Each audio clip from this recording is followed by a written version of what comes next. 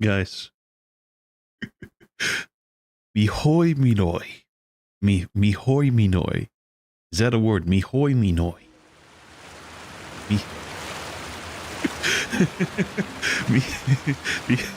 Mihoi. I don't know why I'm saying this. Why am I saying mihoi minoi? God damn it, man. I'm so bad. I'm so bad. Oh, mihoi minoi. Mihoi minoi. Mihoi minoi. Mihoi minoi. Your hoi is me. My mihoi minoi. Mihoi minoi, man. That's all you need to know. There's no meaning behind that, but mihoi minoi. Mihoi minoi. Ugh. This is a secret stream for only those in the know. And if you are in the know, I don't know how you know, but you know, and I know. We know. You and I know. We know that this is happening right now. This is happening. This stream is happening because we are in the know. That's all anybody needs to know. This is my first ever Gorilla stream. So, welcome aboard if you are here. And if you are not, then I mean, hey, it's understandable. Because this, you know, it's either you know or you don't know. And, to be honest, it's going to be a lot of don't know. But welcome in, welcome in, welcome in. Before we start, give me a sec. I need to do something now. I just want to see this. Let me put this in as a tab.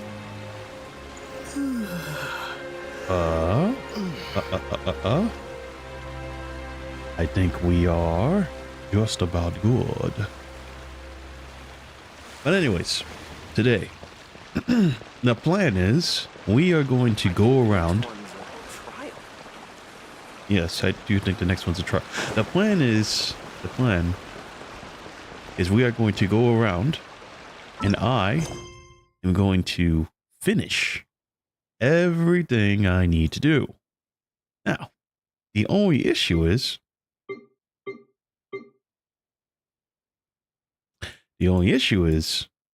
I have a bunch of nonsense going on. But I know that in my heart of hearts, my best heart of hearts. Where's this? Where am I? Oh, I'm way over there. I know in my best heart of hearts that I'm going to finish this today. I'm going to finish what I need to do today. And so, it's time to run. And hopefully there's a lot more action going on this time around because I would like to do something. Because, like, I mean, yeah, I'm more than happy sitting here, but I don't know how you guys feel about that. Just kind of sitting there. It's like, I was looking at my, oh, this is not voice acted. Oh, don't make me do it. Don't make me do it. Yeah, I'm not gonna do it. Isn't that Charlotte? And who's her friend? What do you think they're talking about? Oh, is that a girl? Oh my goodness. Would you please with a cherry on top, Charlotte? A journalist extraordinaire. Please tell me what you're joking. I read a gang of criminals tricked the guard mechs into disguising themselves as blubber beasts. Is that true? I've invested all my savings in the graph adversarial technology. It even taken on a sizable bank loan. I'm begging you, begging.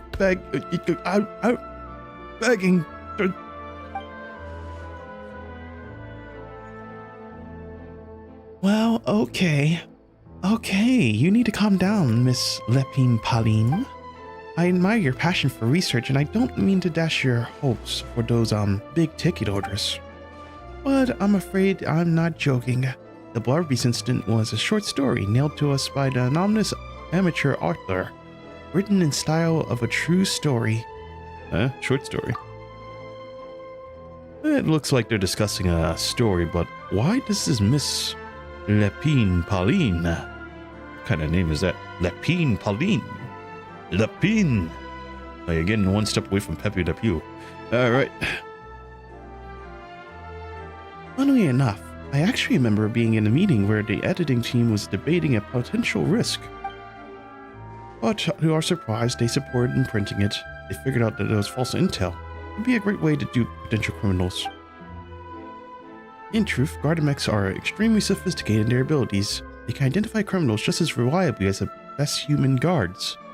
So a crude disguise isn't going to get you far. So, we ran that story, and the Meissen Gardenage has made a few slew arrests, including, one phantom wildebeest. So, I knew this story had helped out law enforcement, but this is the first time I'm learning about the instances and being deceived by it. And investigating so much more for nothing. Oh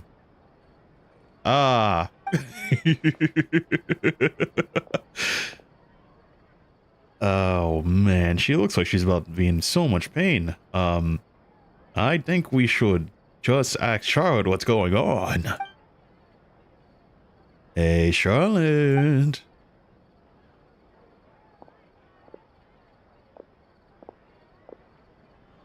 Hopefully, Aaron Paimon, it's you. I was in the area taking some photos for a story when I was talking to Miss Lapine about the research. She read an article about Steambird about a criminal who invaded Gardamek detection by disguising themselves as a blubberbeast. Inspired by the story, she spent a lot more researching criminal counter image recognition technology. She was hoping I could write an article to spread awareness about image recognition technology, even paid me out for an article and gave me one of her prototype devices before I could get a word in.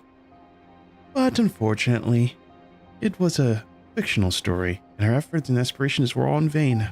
I tried to get her to go down gently, but he's finding it all very hard to accept.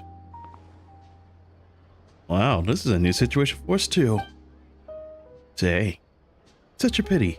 It seems like the author was only trying to make a story interesting, and the Meissen Gardenage only had Fontaine's best interest in mind. But hey, it's no one's fault. She's just a victim of a misunderstanding.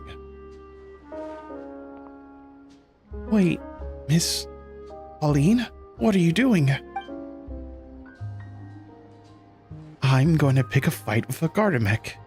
Head onto Opera Epiclesis and get a one-way ticket to the Fortress of Meripede. That way, I don't have to repay my debts. It's the only way I can afford to keep on living. Whoa, there's no need to go that far.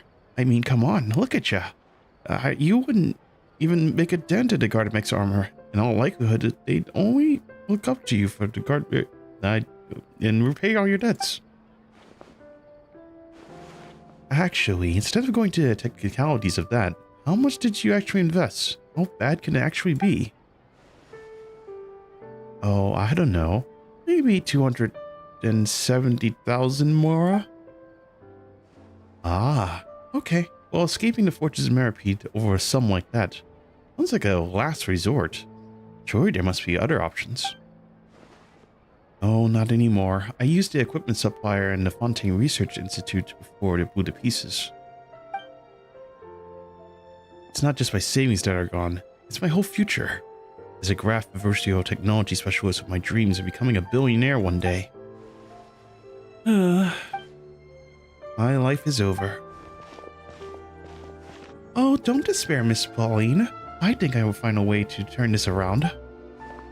This prototype you've given me, the camera lens for image recognition. Well, it's quite something. You said you designed it specifically for a high fidelity image capture and analysis, yes? Ah, yes, the rapid adjustment of the journal is easier. Yes. So, your research efforts thus far are by means not in vain.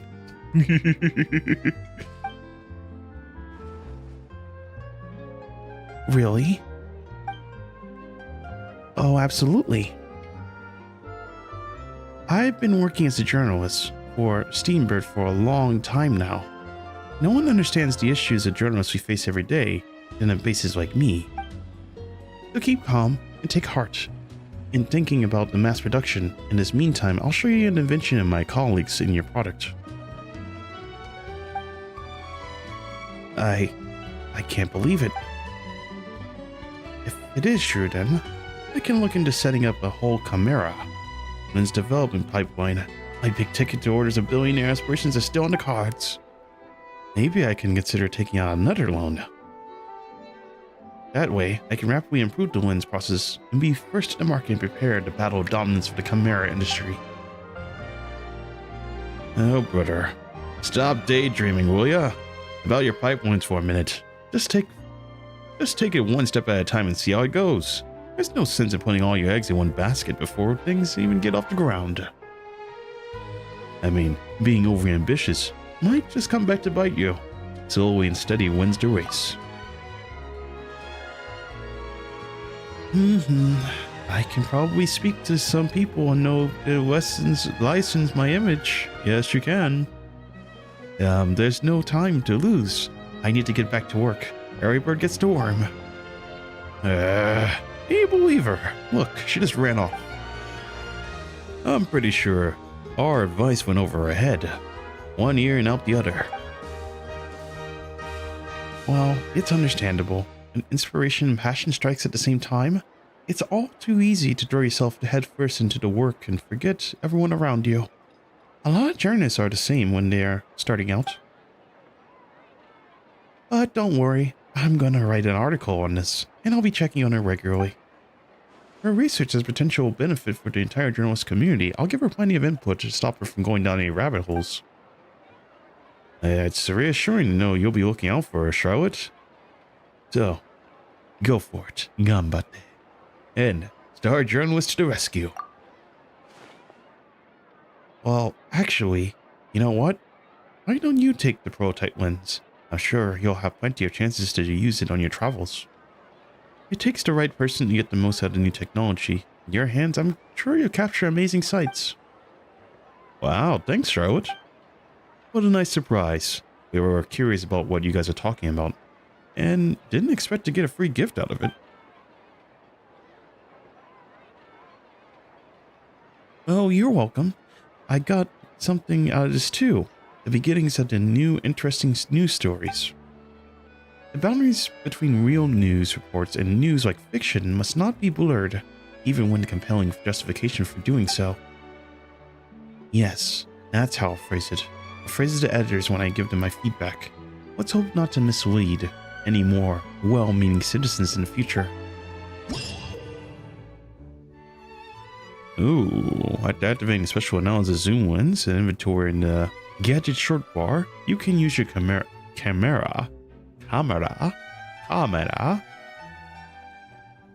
can use your camera to use a special photo taking function. After Charlotte activates the gadget, the original effects of framing, freeze point, and mode cannot take effect, but you can use special methods to take photos. Oh. Alright. Now that I have this bad boy, I can actually do the main quest. You know, I was concerned before that, like, this is gonna be a long quest, but this actually wasn't that bad. Where's the mission? Is this it? This can't be it. This is it, isn't it? Yeah, bring him to the bring him to the fountain. That's what we gotta do. We gotta bring him to the fountain. Alright, let's fucking do this. Ah, the traveler, look at him. What a good looking lad. Alright. Let's go. Right in. There's no escape. There's no escape. You think you can, but you cannot. Alright. You guys have items for me? Oh, Archons, please grant us a healthy and wise child. I wouldn't act for intellect, but please, yeah, I don't think I'm getting any items for you guys. I'm skipping a dialogue. Unless they plan on giving me a child, which I don't want a child. Is this the place? You said she's here, but what do I need to do to see her? Well, back then, I drank the water from the primordial sea. It heightened my sensitivity to the hydro element. Yeah, and even Paimon could hear her after drinking that thing. Didn't you just drink a lot of it on the stage as well? Oh, in that case... Vache! Ah! Yes, that's it! So you heard it too! Vinier, it's me! It's me, Vache! Vache? Vache! I'm here! I'm here! Where are you, Vinier? I'm coming for you. I'm finally here for you. Hey, wait! Be careful! Hey, wait! Vinier, is that you? It's me, Vache! Vinier! Vache? Why did you come? Didn't I say? You don't need to look for me. You look a lot older than I remember. How long has it been? It's been more than 20 years. I've suffered for over 20 years since the day you left. Okay, hang on, buddy. I need to do a little bit of dissection. Here we go. All this time, only the thought of bringing you back has kept me alive. Nothing else mattered to me. I must be dreaming. Who would have thought I'd get the chance to tell you all of my feelings like this? Vinier, you are my everything. I really don't know how I could live without you. But Vache, if you ask me, this world would be better off without you. What are you saying? If not for you, I would have finished my law degree and probably become a top-tier attorney one day. If not for you, I would have continued to pursue my love of the arts, and my works would have been displayed in the Palais Mermonia itself. Oh. If not for you, I would at least have been able to take care of my mother. And she would not have grown old and died alone, with nothing but the tears on her cheeks. What is this, a Charon game? It's all because of your selfishness, Vache. It's all because of you. You... Wait, you are not Vinier. Who are you? You're right. I am not Vinier. I am the sacrifices. Every woman who died by your hand, as our bodies dissolved, our consciousnesses flowed back to the primordial sea. Our thoughts circulated endlessly within the primordial sea, and we were no longer individuals. But I'm Cressy. I'm Lemony. I'm Azine. The only one I am not is Vinier. Why? But then, where is Vinier? She doesn't want to see you anymore. Every tendril of her consciousness is avoiding you. This is what you get for your selfishness. Your selfishness robbed us of our lives and our futures. You said time and time again that you'd do any and everything for her. But did you ever consider whether she'd want to see you do the things that you did? If she would despise you for what you became?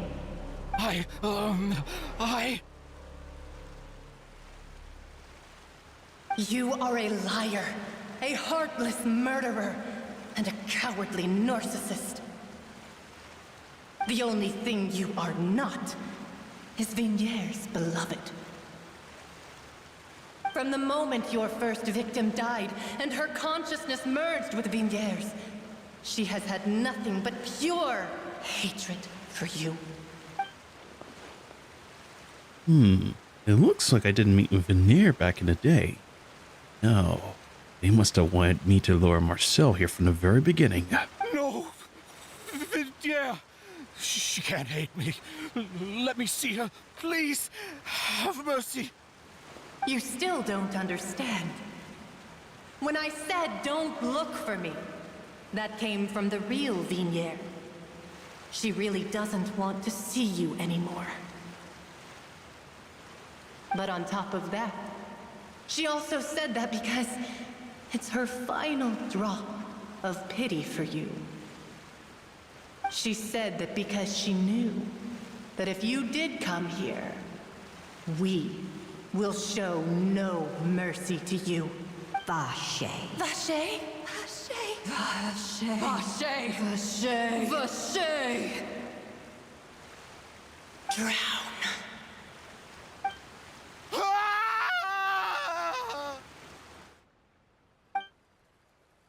Later, the guards find that the culprit's serial disappearance case is Marcel, had disappeared along with his soul. And several days later,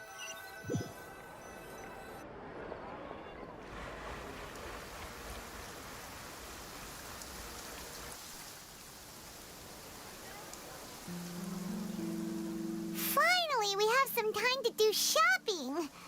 Gosh, it's really been a long time since we've been able to relax. yep, my legs are killing me. Shopping is stressful on its own, though. Well met, partner. I knew something great was going to happen when I woke up in such a good mood today. Even this weather can't put a damper on the demoiselle's mood. It's a pleasure to see you both again. Oh, hey, Navia! It's been a few days. Paimon's already started to miss you. Oh, now that I believe.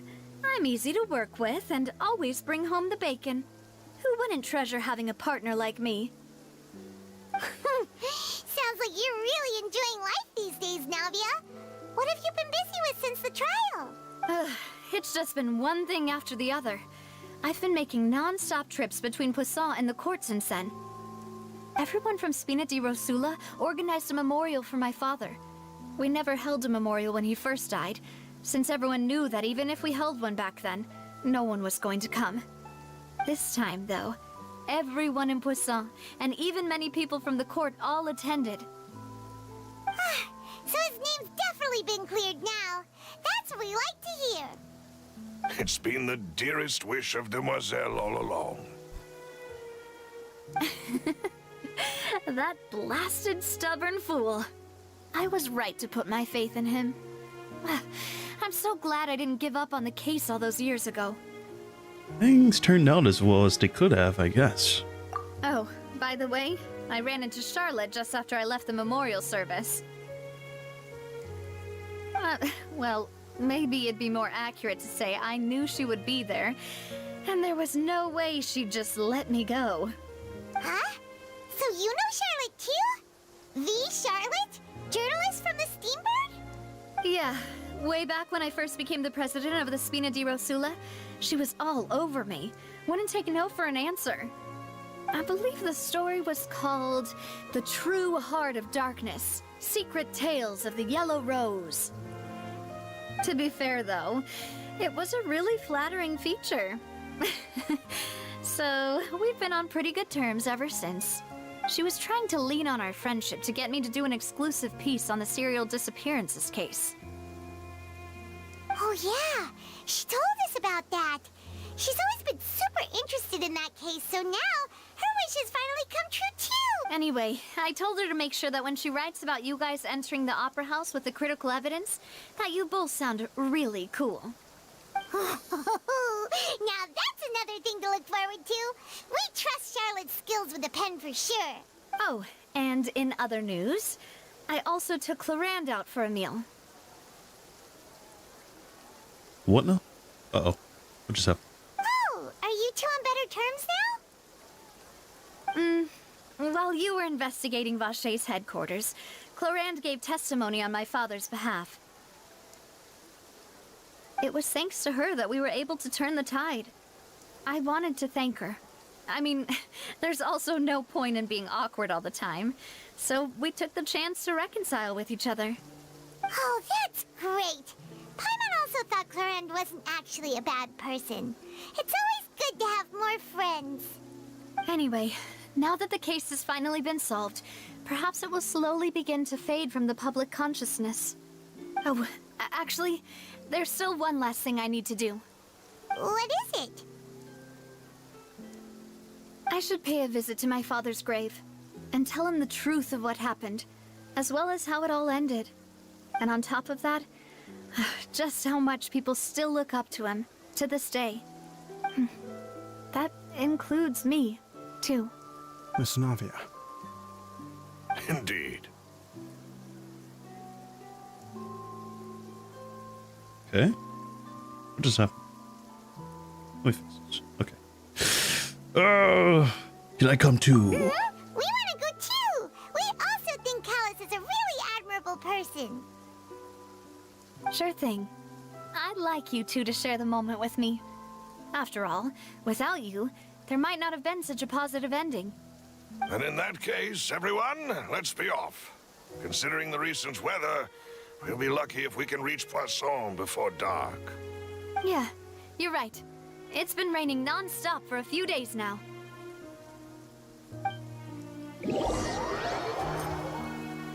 All right. We actually are going to be moving and shaking this time around. Oh, I guess not. This is where my father's Hey, grave they is. teleported me. Let's go, man. To be perfectly honest, This is what I was talking about yesterday. even I wish they haven't been teleported back me here more. for a long time. Huh? There's someone there already. Wait. That figure. It can't be. Isn't that Nervalette? Why would the Chief Justice be here? Huh? Navia?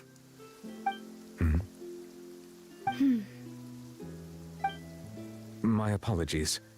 I should have asked before coming to pay my respects. Don't say that. Sorry about that. Oh, I was trying to say there's no need for you to apologize. I wanted to show my father how much I've grown, but still, I doubt I've grown to the point that even the Chief Justice would feel compelled to apologize to me over and over.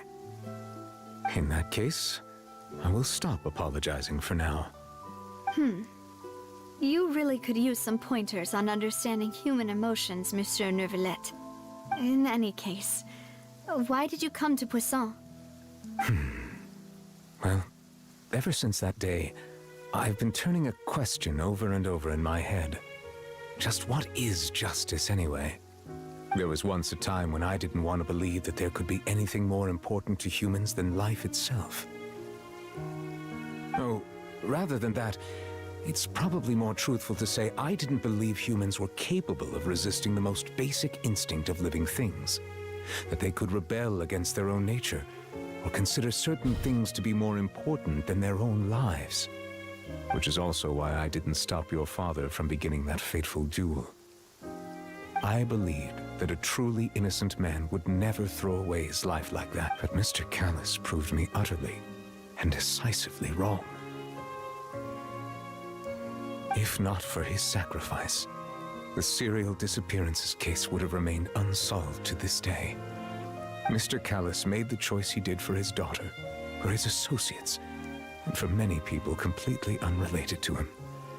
And in the end, from a certain perspective, one could say that he did it all for the sake of justice. Justice. A justice that's higher than life itself. So, you asked me why I came here. I just wanted to say my apologies to Mr. Callus in person. I should have noticed all of this much sooner. This regret has filled me with a sadness that has haunted me for days. That high and mighty chair in the Opera Epiclese indeed insulates one from many important things. Spina di Rosula, thank you so much for your hard work and perseverance. I'm sorry for being mad at you before.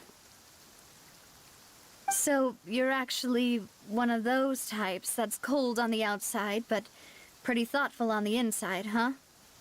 That reminds me of Silver, one of my guys. Sorry about that. Self-expression is not one of my strong suits. Didn't I just say you don't need to apologize? Ah, so Navia and Nervalette seem to have made their peace as well. Let's not disturb them for now. We can wait till after they're done. So falling of what? Okay. It's my destiny to never get to finish Paimon's reading never paid what it is. respects at someone's grave before. Did Paimon do anything rude there? Well, you're not usually supposed to fly around someone's grave, you know. Huh? Oh, Paimon didn't know that was a thing. But You got 2 feet. Did you try to walk? You know, walk? Oh no. Paimon hopes Miss Navia won't be too mad. Uh-oh. Looks like she took it too seriously. Way to go. Anyway, Nervalette is still standing around there. It's not often that we can catch him alone like this, so why don't we go talk to him for a bit? If we can. Alright. Monsieur Newlet. Let's have a word, shall we? Oh, it's you two. Did Miss Navia invite you to come pay your respects to her father? Mm-hmm. We ran into Navia on the streets today, so we just followed her here. I see. Then is there something that I can help you with? Well, it's pretty hard to run into you like this since you're usually super busy. So we figured we could try to ask you a few questions, if that's okay. Please feel free. Though outsiders, you helped us solve one of the greatest mysteries in Fontaine, and it would be my pleasure to return the favor.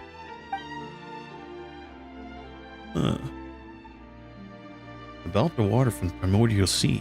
So, at court, the bad guys referred to that special water as water from the Primordial Sea, but what is it really? Truthfully, that name is already quite accurate. I can only surmise that Vacher and his ilk only learned of its nature and existence after extensive research. There used to be a special sea on the surface of this planet. The nature of its seawater was rather different from that of the sea we know today. Most of Teyvat's life forms were first born in that special sea. You could say it nurtured much of the life on this planet. Huh. So it really was where everything began. It makes sense to call it primordial then. Yeah, Primordial sounds kind of like, I don't know, ancient. You know? For instance, like, if you play StarCraft, right?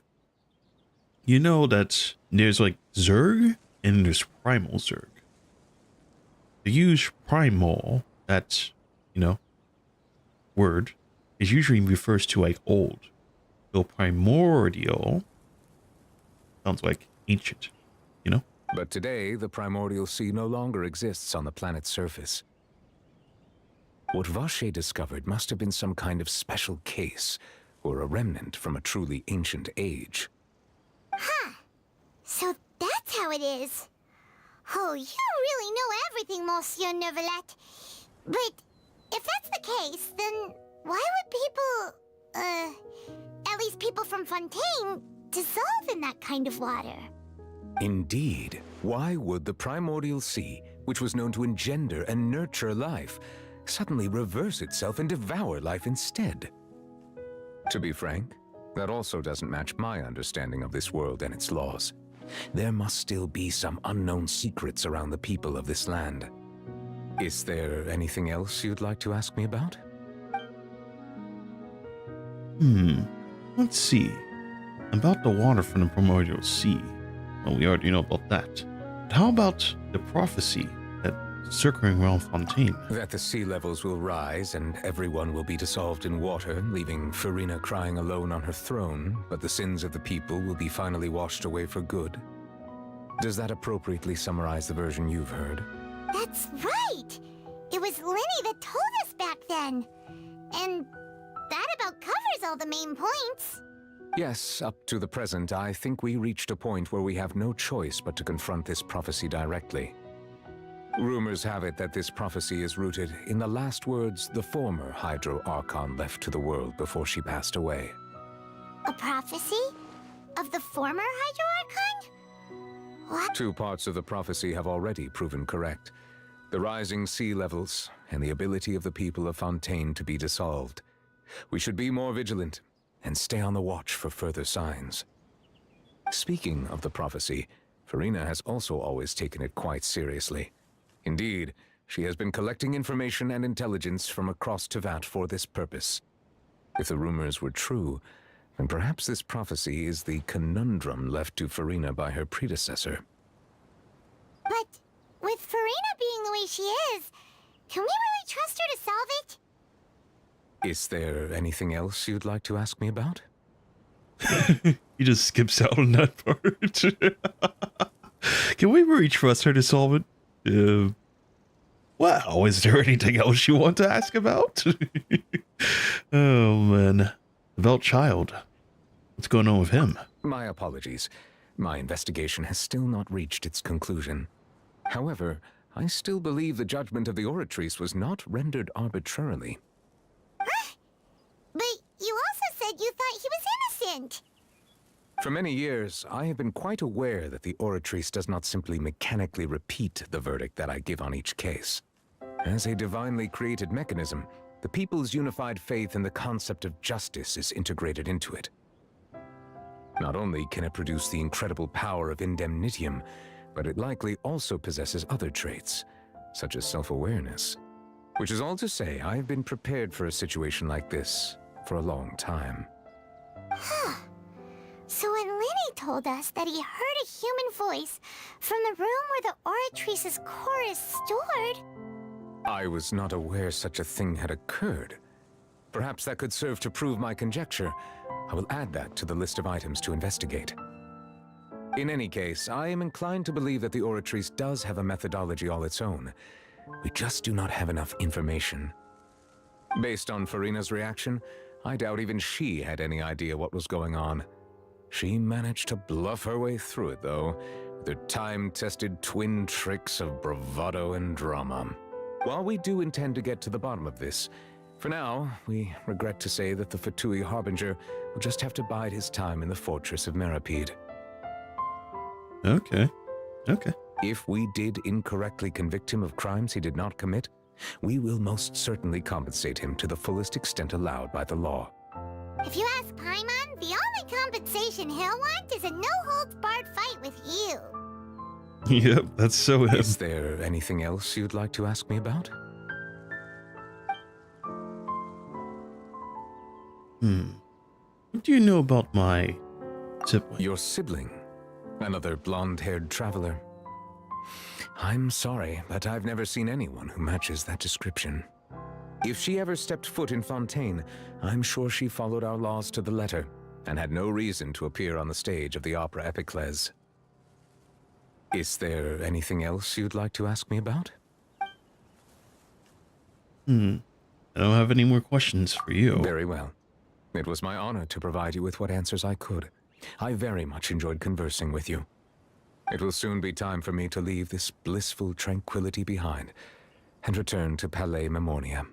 You really are super busy, Monsieur Neuvillette. Paimon thought you only came here to pay your respects today because you had the day off. Crime and villainy do not have the day off, and so justice must work around the clock as well. This is merely so the right, nature though. of justice's work. All right. You've got a point. Huh? Paimon just noticed that the rain has stopped.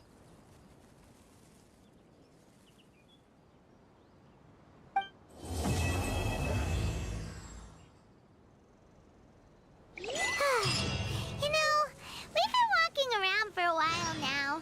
Why don't we go back to the Spina di Rosula base in the court of Fontaine and have a rest? Navia said something about having a place ready for us there, didn't she? Come on, let's go!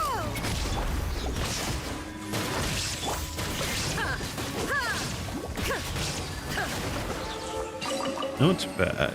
Not bad. And a free chest along the way as well. Let's go. But a momentary distraction. Is that the end then? I feel like it's not the end. There's no way that's it for my journeys to Fontaine. Just doing a case and that's it. There's no way. There's more to do, isn't there? But that can wait until I finish these guys off. Down. Inazuma shines eternal. Inazuma shines eternal.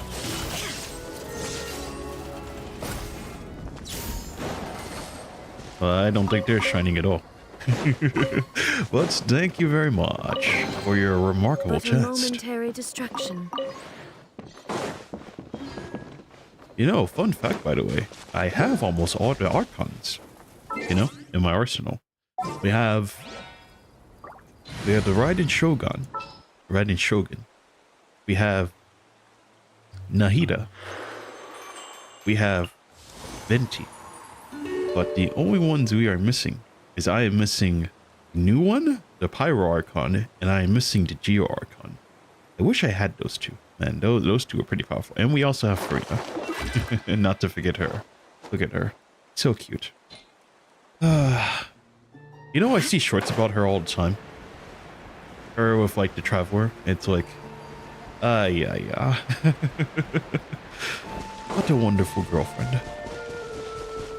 But I hear that the Traveler isn't very nice to Fruna in this game. It's pretty sad. To me, at least. I haven't got a chance to see it yet, but I heard that the Traveler was not very nice to her in the story at all. Yep, there's the room, and it's empty and waiting for us as promised.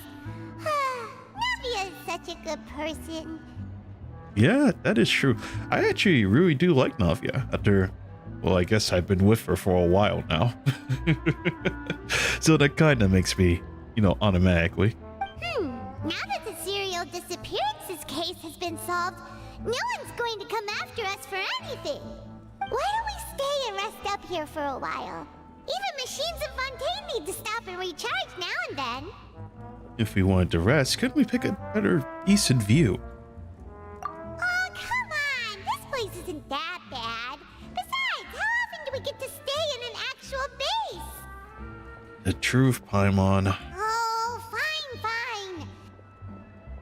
Remember that detective story Paimon read before? Well, the author is about to release a new book, so Paimon wanted to buy it as soon as it came out and have a quiet place to read it. Well, fair enough. This won't spoil the ending for me this time. Then it's agreed. Come on, let's get some sleep. We'll need to be up first thing in the morning to get in line and buy a copy.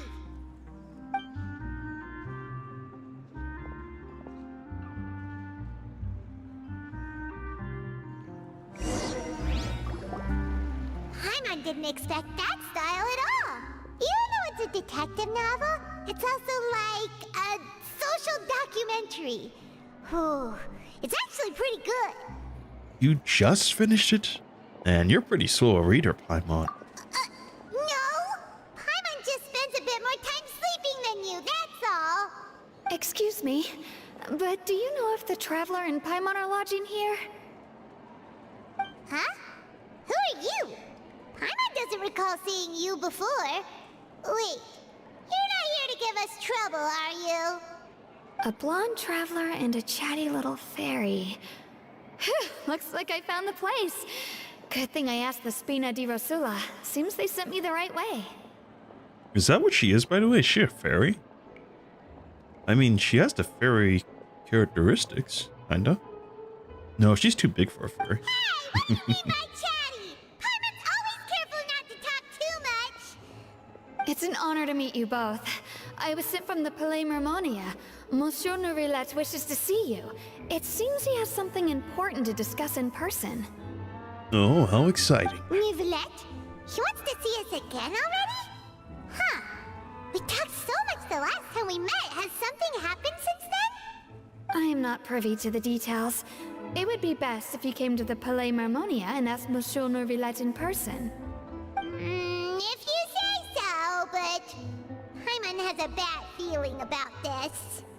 What do you mean you have a bad Now feel? that I've delivered the message, I'll take my leave.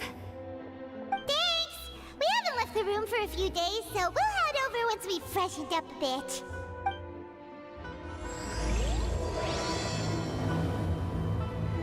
The star shining in the depths. Quest Christian is currently involved. Oh, I gotta do something, don't I? Oh, brother. Story quests. What we got? There's something here, isn't there? Do I have something? It's in the red. What's going on? It usually means there's something here. There's something I'm missing.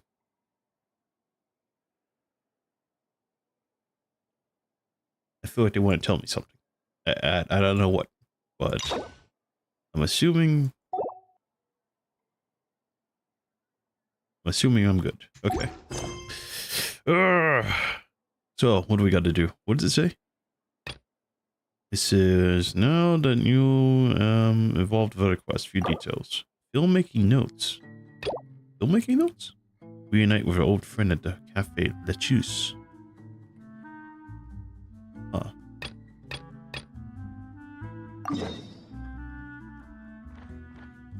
Oh, brother. Can I just teleport? Please let me teleport. Please let me teleport. Don't make me walk, man. Don't make me walk. Oh, it's awful. Please. Anything but that.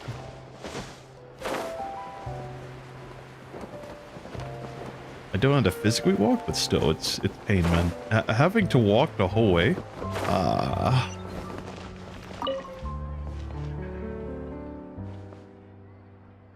Oh ho ho! Well, we meet again, my gallant adventure friend. Gallant what? Hi, my gallant film producer friend. Wow, how have you been recently? How have you been recently? Oh ho ho, we're still in sync. Oh ho ho, we're still in sync. Ah, same as always, working in the Adventurer Guild. Oh ho ho, so composed as I always see. Weren't anyone else I'd call pull my leg, but with you, I know it's true. As for me, things are always the same. Wrapping and shooting one film.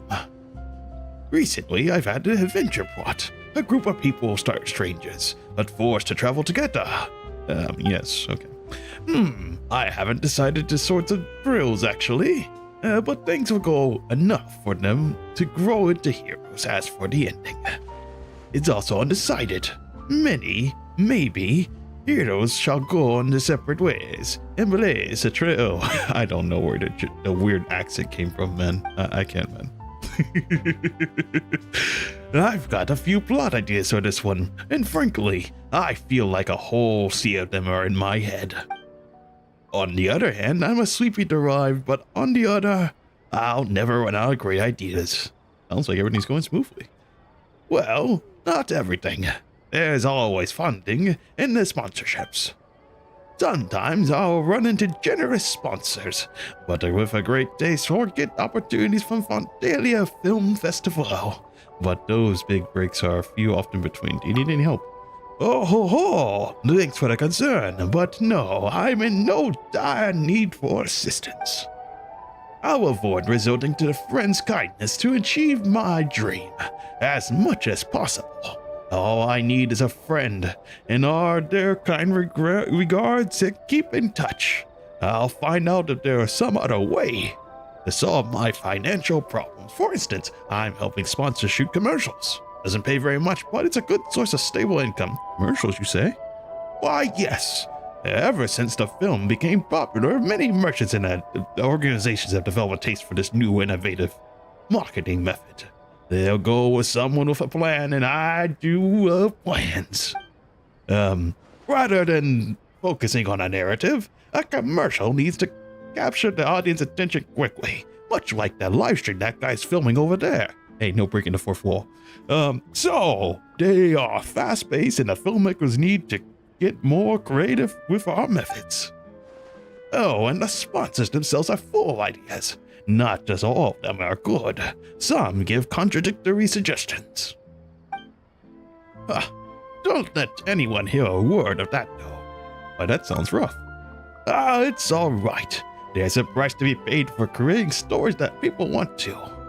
Truly want to. I like eating seafood, but can't get enough of the sweetmeat. Also, if your previous examples were absurd, you should have been the sponsor who insisted on the real film protagonist and tough, no-nonsense guy show up in the film's opening chugging a carton of baby milk. What is he saying, man? I don't get it, man. I don't understand, but I'm reading it anyway.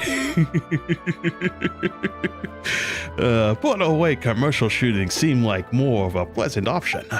Yes. Now I think about it, there is something I could use your help with. Are you interested? Oh, what is it? You've kept me here long enough. Well, it's been an age and a half since we last worked together. We'll shoot lots of good films. We had to try to make a commercial together this time. They're quite different from films, but they're charms all of their own. I shot all the needed material beforehand, so you don't need to run around filming the scenes. All we need is to add a little creative spice, if you know what I mean. So this is a post-production editing. If you need creative space, you've come to the right person. Well, great. In this case, come and find me when you have the time. And don't worry about the final product. I just want to do something meaningful with an old friend. If anything comes to the sponsors, I'll handle it. Besides, commercials are meant for editing. And for interesting. They're meant to be interesting, okay? Interesting. Let us find our muses and follow to the flow. Who knows? Things might turn out the better than we think. Okay, so that whole thing was all nonsense leading to me. Okay. You could have just told me you wanted to edit something. Man, I hate it. Why can't people just tell me what they want, man? I don't know why they gotta, dance around the truth. Just tell me what you want, man. Just tell me what you want. I'm so blunt. Just tell me what you want and I'll do that, man. Okay, by adding the line to synopsis, you can earn rave reviews. Once you've earned a rave review, you will no longer be restricted by the script implementations, final cuts in it. Okay. Asset overview. Final cut. Okay. Okay. What? Oh, I gotta edit these? Bruh. What do you think I'm live streaming for? I don't want to edit. God damn it, man. I gotta edit? That's crazy. Oh, yeah. Click anywhere to begin to close. Okay, my dear friend. Work has officially begun. Our first commission comes from the famous Knight of Favonius. They want us to produce and avert the alcohol potions and okay, whatever. Let's go. Oh dear. Showcase Sucro's concerns about the effectiveness of the ordinary potions, but at Noel's insistence, she chose them to all to be the same. However, when faced with the Hilichurls, the potions prove unsatisfactory, failing to improve Noel's terrible state and causing to reform Peroi? Huh. Concerns of effectiveness. But then she chooses them. And when faced with Hilichurls, the potions prove unsatisfactory. Huh? Is this the potion then, the purple one? Okay. Sucrose concern. Is this Sucrose being concerned? Will the potion be okay? That's Noelle. She was concerned.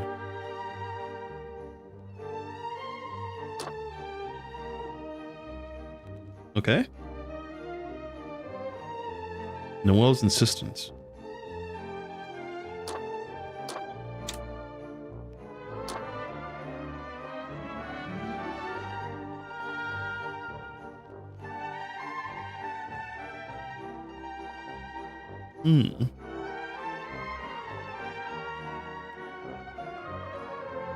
These are old assets then, right? No. Insistence.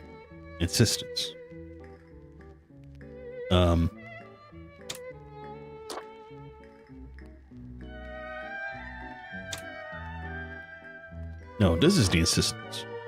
Is this a concern? Because, like, in this one, it looks like Noelle's concern. This is Sucre's concern. Right?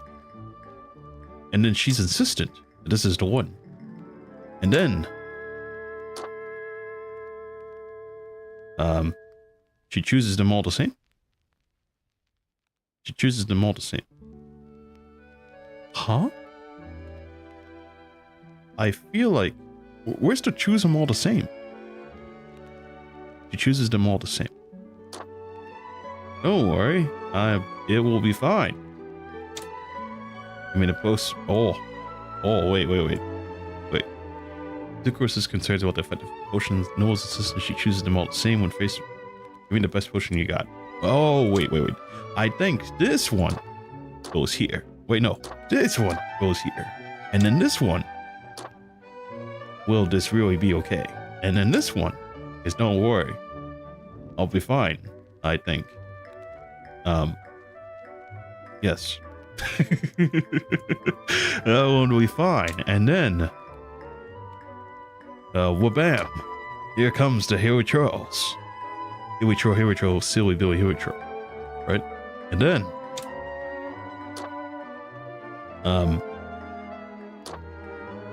Where's the... What is this? Right, this second, and next time it could be you. I'm getting deja vu.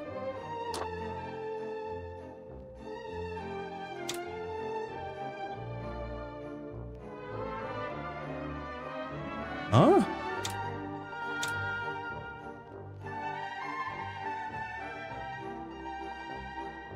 Causing her to perform poorly. Oh, is this changed? This says here, however, when faced with Haley trails, the potions prove unsatisfactory. So how do you know it proves unsatisfactory? Oh, it's here. Ugh, I was too late studying, so tired. Is that it?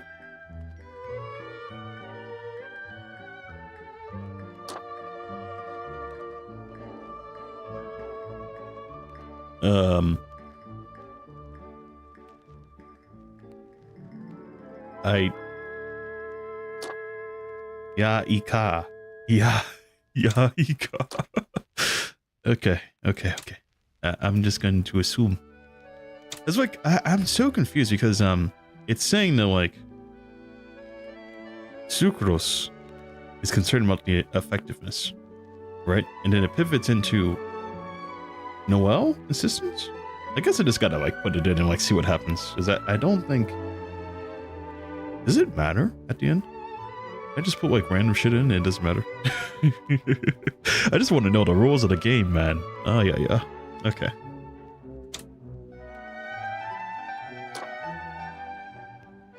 I think I'm gonna stick with that.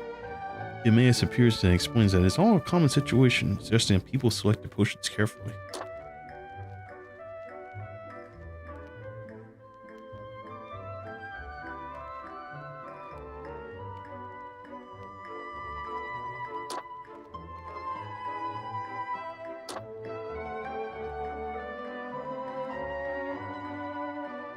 Unless you choose to accept no compromise. That's because right now...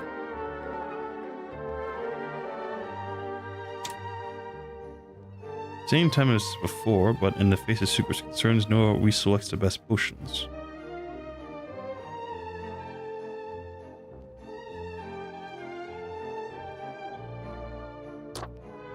Oh, I think this is what it is.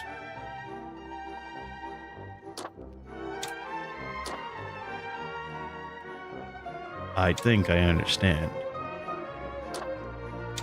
I understand. That's it, isn't it?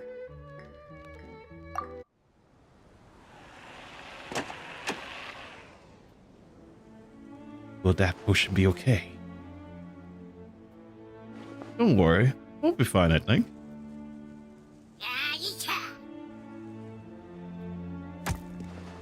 I was too late studying, still tired. Yes. So tired. Getting deja vu yet.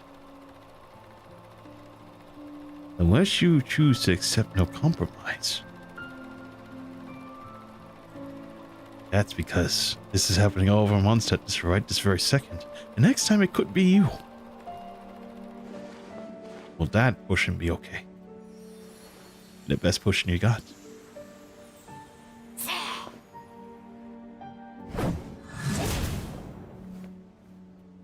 No stone unturned. Get your mojo back today. Choose Favonian brand potions and peace of mind of results that you can trust. Ah, yes, that looks like it's right. Rare review. That's absolutely blew me away. Who would have thought that oh my god, it was like real expertise or something. Let's go. I did it, guys. I did it. It took a long time, but I finally did it. Thank goodness. Did I pass the quest finally? I'd like to proceed, please. Can I do like my normal quest now? Yes. Okay, I can talk to Nouvellette now. Thank goodness. Well, the guy's gone, by the way. Where'd that guy, the Xavier dude go? That doesn't matter. I'm done. I'm done, man. That was quite the experience.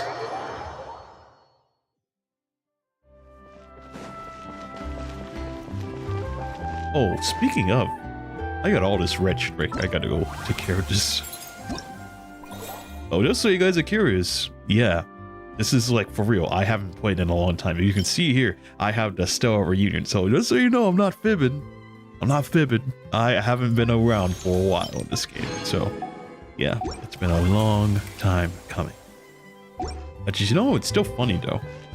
My last video on this, I was in where? I was in Mondstadt. And now, we're in Fontaine. That's funny, man. That is so funny. The time skip is insane. Event details, you give me this. Yes, my free Primo. Free Primo Jam. Let's go.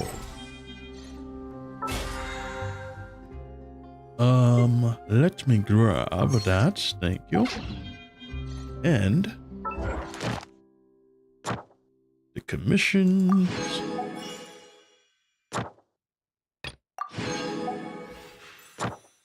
I should probably go claim this. Sorry, Monsieur Nouvellette, you need to wait a sec. I still want to know what is Nouvellette, by the way, because he's not human, obviously. Is he a god of some sort or entity? But, I mean, Farina's the Hydra, so what is Nouvellette, exactly? I don't know. He's not human, for sure. I mean, he seems like he's human. He looks human enough, but... What do I keep clicking on this, by the way? He seems human enough, but... He's not? Question mark? I don't know. Because he doesn't understand human emotions. So, what is he exactly? I mean, I do have him here.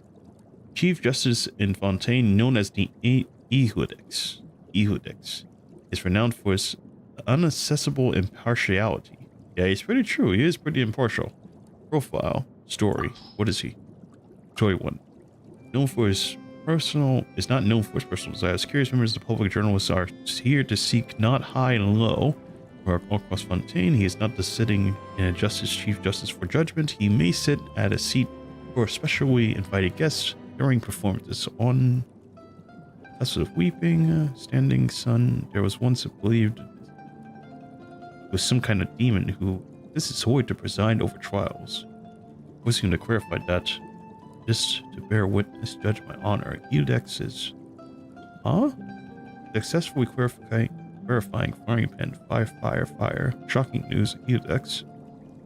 Where was he in the ambition's end? As for the rumors, Nouvellette, more. The principle no one knows. Nouvellette, Fanta. Drinker Fanta. How much for drinker? Nor does he like Fanta. Huh? This is no head to suspect that he's compromised the concept of desires. His response to him. That doesn't say anything. I still don't know what he is. Ay. Okay.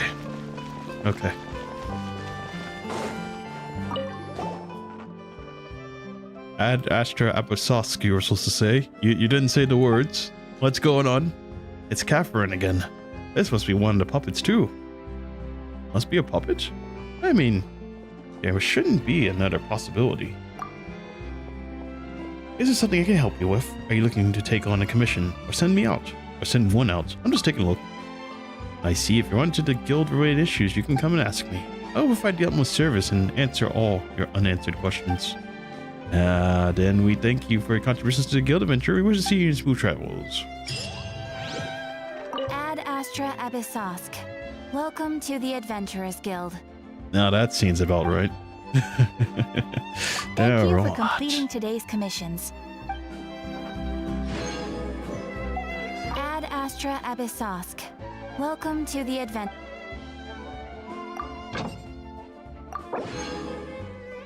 This match again. There we go. Ad Astra Abyssosque. You meet again, Catherine. Were you also a clockwork puppet, Catherine? I wonder. Do I appear like a masterpiece of Fontaine Research Institute to some? I guess she must be. I don't know. There'll be an extra fee for that.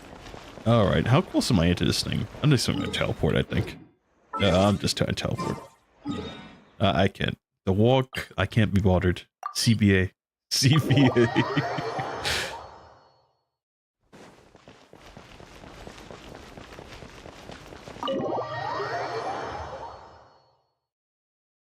Oh man, I'm out of coffee. How do you guys drink your coffee, by the way? Do you drink it with cream and sugar? Well, if you do drink coffee. Or you're a tea person. It doesn't matter. Do you drink your coffee or your tea with sugar or cream? Because I, myself, I do not. I can't. The sweetness? Oh. I like my coffee like I like everything. I gotta drink it dark. I can't. I'll tell you, my ultimate torture is like the cuteness. The sugar sweet. The ooh woo. I can't. Neverland, we're here! Did you want to see us about something? Huh? Why were you just standing there? You daydreaming or thinking something over? Yes, I did send someone to fetch you. But as for what I'd like to discuss next, well, I still have some reservations. Is that so? Given that we've already made the trip here, you should just tell us. Bet you need us to help you with something, right? I do indeed have something I'd like to ask you to do. However, you should wait until after I tell you the details, then decide for yourselves whether you'd like to help or not. The situation is this. A while earlier, If I'm Diploma's understanding you Memora. correctly, the Snezhnayan Harbinger known as the Knave has essentially requested a diplomatic meeting with you, correct? I heard that she was originally from Fontaine, but for her to suddenly arrive here and abruptly request such a meeting like this, I sincerely advise you to refuse her invitation outright. I'm sure you're aware that her purpose is most likely related to Child's recent predicament. We convicted one of the Snezhnayan Harbingers in a court of law, but we have yet to provide any form of detailed report on the matter. This does indeed provide an opportunity for Snezhnaya to put pressure on us. I believe we should adopt an evasive stance until we can provide a proper explanation and have a preliminary plan on how to deal with the matter. No, we shouldn't. I think we should agree to the meeting. Oh? Well, you see, we are the ones that owe an explanation. If we keep putting off the meeting, it could easily result in the problem escalating, right? It's like a fight between two friends. If they don't agree to see each other and talk in person, isn't it possible that the friendship could end entirely? Though diplomatic relations between Fontaine and Snezhnaya could be considered as friendly, it is only superficially so. You wouldn't go so far as to say that our nations are friends, as you did in your example. It was just an analogy. An analogy, okay? Moreover, even if we were to talk in person, if we don't have sufficient information prepared, it is quite possible the result wouldn't be restored relations, but a complete falling out. I don't think we should overthink those possibilities yet. Ahem. Even if the logic of the divine is not immediately apparent, its wisdom will only be revealed with time. Besides, you'll be at the meeting. If any problems do pop up, you'll have no problem navigating them. I must clarify that interacting and communicating with people outside of court is not my cup of tea. It seems you think too much of me. But more importantly, when did I agree to join the meeting with you? You mean you won't come? No, that won't do. I can't go to the meeting alone. You have to accompany me. I must take you with me. Oh, brother. Lady Farina, could there be something else regarding this matter that is being kept from me? No, not at all. Look, I am the Hydro-Archon of Fontaine, Focalor, the god of justice who is loved and adored by many. So I only hope hope that justice will be served in this matter. Don't overthink it. I'll go find someone to arrange the meeting. Time for meeting the knave and leave Mary assisted upon arrives. Though it could officially be considered a diplomatic conference, I prefer to see our meeting today as an ordinary tea party. I assume you see it the same way, Miss Farina? Arcano the knave, 4 for the 11, 2 harbingers. Lady Farina? Yes, that's right. Just like you said, a tea party. I should thank you for providing the pastries. They look delectable. To make this tea party even more lively, I've invited someone else to join us today. It's a pleasure to meet you, Monsieur Neuvillette. I was born in Fontaine, so naturally, there's no need to introduce the nation's revered Eudex to me. Hello. The pleasure is also mine. First, I would like to thank the two of you. I'm often away on business outside of Fontaine, and I'm told that the children of the House of the Hearth have been well taken care of by you. Oh, I'm not referring to when my children, Linny and Lynette, were falsely accused by you. Please don't misunderstand. The children of the House of the Hearth are often misunderstood, perhaps due to the reputation of the Fatui. There's no getting around that. All I meant to say is that Fontaine has been stable in recent years. The people are well off and the children lead happy, fulfilled lives. That is something truly worth cherishing, and no one wishes to disrupt such peace. Now then, you have come regarding the matter of child, correct? Well, yes. It appears the ever-busy Eudex Neuvillette doesn't wish to waste time with diplomatic pleasantries, and hopes that we can get straight to the point of our talk. Yeah, he does seem like a serious person. I, myself, am kind of the same way. I want to get straight to the point. Let's skip the pleasantries and just get straight to business, huh? So, you wish to speak about child, is that correct? Yes. As you surmised, understanding Child's situation is indeed one of the goals of this trip. As we are both diplomats from Snezhnaya, as well as Fatui Harbingers, Child and I have always been colleagues.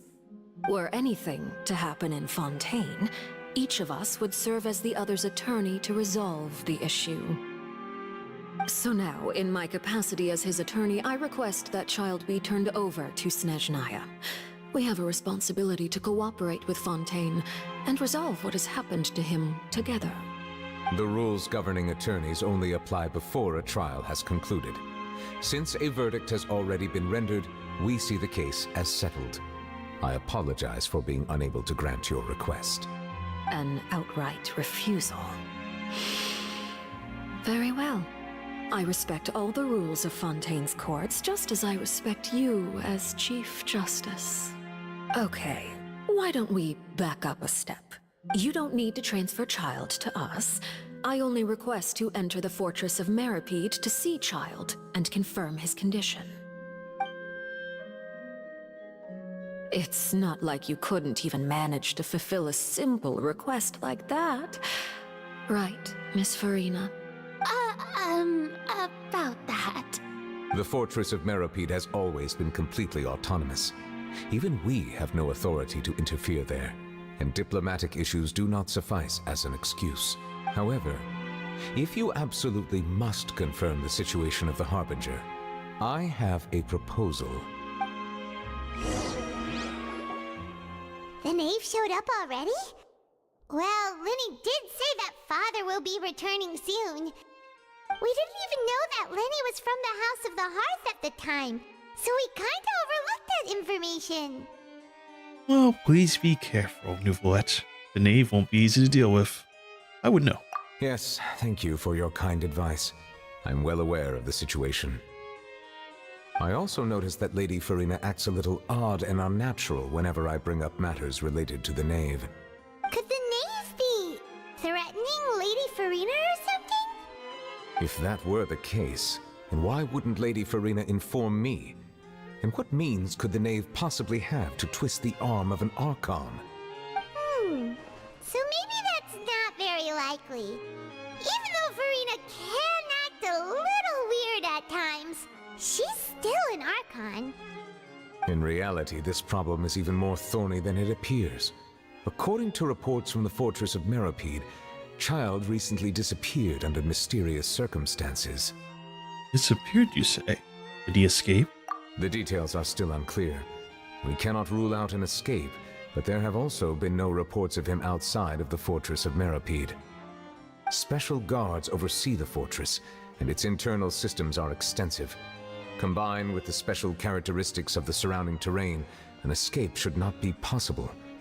I was only willing to share this information with you because you are friends of Child, and it is my duty to see justice done.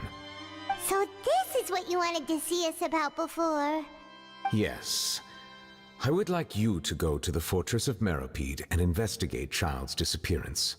This was my proposal during our meeting with the knave. Rather than allowing her to intervene, I offered to send someone to find out about Child's situation and report back to her in detail. The knave did not seem satisfied by my proposal, but she still agreed to go along with it for the time being. Her word— So that means we bought ourselves some time. Well, why do you want us to go?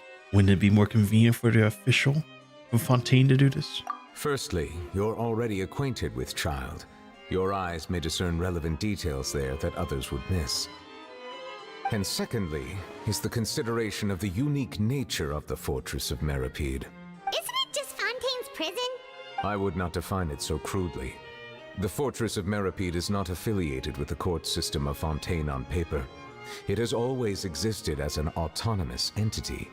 Early in Fontaine's history, criminals were punished with exile, not imprisonment. Even today, sentences against convicted criminals still include exile, just as before. The fortress of Meropide may seem like a prison, but it should in fact be regarded as a gathering place for exiles. All we do is dispatch guards to keep watch and help maintain security, but we have no right to get involved with any other matters. Although I do have a personal relationship with the administrator there, neither myself nor the courts have the right to be directly involved with the investigation, no matter how serious the grounds. Oh, Paimon gets it now. That's why you need us to conduct our own investigation as a third party, right? Correct. I will arrange false charges against you so that you may secretly investigate inside the fortress during your detention. This will save us a lot of unnecessary trouble. So, are you two willing to accept my proposal? Well, since you're in such a tough spot, and Child is our friend after all. Yeah, no matter how you look at it, it seems we're the best choice.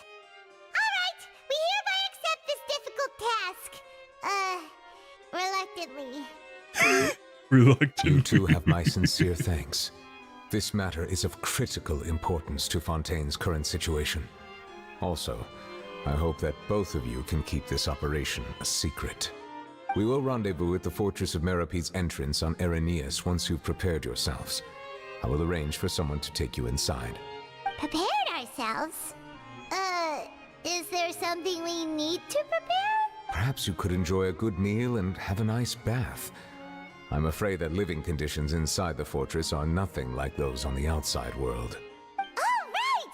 Even though we'll be there on trumped-up charges, we'll be in prison for real. On second thought, is it too late to back out? You didn't even consider the fact we'd be prisoners? Wow. You've already agreed, you know. Let's accept it. Please do not worry. Since you are sacrificing both your time and quality of life for the sake of delivering this report, you will be compensated according to the highest standards permitted to legal staff, regardless of the outcome. Now that's more like it! Come on, traveler, let's go eat the best meal we can find! We'll eat so much that we won't need to eat another meal for a whole month! You're a treat! You know, that sounds a lot like one of my friends. He's like, oh yeah, this will be enough to last a year. And you know what? It's not! It's not enough to last a year. No matter what you eat, it's never going to be enough to last a year. Not even a month. Not even a week. Are you leaving now? In that case, please take this cake as a token of my personal gratitude. Is that the one from the Nave? I saw it in here when they were talking. Wow. Oh, no need to thank me for it. Just be sure to enjoy it. Thanks, buddy. Bonsoir, nouvelle. Oh boy. Looks like it's going down, baby.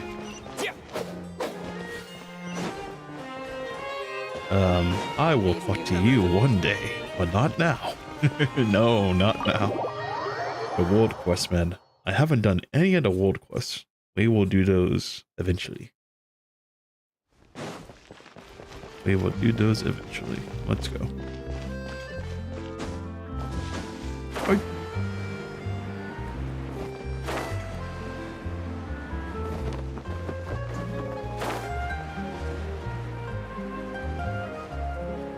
I swear, looking around, this place is quite beautiful. I gotta say, quite beautiful. Nice to look at. Paimon will have that, and that. Oh, and one of those too.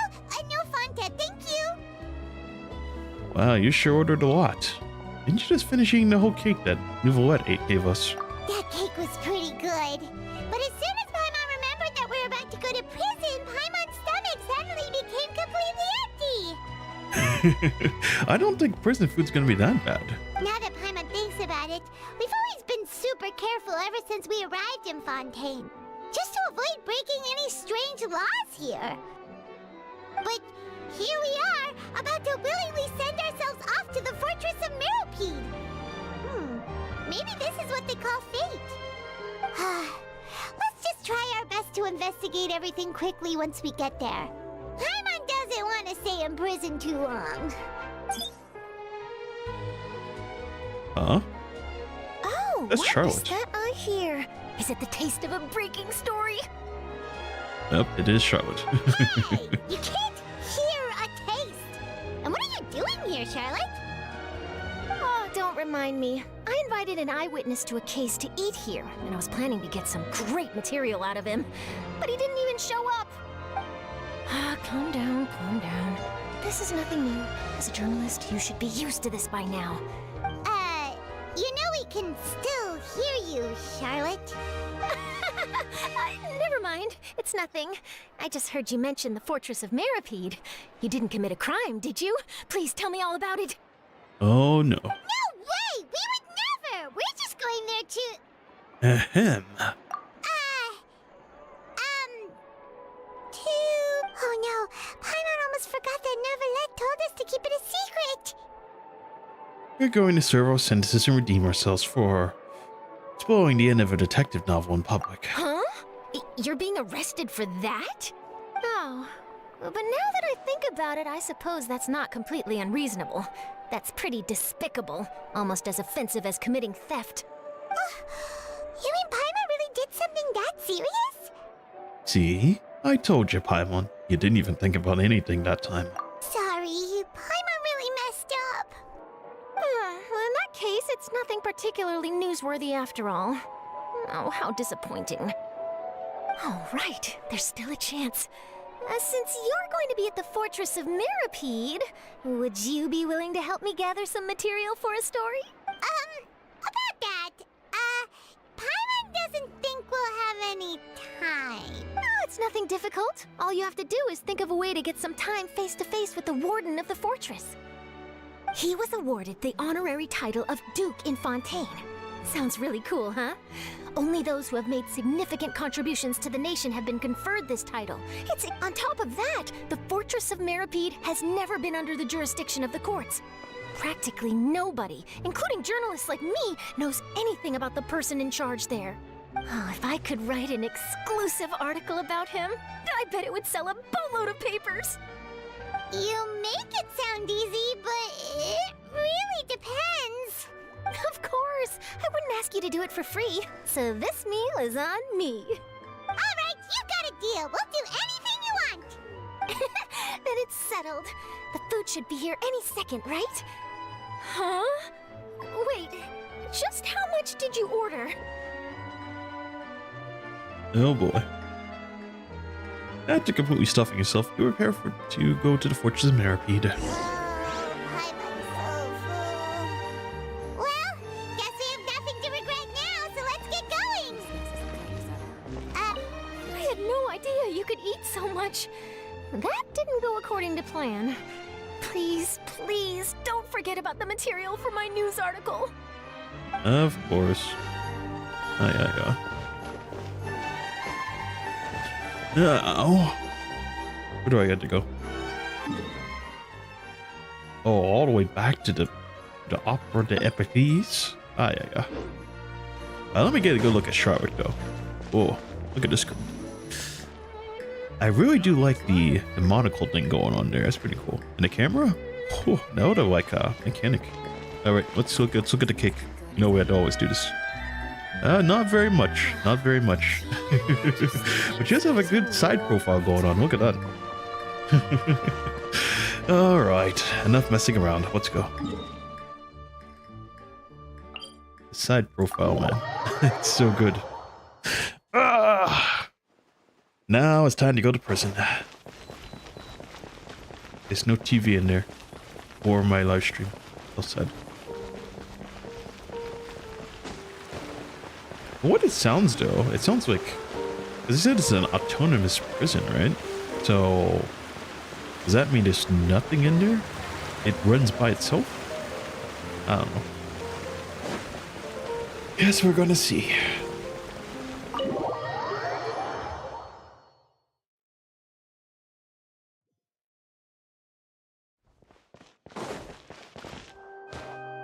Go higher.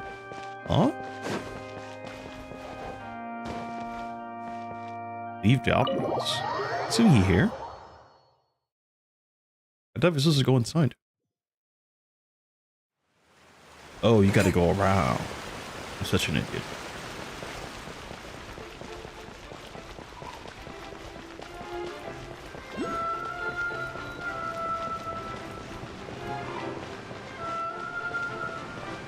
It's a nice place to get here. Such a nice place.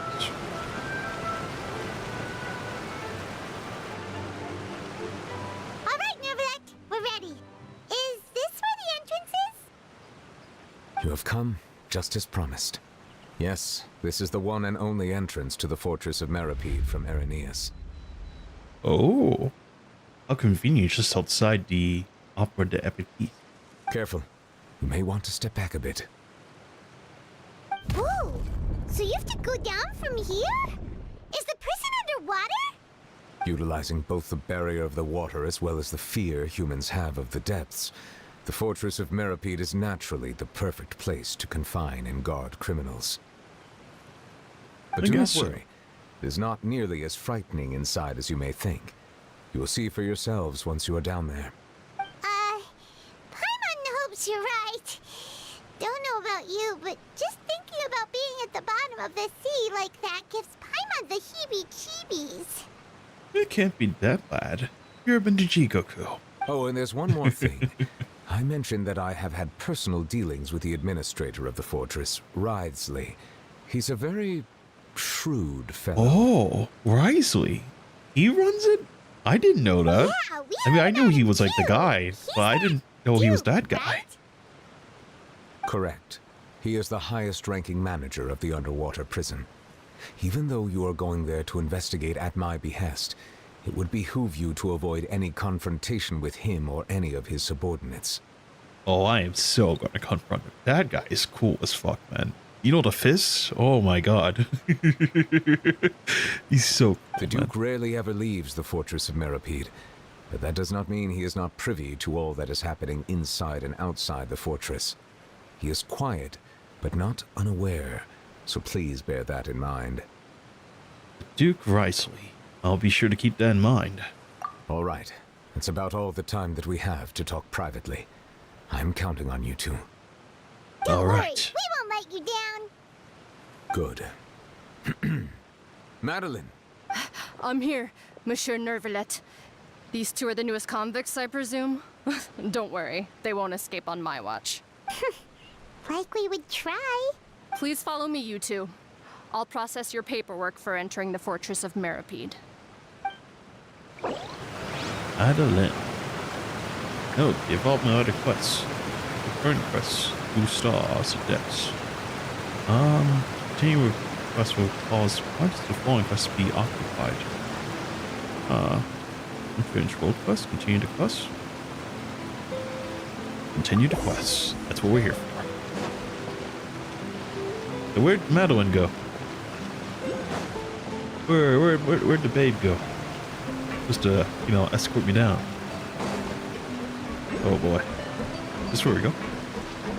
Activate the lift.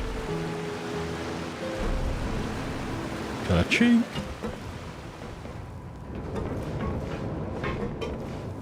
Are we already underwater now? I guess we are. Huh. So this is what it feels like to be a criminal in Fontaine. Oh, interesting. You're letting us seem keep to our be weapons. taking this pretty well. It's rare to see convicts in such a good mood. What can I say? We know how to announce ourselves. Alright. Back to Maret and complete the required procedures.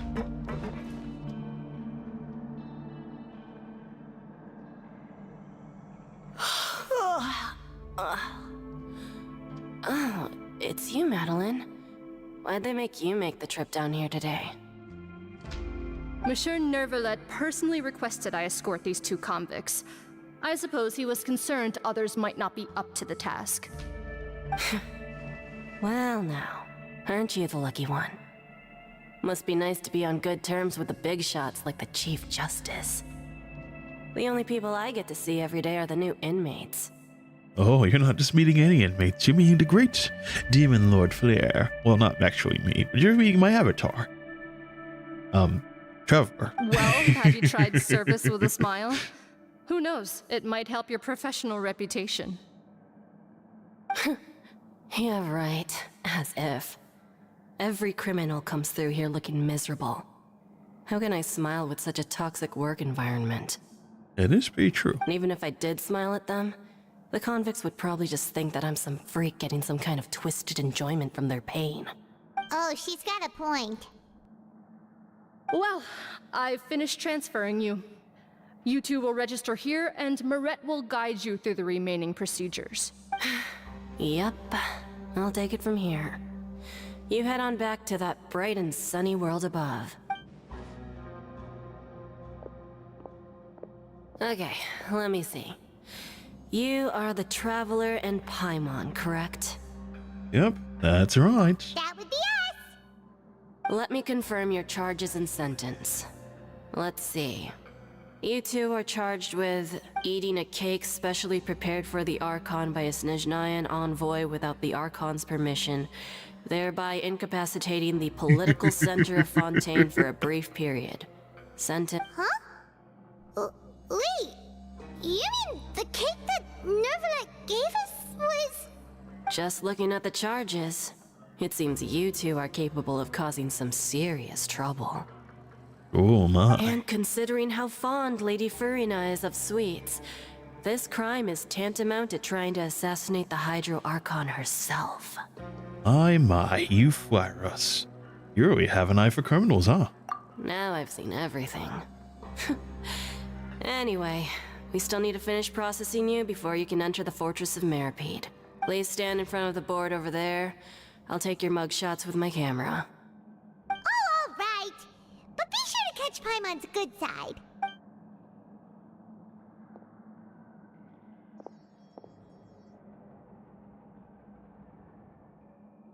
I'm on. The camera's this way. You know that, right? Okay.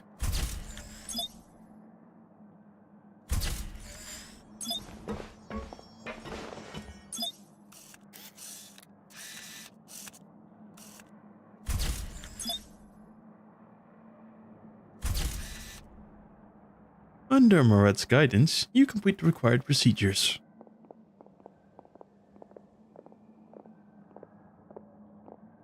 And we're done. Thank you for your cooperation. Next, someone will be along to guide you inside the fortress. Please be sure to cherish this opportunity for rebirth. What is that supposed to be? Huh? Rebirth? Isn't that a little much? We're only gonna be here for 45 days! You two are the new inmates, right? Follow me. Oh, okay. Paimon is Paimon, and this is the Traveler. Save it. Not like I'll remember your names. Move it.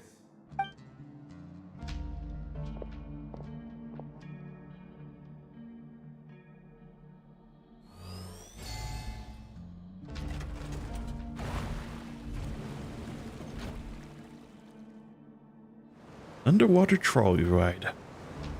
Boy, I sure am in for a treat. You know, in the main world, I used to jump off of these things, even though they say don't jump off.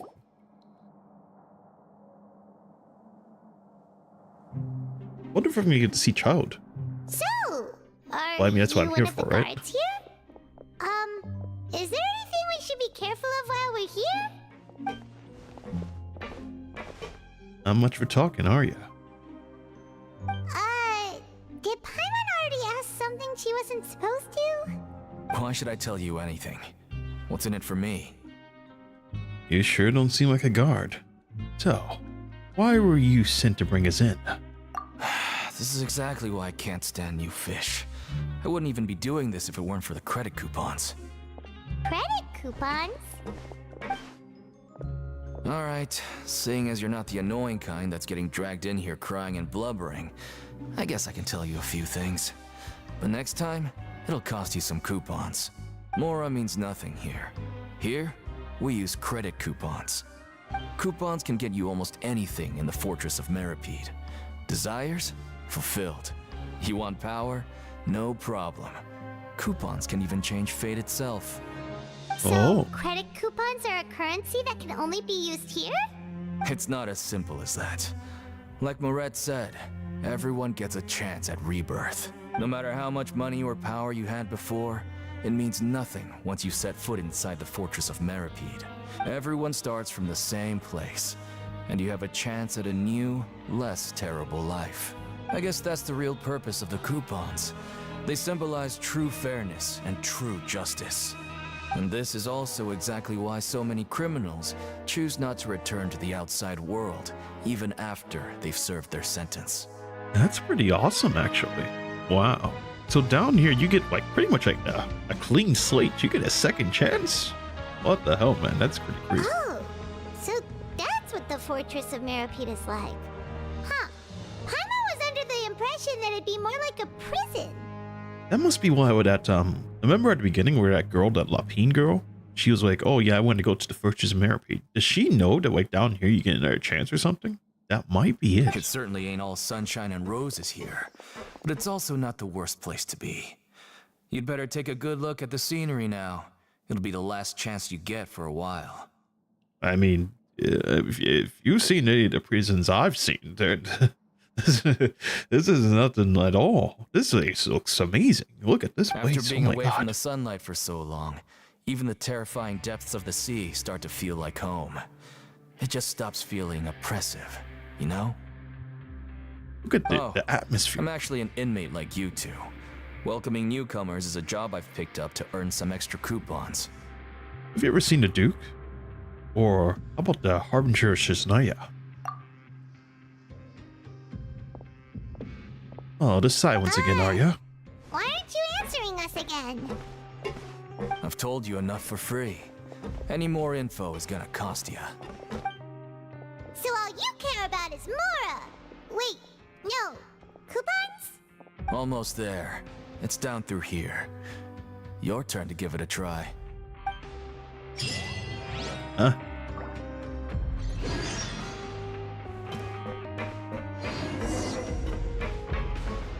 Ride the lift.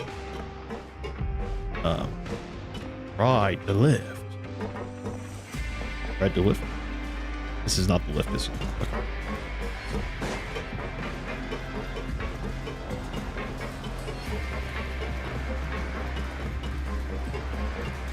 Ride. That's not the lift. Ride the lift. That's the lift.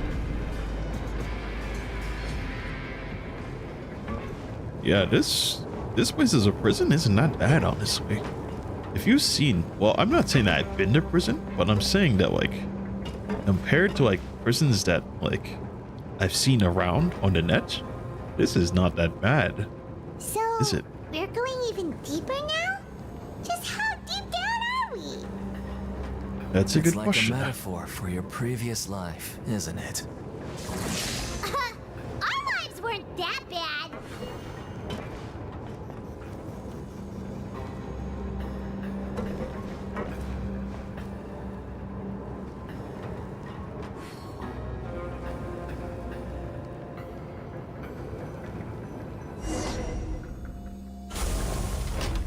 Go to the corners of the corridors.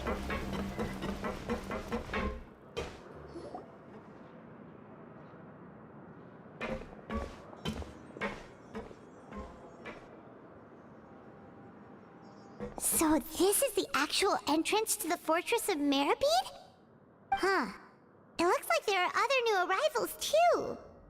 Oh, they sure don't look happy. Maybe we look too relaxed for fresh convicts. Oh, hurry up and think about something sad. You're probably the only one that doesn't fit in, you know. Flying around and stuff. Oh, right. We're on someone else's territory now. We need to think of a good way to act like criminals to get by. If we're discovered, even Neuvillette might not be able to rescue us. If we ever get found out, then maybe we might actually remain criminals for real. Hey! Don't scare Paimon! Oh, Paimon's not ready for all this! Look, I don't really know you, and I have no idea what kind of crime you committed, but you wouldn't have happened to anger someone important, did you? Someone important? Paimon doesn't think so. Wait, why are you suddenly trying to talk to us now? And it's a good question. Now's not the time to worry about that. Anyway, it's over there, so you just go on over there by yourselves. I've done my job, so good luck. What was that all about? Wait a second. Are there usually so many Garderex around here? Apparently not. Wait, does that mean that? They're already onto us? Get ready to fight. Prisoners it's number him. 7459 and 7560. Welcome. Oh, no need to be anxious. These Gardemex aren't here to attack you. In fact, they're here as your honor guard. When I heard that you were friends of Monsieur Neuvillette, I had the Gardemex come and wait in formation. Wait, you know about our connection with Neuvillette? The seafloor isn't as cut off from the world as you might imagine. However, I'm afraid that I know nothing more than that you are friends of the Udex. And as you can see, committing a crime means being sentenced here, even if you're friends with the Chief Justice. Quite fair. So you must be. The Duke! Greetings, Your Grace. Lovely weather today, isn't it? You can't even feel weather down here, you fool. Oh, greetings, my good fellow. Well, I'm willing to imagine that the weather is as good outside the sea as you say it is. How great it would have been if only the Fortress of Meribed had been built on the coast, huh? It would have been so convenient to enjoy a nice chat in the sunshine. My profuse apologies. I just got so nervous when I saw you, So this is the Duke. He sure looks a lot younger than Paimon imagined. The Traveler and Paimon, correct? Mr. Deacon here was responsible for your welcome. I trust you were satisfied with his guidance? Well, it was okay, but his attitude could use some work. I mean, but he's also taking really great care of us. Splendid chap, actually. Outstanding. What well, a guy. Deacon, I recall we discussed fate during our last work meeting, I believe that fate will reward all those who take every aspect of their work in life seriously. When you return to your bunk, you'll find the guards have issued some extra credit coupons to you. Oh, thank you. Thank you, Your Grace. Oh, and you too. I can't believe you gave me such praise. If you need anything in the future, anything, please, come find me anytime. No credit coupons necessary. Well, I believe that concludes the introductions. We've already taken enough time here. Deacon, if you would. Yes, Your Grace. I'll take my leave now. Please, follow me. To make you feel more welcome, I'll show you around the various facilities of the Fortress of Meripede. I hope it'll help you adjust to life here.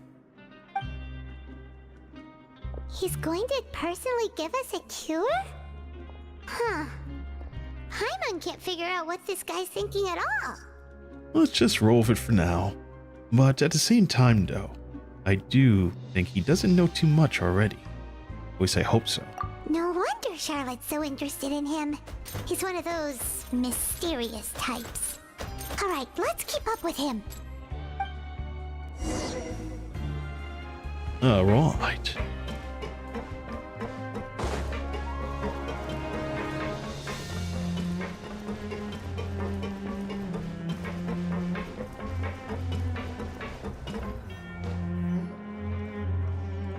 There's no need to be so reserved.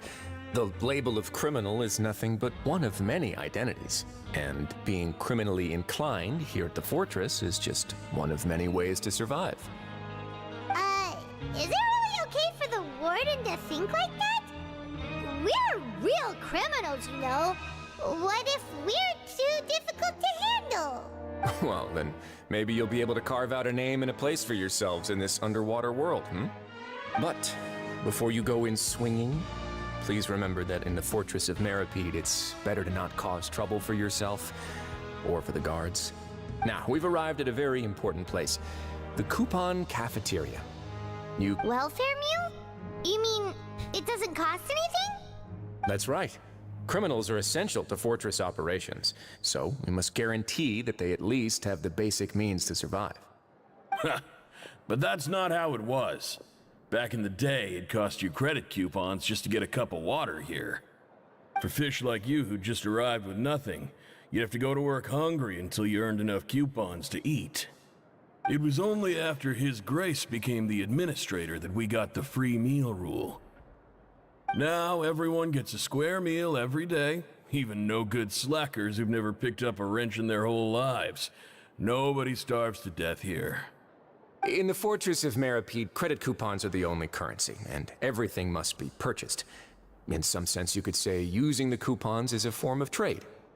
But trade is always conducted by people. So if we want trade here to prosper, we need everyone to work hard and live their lives. If nobody could even afford a meal, then the whole fortress would be up in arms. And that would only make things more difficult for me. So, rather than saying that we're giving everyone a free meal here, you should say that everyone's hard work has improved the living conditions in the Fortress of Meripede. Your Grace's reasoning is correct, but what I said is also true. Whatever the case, hard work is rewarded here. You'd be hard-pressed to find anywhere else as fair and reasonable. It's what I was saying. This place is too nice. Back where I come from, this wouldn't be anywhere close to what you get. Again, not that I'm actually there, but like, I've seen it. So, I do know this is not the usual treatment that you get. This place is like paradise compared to that. Right! Paimon sees your point. By that logic, this place doesn't seem so bad after all. Oh, wait, no. We shouldn't drop our guard so quickly. But it seems the inmates really respect the Duke because of his attitude, right? Let's continue this way.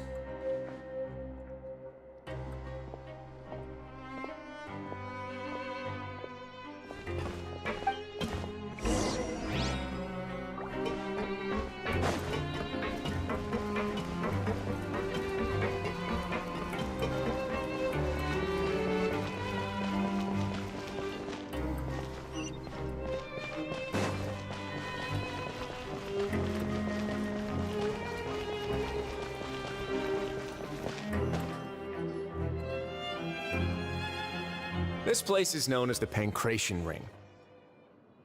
Sometimes we have criminals who have more energy than they know what to do with. Their daily work alone isn't enough of an outlet for them. So, instead of leaving them to their own devices, we've provided them with this dedicated venue. This way, nobody will get involved unless they want to be. Pancration matches? And you can earn extra coupons? Oh, what do you think, traveler? Interested? Oh, you But bet. I must warn you that your sentence will be extended if you fail to restrain yourself and end up seriously injuring or killing your opponent. In that case, I think I'll pass. Seems you know me too well. So, did you set this place up too? No, actually. I just granted approval for the organizer to use this area to build the ring, and I collect a portion of the proceeds in return. Of course, the fees are also quite useful. Oh. Do you mind if we ask what they're used for? Sure. Ensuring personal safety, maintaining the arena, and resolving any conflicts that arise. Why? Are you interested in how to manage a pancration ring? Oh, no. I was just wondering if that's how you paid for everyone's welfare meals. A reasonable guess. I see you have a talent for entrepreneurship. Oh, you hear that? Paimon has a talent! So we can start a business here? That is something you can discuss between yourselves later. Let's move on for now.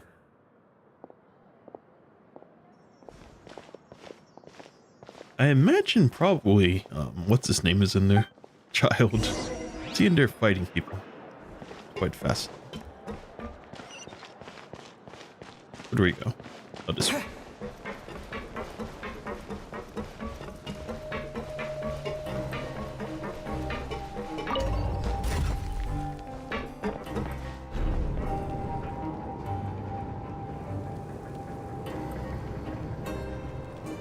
I'm telling you, though, this place is just way too nice. What's this, by the way? What do I got? Missions. I always had these. I don't know why. It's doing that, but okay, I guess. Okay.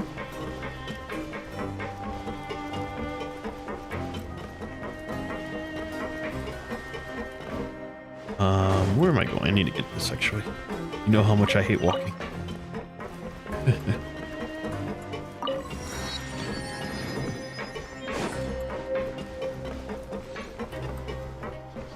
Fortress of Maripede. How very fascinating this place is.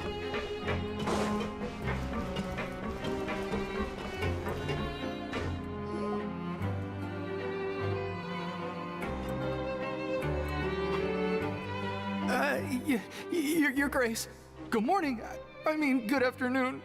No, wait, what time is it again? What time indeed? Time waits for no one, so it's best to keep an eye on it. My apologies, Your Grace. Jeez, that guy's so nervous he almost forgot to breathe. Everyone seems to be so nervous at this guy. But I can't see anything scary about him at all. Forgive my manners. These are the dormitories, which is where inmates sleep. The guards will inform you where your bunk is later. In the Fortress of Maripede, criminals usually spend most of their time in either the production zone or the sleeping areas. The production zone? What does it produce? Is that where we'll be working? Not necessarily. Though working in the production zone is the most reliable way to earn credit coupons, if you have other skills, you can skip your shifts to earn them in other ways. Wow. Wait, you're the manager of this place, and you're just telling us to our faces that it's okay to skip work? The fact that the Fortress of Maripede has continued operating completely autonomously is proof enough that most people are willing to work honestly and earn a stable income. As for what we produce, many of the clockwork machines seen all over Fontaine originate from our workshop. Therefore, the Fortress of Maripede is not only a place where criminals serve their sentences, but also a giant machine factory. There's no need for me to get into specifics about the production process now.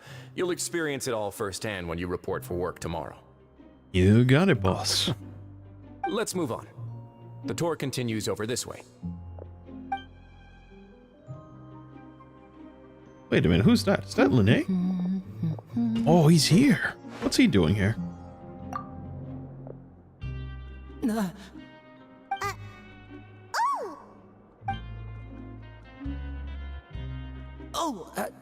You really scared me there. I didn't expect to see you here, Your Grace. I thought maybe I was so tired from work that I was starting to see things. The only thing you should be seeing is the work in front of you. Stay focused and keep up the pace. Oh? Is something the matter? nothing. Paimon's just worried about how hard we'll have to work tomorrow. What is he doing here? He certainly wasn't convicted of his crime at all. In fact, you can see that we got free yesterday. So why is he here? I wonder. Is he just here as like an agent from Chesnaya? We're gonna go spy on this guy. He is Funfutui Harbingers. He is one of them. Well, not one of the Harbingers, but he is from the House of Hearth. So why is he here? Oh, who's this?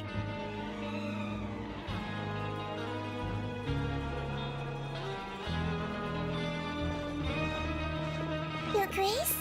What are you doing in the infirmary at a time like this? Oh no, you didn't injure yourself, did you? Not yet, unfortunately for you. But thank you for your concern, Sigewinne. Oh, then you must be here for those two. Allow me to introduce you. This is the infirmary, and Sigewinne here is the Fortress of Merapede's head nurse.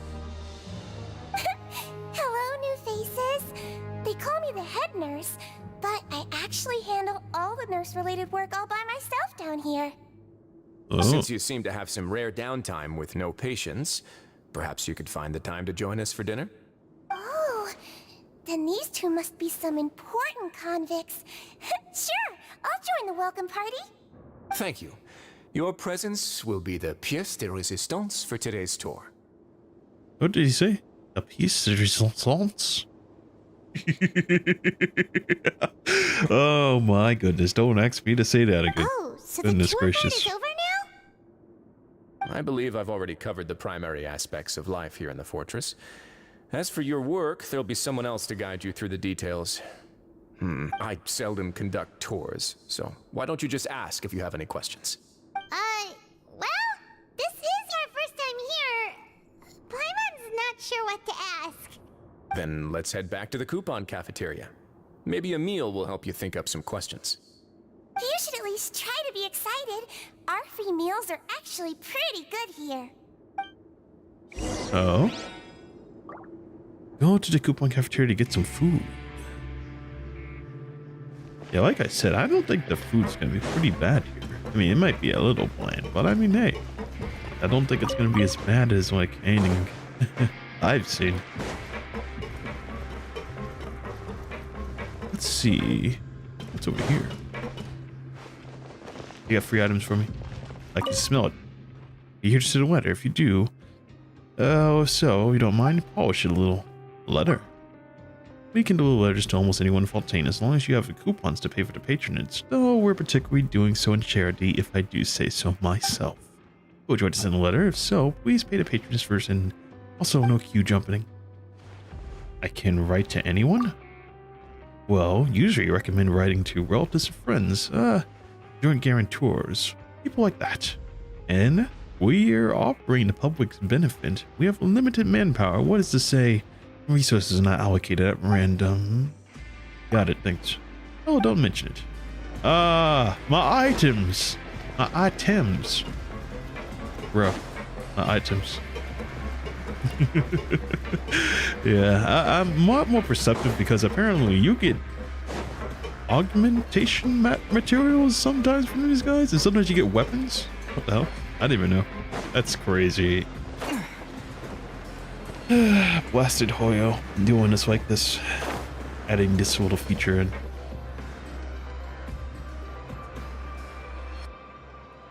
What do you think of the food?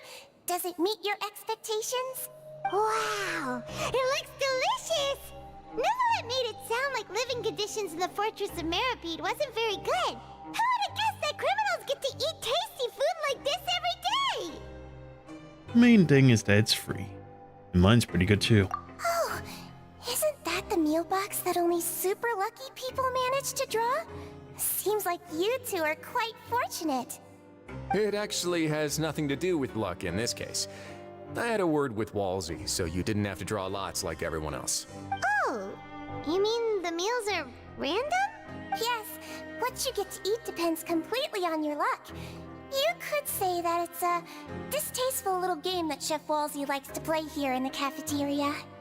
Ah, so you're saying we got a 5-star. Oh, well done. I knew it! If criminals got to eat tasty food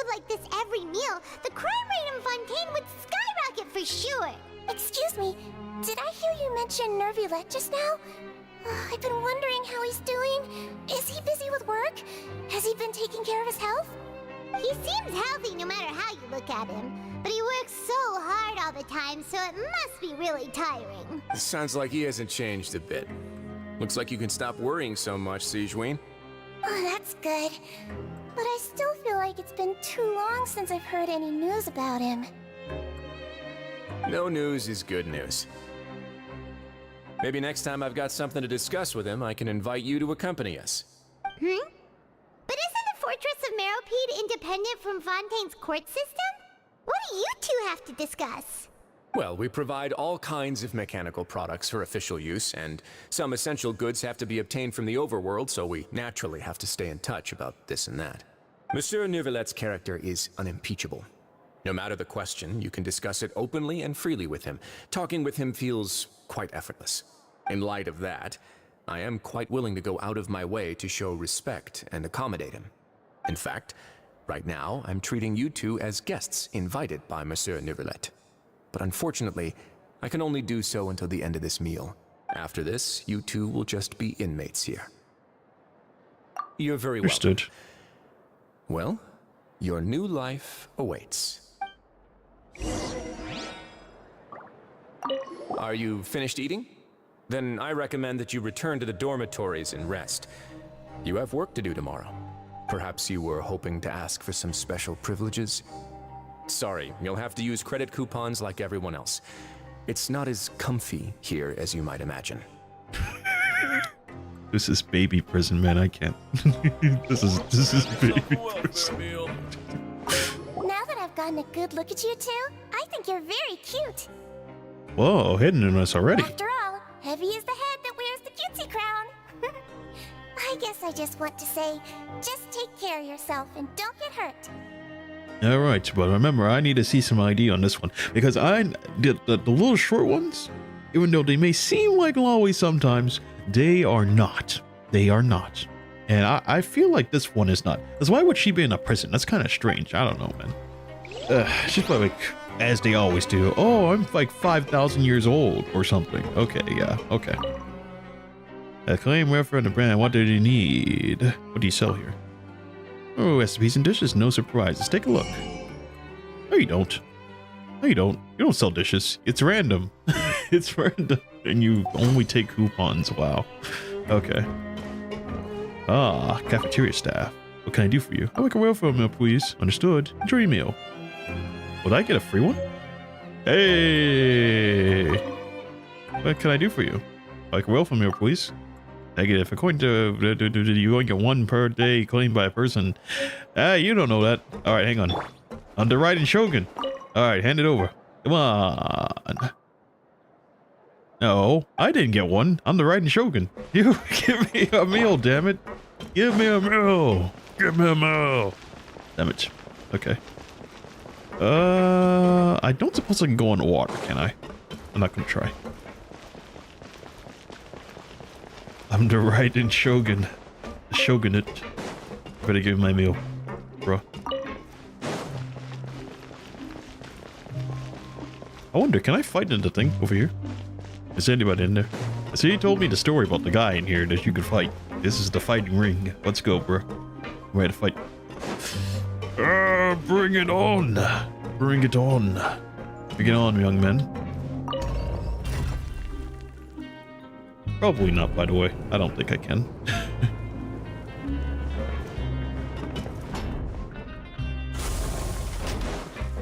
Alright, where are you? Where are you? Bring it on. Bring it on. Bing bong, bring it on. And nobody's here. Lovely. This is why we make sure that we have the ability to teleport, guys. It's very good. Teleportation magic is OP. Could you imagine if you could do that in like life? Imagine, like you want to go to school, right? You just teleport. One of these days, I hope that they invent that here in this realm, you know? You guys really need to like teleport to places. I know it's gonna like lead to like drop in like fitness and exercise maybe because like you're lazy, you're not walking. Well, you don't really walk anymore, do you? If you're an adult, then like You usually Listen would drive up. a car. So. As new inmates, the only thing you need to worry about is what to do and when to do it. Don't make it. Your bunks are right over there. Follow me. I feel like they should invent teleportation. That'd be so. I don't know how it would work for, but still, I think that's a really cool notion it should So have. this is where we'll be sleeping from now on. Oh, Paimon can't believe this. The days of staying home and reading detective stories are like a dream now. Paimon, did you forget that we sweep in the outside world every day? Well, I mean, we have a teapot. I don't know if we can use our teapot in here, though, can we? By the way, Traveler, we saw a lot of things worth investigating just now. Even though the Duke didn't say it too directly, judging from what he said at the end, it seems that he was only welcoming because we know Novelette. We are criminals, and Paimon did eat that cake, but we're actually here to help Novelette. Is it possible that he knows we're here on a mission? Or is Paimon overthinking things? Well, it's very possible. He probably knows more than he's letting on. After all, that's how people work. Yeah, Paimon thinks so too. He probably knew why we came here from the very beginning and intentionally wanted to send us a message. Maybe something like, "Hey, I have my eyes on you, so don't try anything funny." But in the end, though, there's nothing we can do about that. We're already here after all. Yeah, you're right. It's not like we can go back to Novelette empty-handed and say, "The dude looks scary, so we gave up." And besides, the Duke said that he was willing to go out of his way to show respect for Novelette, right? So, we at least need to try. But Paimon hasn't gotten a clue where we should start our investigation. Well, there's one other important thing. You mean? I mean, Lenny's here. Yeah, that's what Paimon was thinking too. Paimon almost spilled the beans when we ran into him. Fortunately, based on his attitude, it looks like the Duke sees Lenny as just another inmate. We worked so hard to help clear Lenny and Lynette's names, and yet we turn around and bam! He's in prison anyway! If I had to guess, I'd say he's here for the same reason we are. Oh, right! Lenny and Lynette are from the House of the Hearth. They work for the Knave, so they could be here to investigate too! And look, something over there. Huh? Oh, it's a card! Paimon didn't notice it earlier. It looks like a magician's prop. Lenny must have left it here. He's in prison and still doing his little tricks, huh? Let Paimon have a look. It was nice to bump into you again. Let's catch up in the production zone tomorrow. What in the world? It's written like he's greeting a buddy on the street. Paimon thought he'd write something important. Looks like this proves that he's up to something here too. If you say so. We can ask him what's going on tomorrow. Let's get some rest now. With a bit of trepidation, you and Paimon... I'm not gonna bother anymore. Hey, you're finally awake! Looks like you're up early too, Paimon. Well, it's Paimon's first day as a prisoner.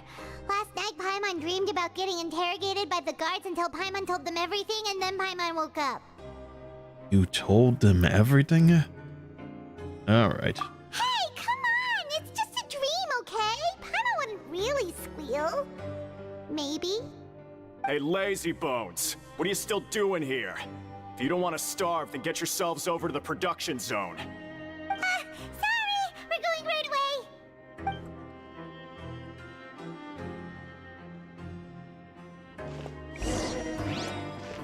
Right. Go to the production room and talk to Grain. Oh boy.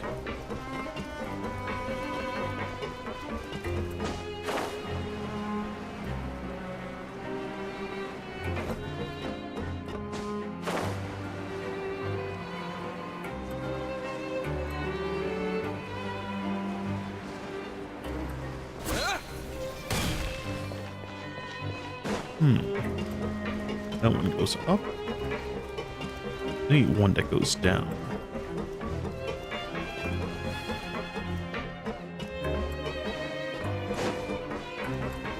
this one goes down.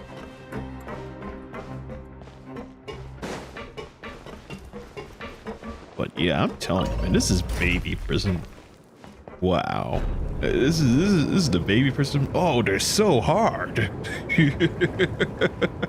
They're so hard here, man. Oh my god. Not the Duke. Please, no, not the Duke. Oh my goodness. Everybody run. But I'm still curious though.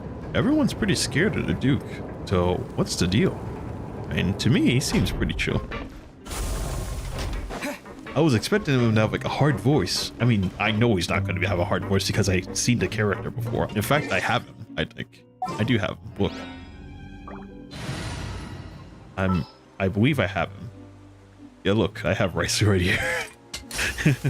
He looks a lot more threatening than he does, though. But like, he speaks. The way he speaks, he sounds pretty chill. Maybe it's just because like the English VA is just like, you know, chill. Was maybe it's like from what I've learned is like the other languages like Japanese and then also the I don't know what's the other languages, Chinese, and then there's like another one. I think there's a Korean one too. They all sound a lot more serious than like the English VA. So maybe it's just the VA for this one. I don't know. I feel like this one's just pretty chill. This one's too chill, and I feel like he should be like a lot more rougher, if you know what I mean. I want him to like I want him to have like a growl in his voice. I want him to like have a commanding tone, because right now he just sounds like, oh yeah, you know, make sure you work hard. You know, it's just like you can be harsher. Come on, give me a growl. Give me a growl, man. It's like this. You must be the catch of the day. Looks like you've got some luck getting assigned this space. Even this guy, look, he has like a little bit of, you know, tone in his voice. He's just a side character. Yep, we just arrived yesterday and... Don't interrupt me when I'm speaking. Yes, sir. Listen carefully to my instructions. I don't want any mishaps. Every machine here is worth more than the both of you. Working around these machines can be very dangerous. Do your job well, and you can eat in the cafeteria after your shift. Get sloppy, and you dine in the infirmary. Anyway, the Fortress of Merope doesn't want to lose a single one of its machines. And it also doesn't want to waste the production potential of any inmate. You got it? Your job is to use the machine over there to process widgets.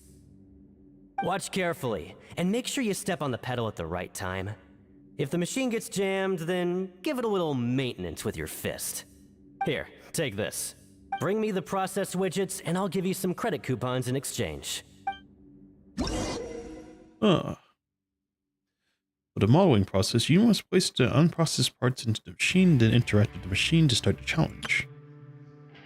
When some parts get stuck in the rotating, you will need to attack the rotating parts to restore the machine's function. When the base glows, complete the molding process begins. When the part's base glows, jump to complete the molding process. When you finish, you must retrieve the successfully processed part. Huh? Okay.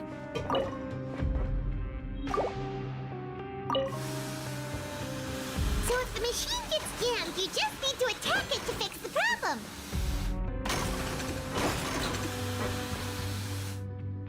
Once the widget is hot enough to blow, jump to step on the pedal and hit the widget with the hammer.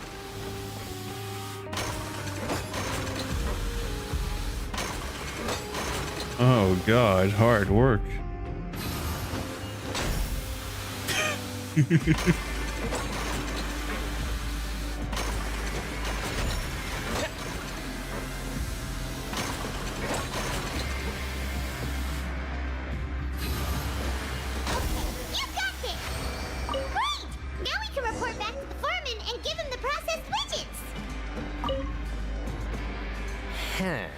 This one is tolerable. Though since the processing is done by machine, the product is all pretty much the same anyway. Then why did you say it's tolerable? Like, it's just like the worst quality you've ever had. Why don't you get better machines? Alright, I'll pass it for now. And we'll count up how many credit coupons you've earned.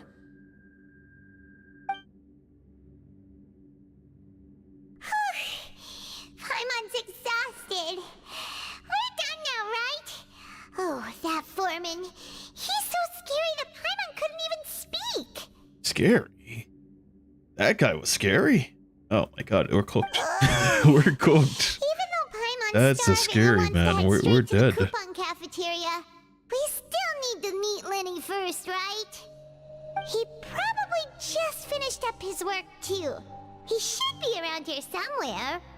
Oh no, he's behind me, isn't he? It's not one of those moments. Okay, that's what I thought. Let's go. There are teleports down here. I want to make sure I do not have to walk. Mr. Magician? Where are you? Oh, this had better not be some disappearing act. He doesn't seem to be around here. Let's try looking somewhere else.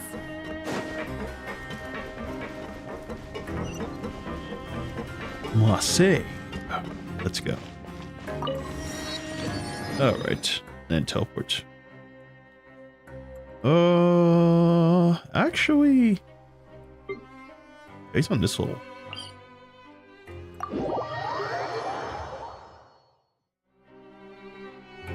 No? He's not on this level? Oh, yeah, he is.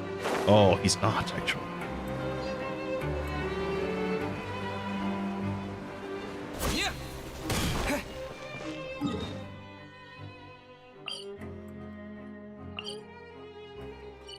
Huh.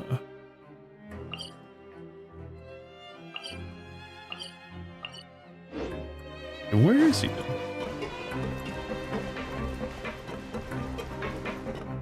I guess I gotta go back down there then.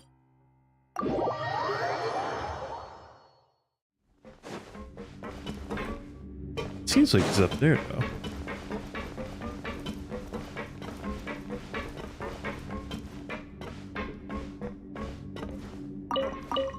Thank you.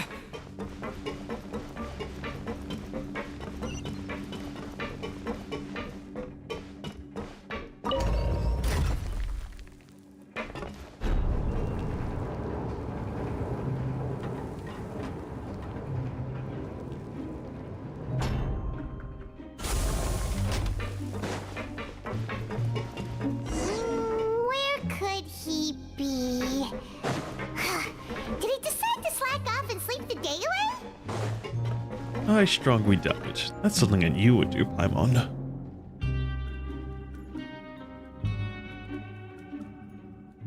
Hey, over here. Oh, you scared Paimon! How did you appear out of nowhere like that?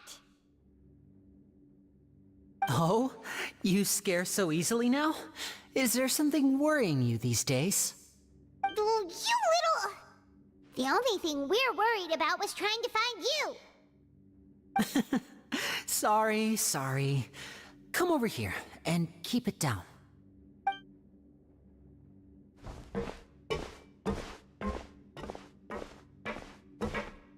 Oh, Lynette! You're here too! You two really are inseparable. That's Yep. right. My Oh, brother it simply can't stand to be away from me. It's not just Lynette. Fremine is also here. Do you still remember him? Oh, you mean that diver from the House of the Hearth, right? Pyro remembers seeing him in the court of Fontaine before. Now hurry up and tell us, how did you end up as criminals this time? We fought so hard at court to prove you were innocent, but now it looks like our incredible court battle was for nothing! Sadly, even the teeniest of things can land you in prison these days. I put together a street performance and used the popularity we gained from the Opera House incident to attract a big crowd. And then? Next, I invited several audience members to participate in the show. And then, with the entire audience watching, their wallet suddenly disappeared. My brother was charged with theft, and I was charged as his accomplice, having assisted him in his crime. It really isn't that bad. The missing wallets are all in the leftmost drawer of the Maison Gardiennage's big filing cabinet.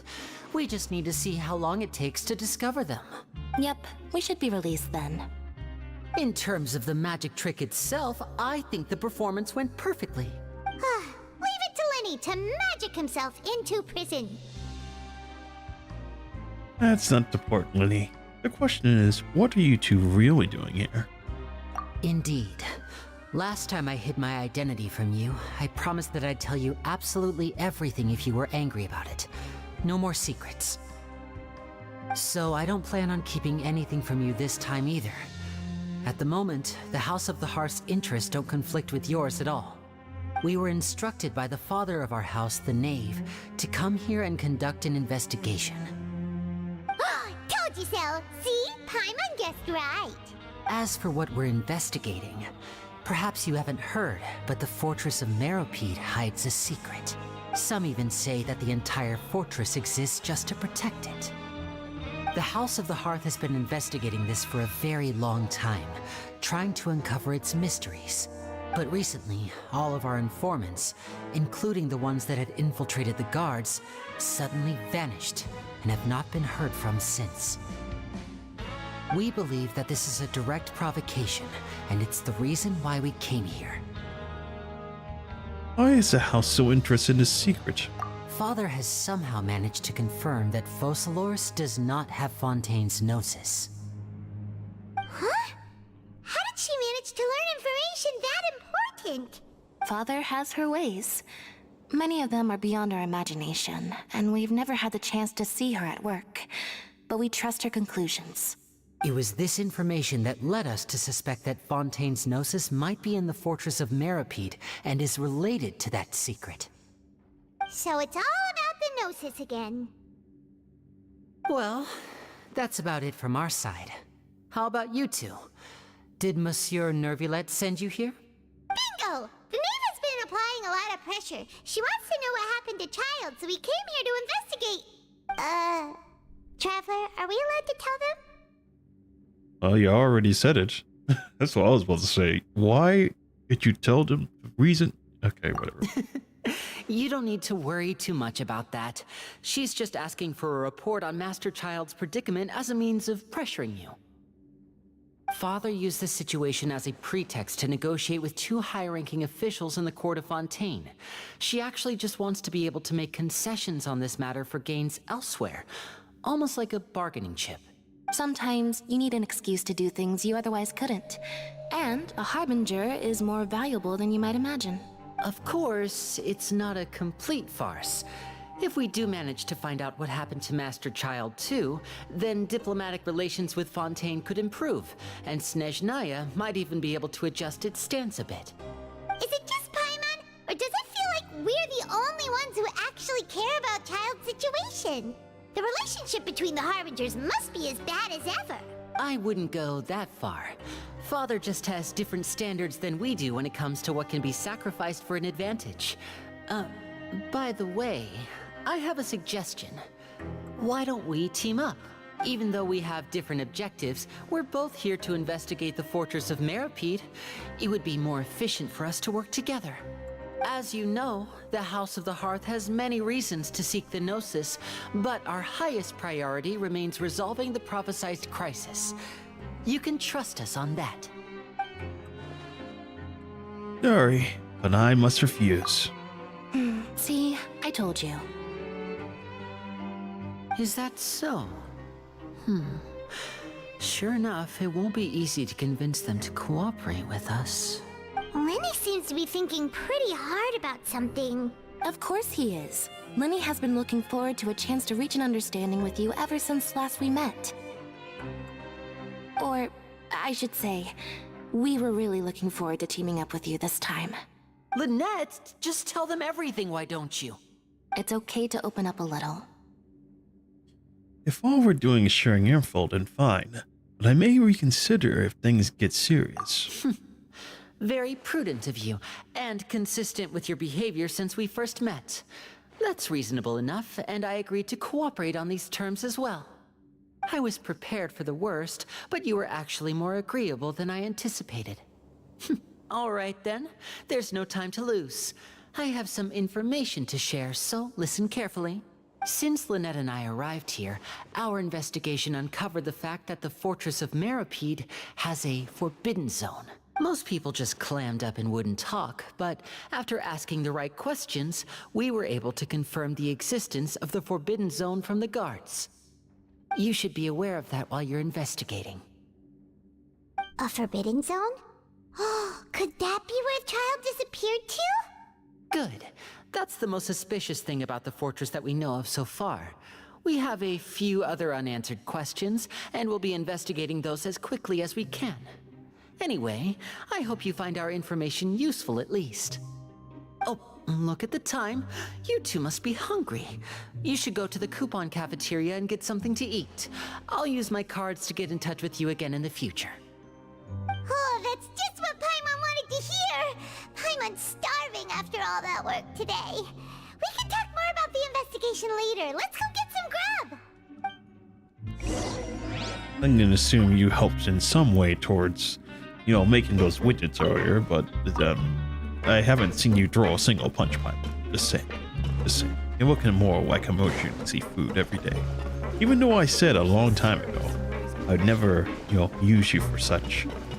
But you're kinda, you know, seeming like the emergency food type.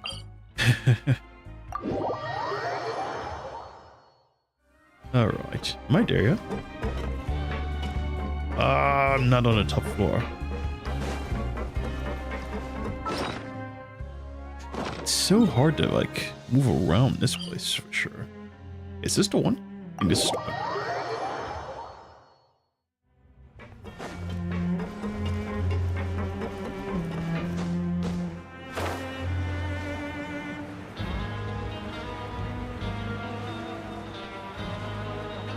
Alright. Time to get that grub. Let me guess, another minigame. Oh, he wasn't kidding. Today's meal is nowhere near as good as last time. Oh, who knows how long it'll be until we're lucky enough to get that super tasty meal again. As long as you're here long enough, it'll be a matter of time before you get it again. Forget about it then. We'll just deal with the regular food for the time being. Let's just get out of here as soon as possible. But life here doesn't seem all that bad. Other than the foreman being kind of mean and the work being pretty tiring. You think so, mate? If I had a coupon for every fish who said that. Seems you fishies still haven't learned your lessons from your life up on the surface. If you take things at face value, then by the time you reach a dead end, you won't even know how you ended up on that road in the first place. Have some advice for us, old timer? I like your attitude. I can, let you in on a little something. Everyone's been telling you to just follow the rules and not cause any trouble for yourself. Am I right? But what they don't tell you is that the rules aren't exactly what they pretend to be. The rules for being a prisoner. The truth is, this place has a lot of hidden rules. Huh? Hidden rules? What do you mean? Not everyone knows about those rules, but whether you know them or not, once you break one, you might encounter something even worse than death. Really? Oh, now you're really scaring poor Paimon. Don't joke around like that! So you really do have some advice for us, huh, old timer? Of course. And I'd say that just disappearing would be one of the better outcomes. Oh, you mean that if there really are hidden rules, then Child's disappearance might have something to do with that? In that case, would you tell us some hidden rules? We definitely want to avoid breaking them. Come on, mate. This is valuable information. The difference between life and death. Do you really think you can just ask and I would tell you? Sounds like he's trying to trick us. Paimon understands, but we don't have many credit coupons yet. Yeah, I know. Not like I'm going anywhere. Just come talk to me after you've saved enough. Moreover, you're new fish, freshly caught, and completely out of your element. What'd be the point in even telling you anything before you've gotten a handle on your new lives? I'm usually around the rag and bone shop. Just call me V-Doc. Bye-bye now. He left. Just like that. Huh. Do you think he's just trying to scare us into buying fake information from him? Is it possible that someone would just disappear? I'm still kinda interested. Yeah. It might be a good place to start in our investigation. Hidden rules, huh? But, like he said, we don't have any coupons, and we're still not familiar with this place. Oh, there's nothing we can do about it now. We were so busy talking, we almost forgot to eat. Even if it's not the best, it's probably better while it's warm. Come on, dig in before it gets cold. After Mary spends some time getting familiar with the fortress, before long, it's nighttime. Return to the dormitories to rest. Right, teleport time. Teleport time. Because I am not doing the walk, man. That walk, it's insane. As I was saying before, I hope one day you get the ability to teleport to where you need to be, like fast travel. I want to say this, so it's not unreasonable teleportation. Kind of like, you know, you have like things like bus stops, right? Bus stops, and the buses kind of act as a fast travel in a way. I want there to be like a teleport, you know, it's like landmarks where you can teleport to.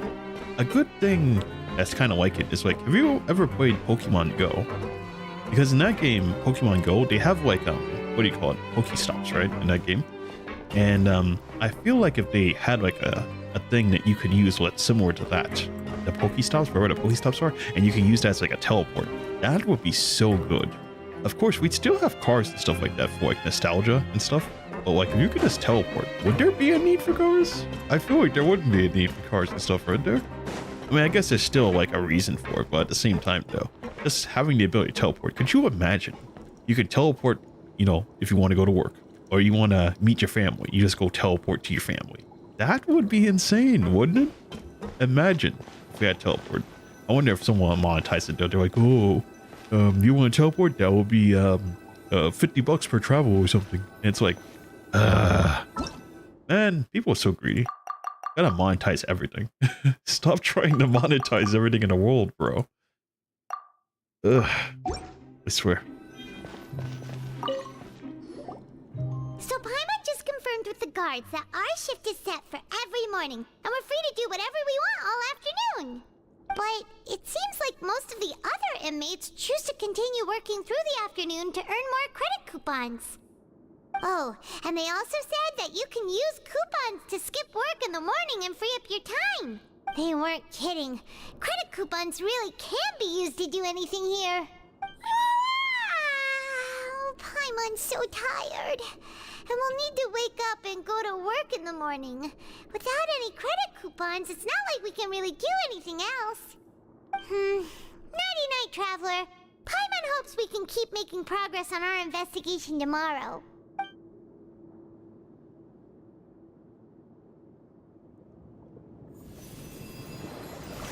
Oh my, what is this?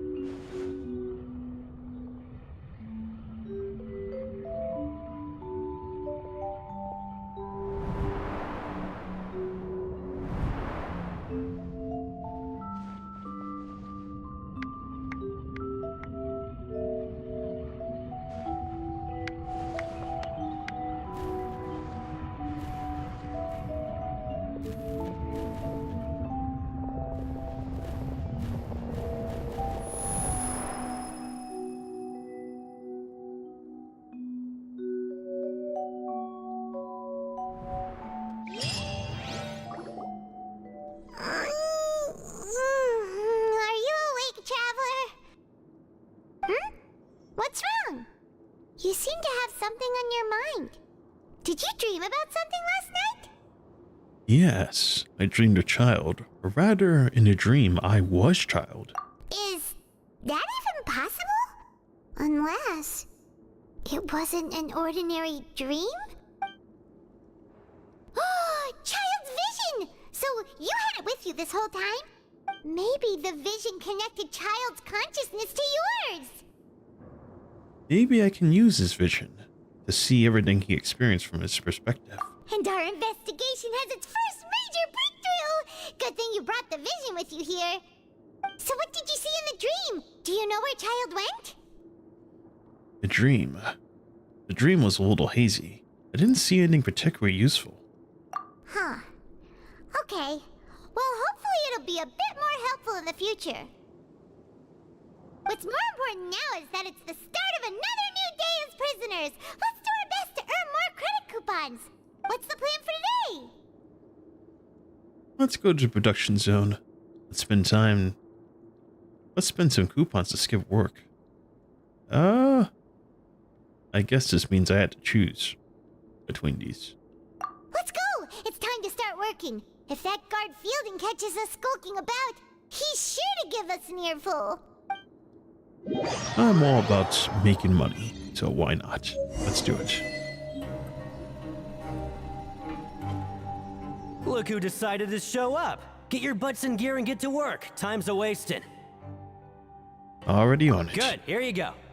Remember to give me the widget once you've finished processing it. Ah, yes, model prisoners.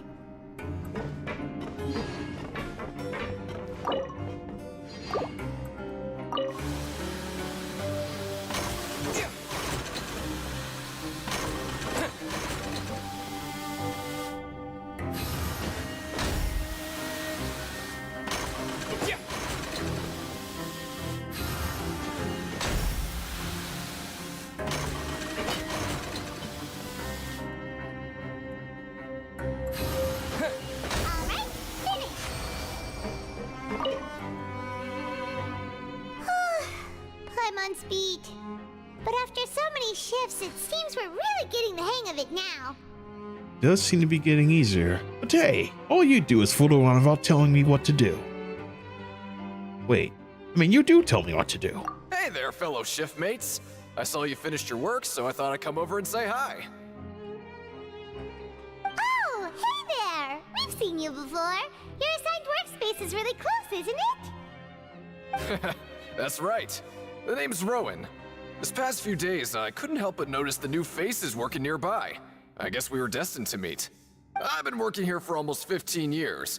Even the foreman, Grainville, always calls me Chief.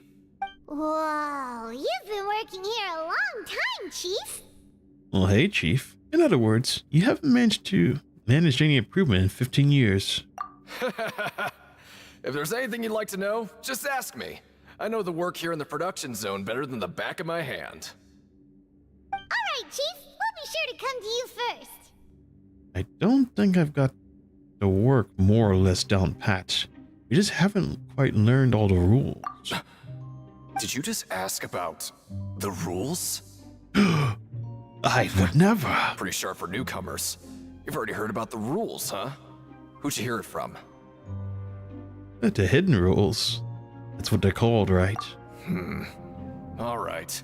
Seeing as I'm the one who came over here, you're already calling me Chief. I guess I can tell you a little. Truth is, you two keep working like this, you might be putting yourselves in danger. Huh? Wait, there's even a rule about that? What would have happened if you never told us about this? Well, it's usually not that easy to break one on accident. The conditions of the hidden rules are usually pretty specific. But once you do break one, bad things happen. The conditions in this case are... If you work continuously in the production zone for 3 days, and if all you do besides eating and sleeping is just work, then something bad will happen during lunch on the 3rd day. Huh? Like what? Oh, don't scare Paimon! If I knew that, then I wouldn't be standing here talking to you, now would I? You mean, even you have never tried working 3 days like that before? There's actually a legend about this rule. They say that there was a worker who worked way harder than me. He was both efficient and eager on the job, and most other workers couldn't hold a candle to him. One time, he tried to test his limits and worked as long as he could. Then during lunch on the 3rd day, he disappeared into thin air, as if he'd evaporated. Later, some people went and asked some of his past friends about him, but they said, never heard of the guy. What the? How could that happen? What did the worker look like? Unfortunately, we were assigned different production zones. I never saw for myself what he looked like. Wait, are you thinking that it was... Well, thank you for the information. We'll give it a try. Oh? You... Listen, kid. This ain't the kind of thing you should be curious about. Let me tell you, you're better off forgetting about it and looking after yourself. Now I kind of regret ever telling you. Yeah, I agree with Chief here. Do you really want to try? Sounds like a good lead to me. I mean, nothing ventured, nothing gained, right? Alright, if you insist. Finish your morning work and arrive at the coupon cafeteria. What is this garbage? Ooh, it looks disgusting. Oh, Paimon misses your cooking now.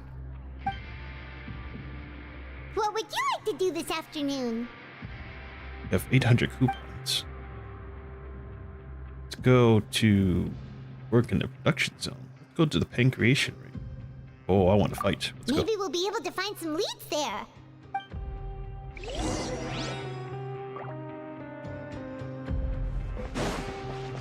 Let's go brawl.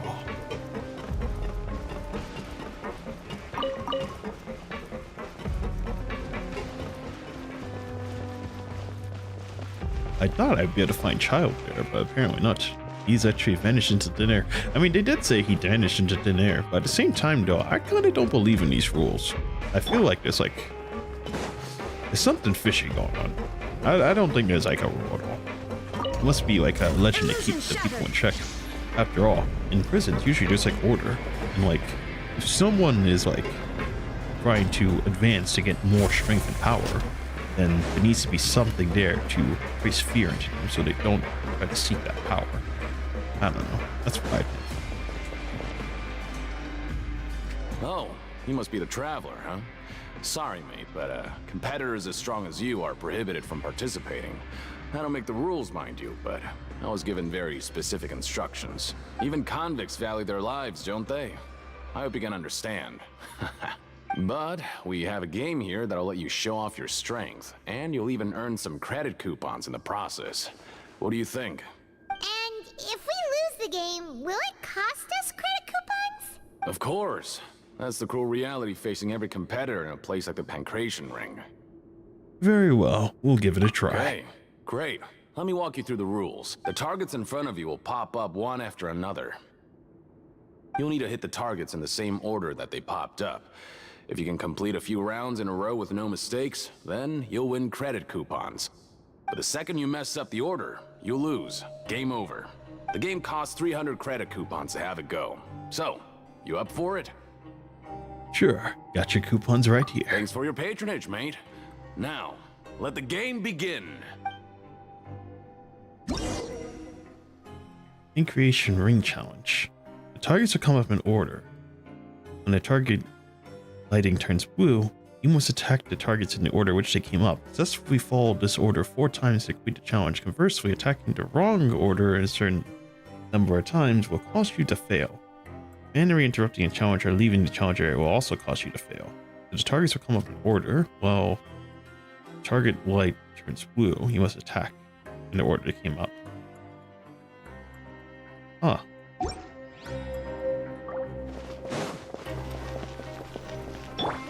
Okay, do your best to hit the targets, just like Colin said.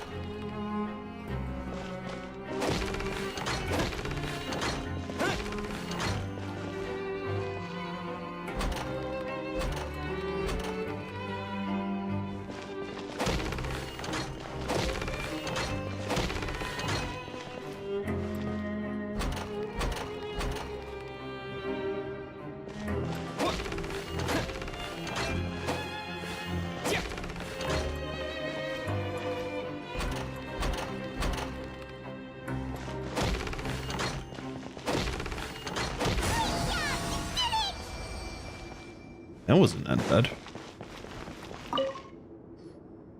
Not bad. Not bad at all. Here, the coupons you won. Be sure not to lose them.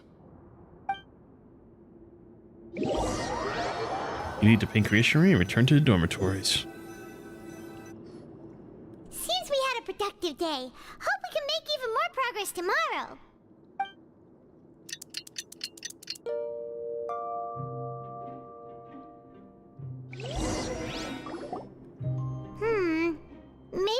make some progress in our investigation today. What do you have planned for us? Complete the following objectives during your time in the Fortress Cemetery to advance the story. Working the morning shift, apply for the continuous working shifts with Grenville.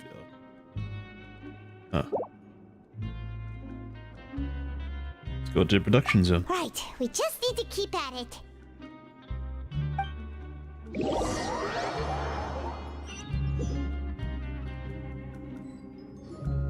Look who decided to show up. Get your butts in gear and get to work. Time's a-wasting. If possible, I'd like to apply for the 3 continuous workdays. Oh? What's with suddenly wanting to work so hard? You need coupons that badly? Sure.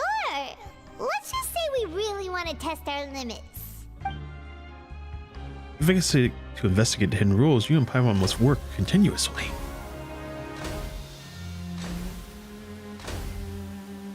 Nice! We did well today. Let's keep it up!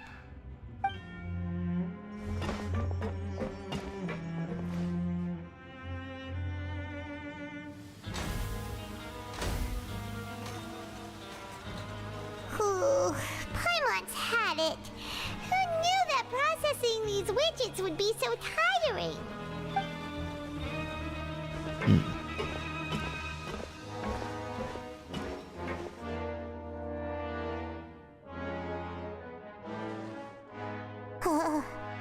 That's it.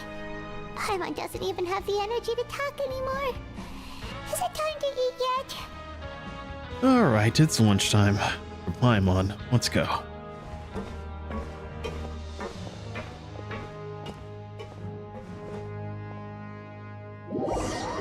You finish your morning work and arrive at the coupon cafeteria.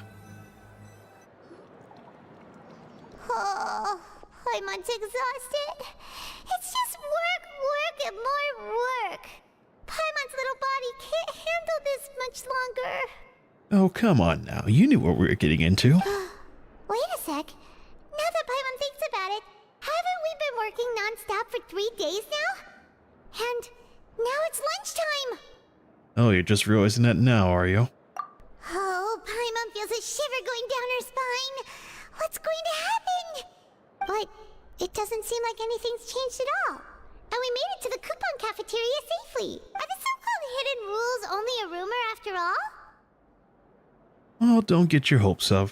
That would be quite a disappointment, right? Well, there's no use to just guessing all day. Paimon's stomach has been grumbling the whole time. Let's just eat already. Paimon wonders what we'll get today. Maybe we'll get the super lucky meal. Wait, what? Well, this is... What in the world is this? What's with Paimon's food? And yours is the same. Is this stuff meat? But it looks and feels so bizarre. What kind of chef would make food like this? I'm afraid I've never seen a will formula like this. There's something wrong with this meat. What do you think is going on? Is this the bad thing that Rowan was talking about? Someone went missing before, and now our meals have become a strange meat. No, stop right there. Paimon gets what you mean, just don't say it. Hey, isn't that Woolsey over there? He must have made the food, right? So let's just ask him about the food and be done with it. Hey, Woolsey, have a moment? What is it? I'm about to go report the numbers for today's free meal, so you'd better make it quick. It's about the meat in our meals. Look, does it seem normal to you? The meat? Oh, that. Looks perfectly fine to me. Totally normal. You better hurry up and chow down. How could this be fun? Hey, don't leave! You barely even looked at it! Ugh, what should we do now? Woolsey wouldn't even give us the time of day. Is he trying to hide something? Looks like we'll have to investigate this ourselves. The plot thickens. Yeah, looks like we have no other choice. Paimon was positively famished a minute ago, but now she's lost her appetite. Strange meat. The strange wolf meal. See that they're violating hidden rules in the production zone. What would you like to do this afternoon? Investigate the clues we've discovered. Okay, let's see if we can find any new leads.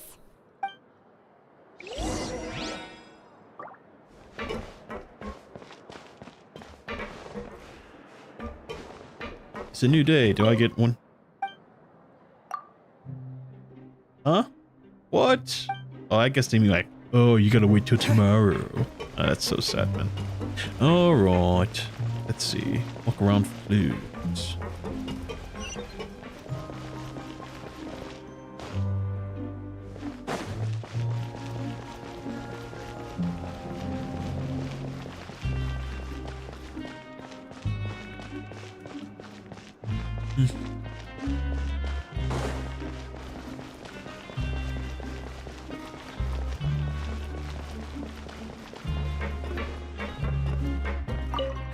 I'm not very good at remembering people's appearances.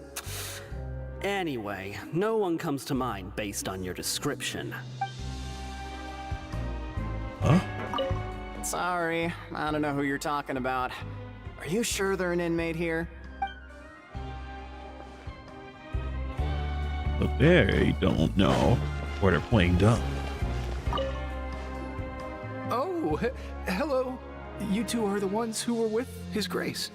No need to be so nervous. Sorry, I couldn't help but think of His Grace once I saw you, and I... You're not scared of him. Oh, it's hard to say. Maybe I am. He's got a very overwhelming presence. It makes me feel like I'm just some insignificant little bug.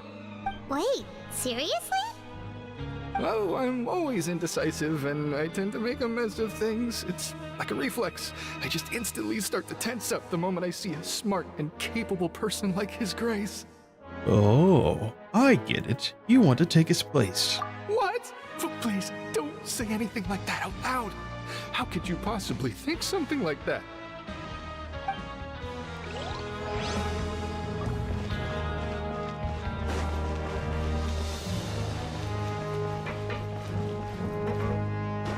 Alright, teleport time. I think this is on the top floor. At the same time, though.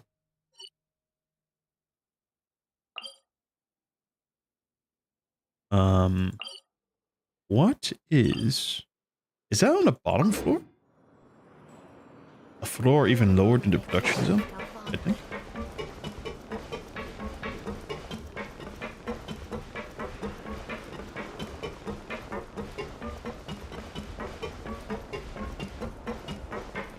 And I completely forgot that we have Child's Vision. I remember he gave it to us at the start of the chapter.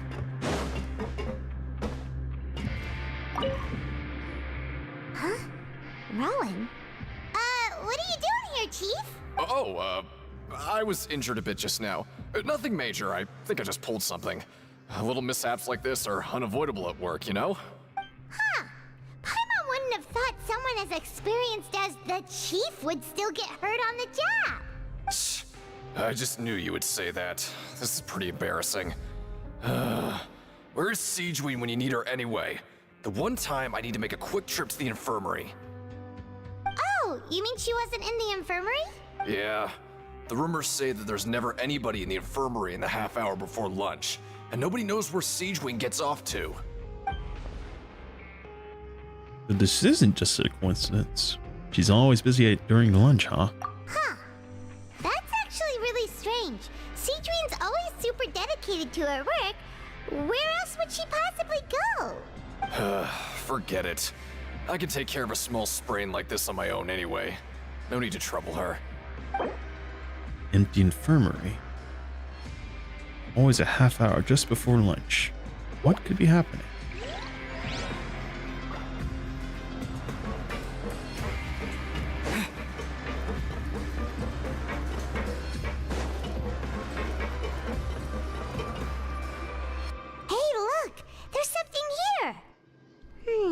Looks like a research notebook. That suspicious guy peeking into the infirmary just now. Is he a fan of Siegeween?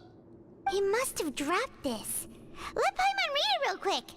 The Melusine perceive the world very differently from humans. there are significant deviations. As a result, their sense of aesthetics and beauty is also very different from that of humans. This must be taken into consideration when giving gifts. Ooh, this all sounds pretty serious. He sure did his homework.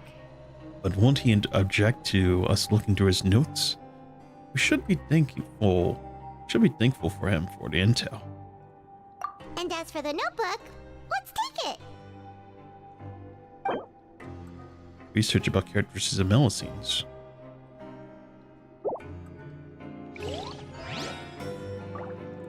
Well, I did know that they were different because when I talked to that one Melusine outside, they were talking about like the magics of the world or something. It's fascinating, indeed. Annette. Oh, wonderful. I was worried that you'd be busy trying to earn credit coupons all the time, but it seems like you haven't neglected your investigation work after all. Paimon likes having more coupons, but no one wants to work all the time. Have you also been investigating the area, Lynette? No, I was just slacking off, and you happened to catch me. And how's Winnie doing? My brother is still obsessed with anything remotely related to the Forbidden Zone. But knowing him, it won't be long before we get more leads. Oh, before I forget, this is for you. Huh? Credit coupons? Why are you giving us these? I've been here longer than you, so credit coupons aren't a resource in particularly short supply. What is in short supply are interesting people to talk with. Aw, that's so nice of you, Lynette. We'll be sure to make good use of these coupons then. Thanks a bunch!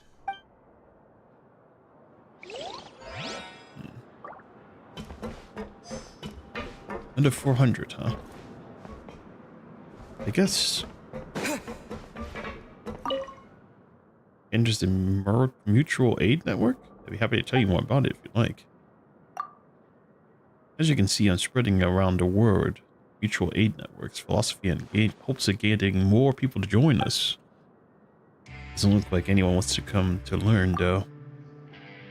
Oh, I'm surprised you saw the woman so quickly. It's true, Mutual Aid Network is a small group. Few people are interested in us, let alone want to join us, but I still believe that my work is meaningful. Until I just arrived at the Fortress of Meropide, I was completely lost. I passed each day and the days, daring not to think about anything in the future. It was only after I joined the Mutual Aid Network that I gradually began to realize the world. Even if it's just a small, few insignificant little things, I can still get a sense of fulfillment from doing them. I hope I can introduce this mindset to more people. I want to help others completely transform themselves and once more stand upright beneath the light. Okay, I guess.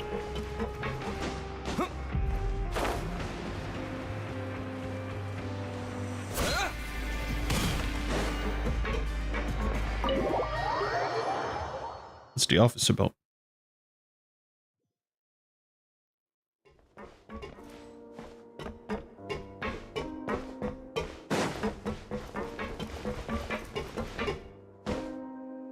Not even in here. Oh.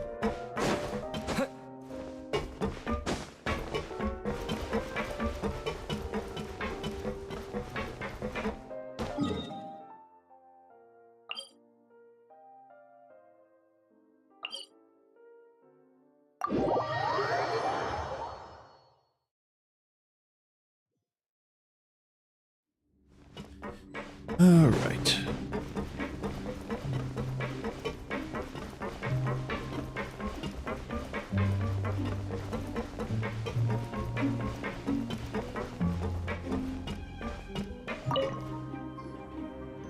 Hey, it's the Traveler and Paimon. Oh, so you remember our names. No need to tease me, okay? I won't trip on the same step twice. Listen, I feel ashamed about last time. Thank you for praising me in front of His Grace. Here are the extra credit coupons he gave me. I'd like you to have them. Huh? No, we couldn't take them. They're your reward after all. But when I was welcoming you, I didn't do anything but give you the stink eye. Come on, I insist. These coupons are nothing compared to getting the attention of His Grace. I won't take no for an answer. Oh, that paid off being nice to him. I could have been like a jerk and said, oh no, this guy, he's been nothing but awful. Oh, there she is.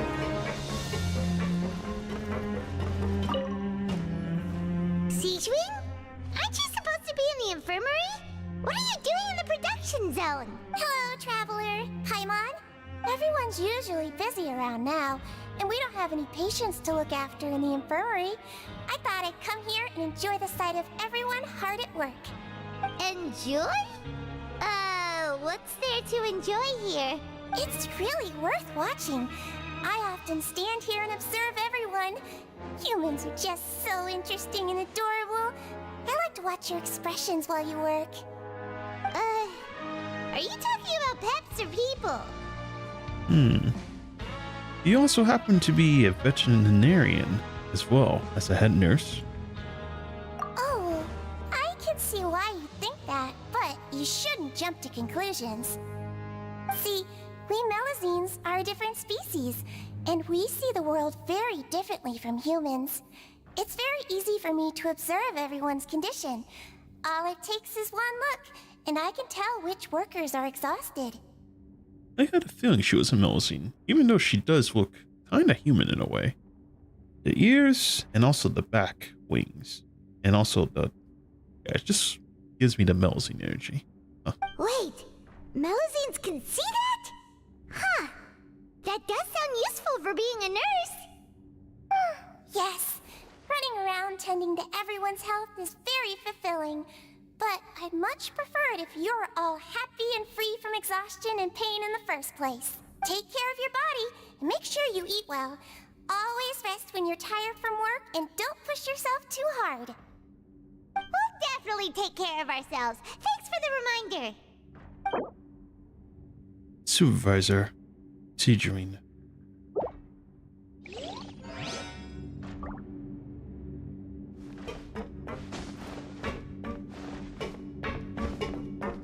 I can't go that way. Let's see. Complete the following to advance the story. Oh, I did that.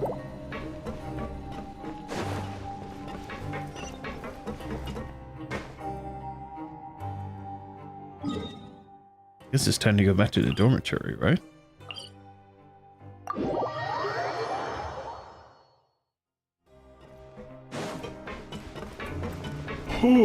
All right.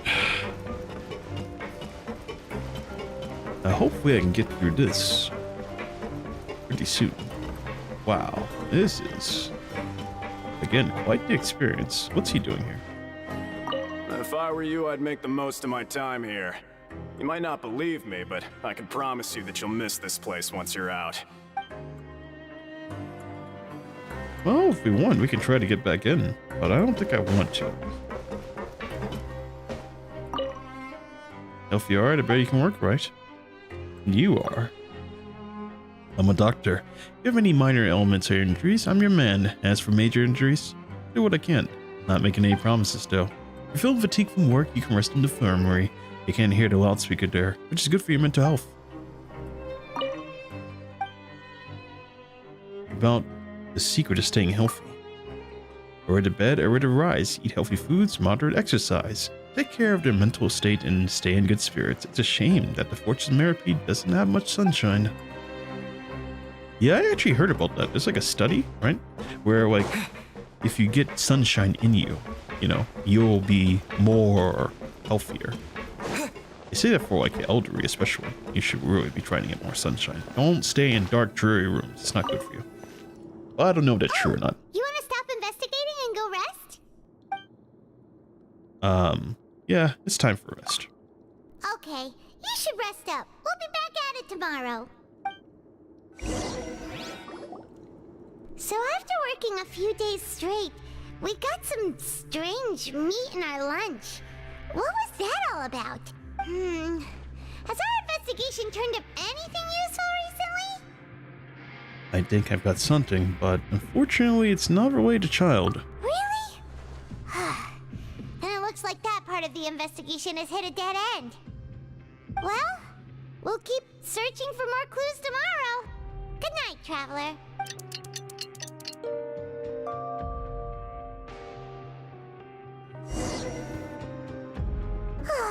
The dawn of a new day. Paimon feels like we're getting used to life as convicts. Is that a good thing or a bad thing? What do you have planned for us? Used to go to the pancreation ring in the afternoon and gather information.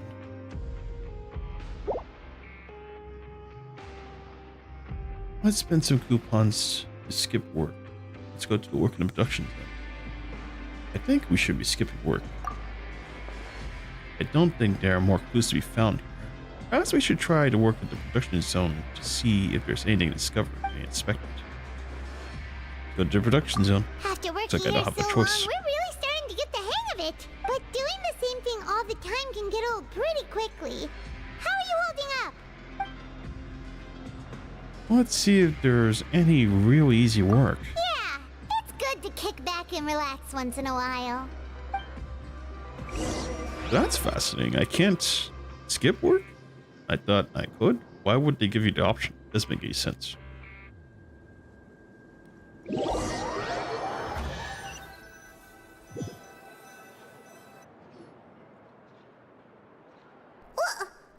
is this garbage? Ooh, it looks disgusting. Oh, Paimon misses your cooking now. Mm-hmm. What I hear would that you quite like to often. do this afternoon? Let's go to the pancreation ring. Maybe we'll be able to find some leads there. You arrive at a pancreation ring. Oh, back for another try? I hope you brought enough credit coupons this time. All right, then get ready to play.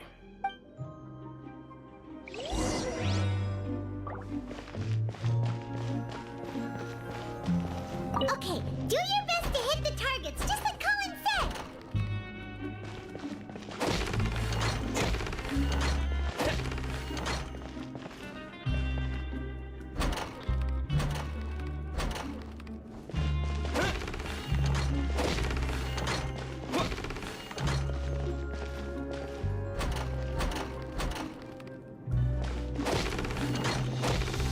You know, maybe this will be easier with like a bow or something.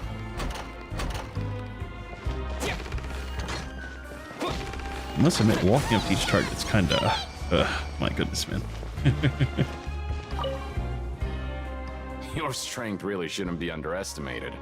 Now I get why you're prohibited from participating in any official fights. But anybody could swing it. Nobody Okay, who you don't make values it their life would be willing to get in the ring with you. Well, you flatter me. Can't know for sure if you don't have me go. However, you two haven't tried betting on the outcome of a pancreation match yet, have you? Just go talk to Rusimov. Buy a ticket for whichever fighter you think will win. There's a big payout if the fighter you support comes out on top. But we don't know anything about the fighters. How can we possibly know who to support? That's normal. Just watch a few matches and get a feel for the fighters. It won't be long before you can pick winners in your sleep. He's got a point. Why don't we give it a try? If we have enough coupons, we could probably bet at random until we figure everything out. Bet at random, huh? Well, how should I put it? It's not like you can't do that, but I'd advise you to give it some more thought first. Huh? We shouldn't get too carried away. What's the problem?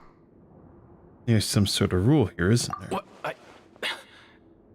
Never even picked a boxer before, and you already know about the rules? You're not just strong fighters. Seems you're pretty perceptive, too.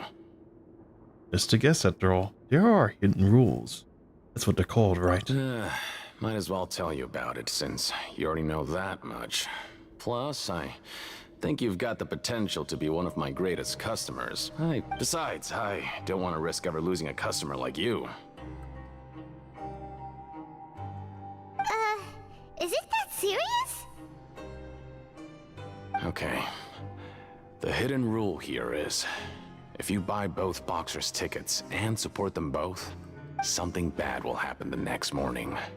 So the rule is that we shouldn't pick both boxers in the same fight. But if anyone actually did that, Wouldn't they be guaranteed to lose coupons? Who would do that anyway?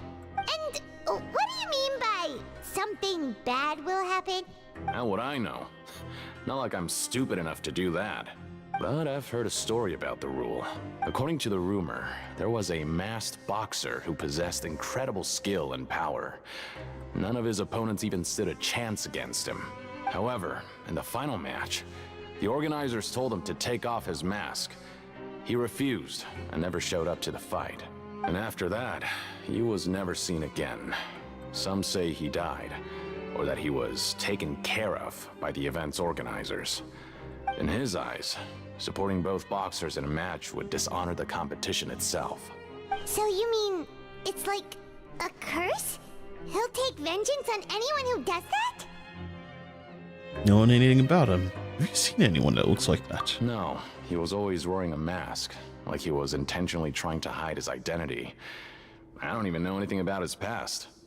Traveler, do you think that boxer was...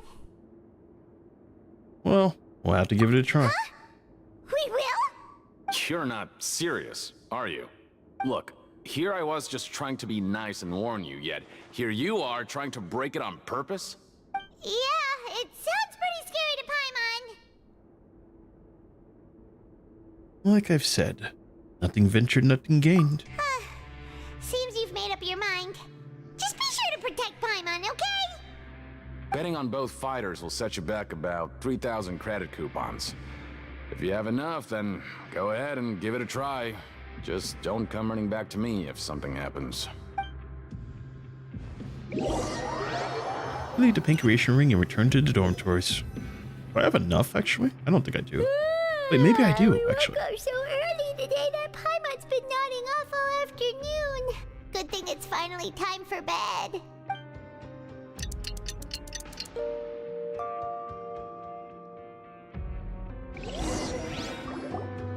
Oh, Paimon doesn't want to get up. Paimon still feels completely exhausted from yesterday. What do you have planned for us? Alright.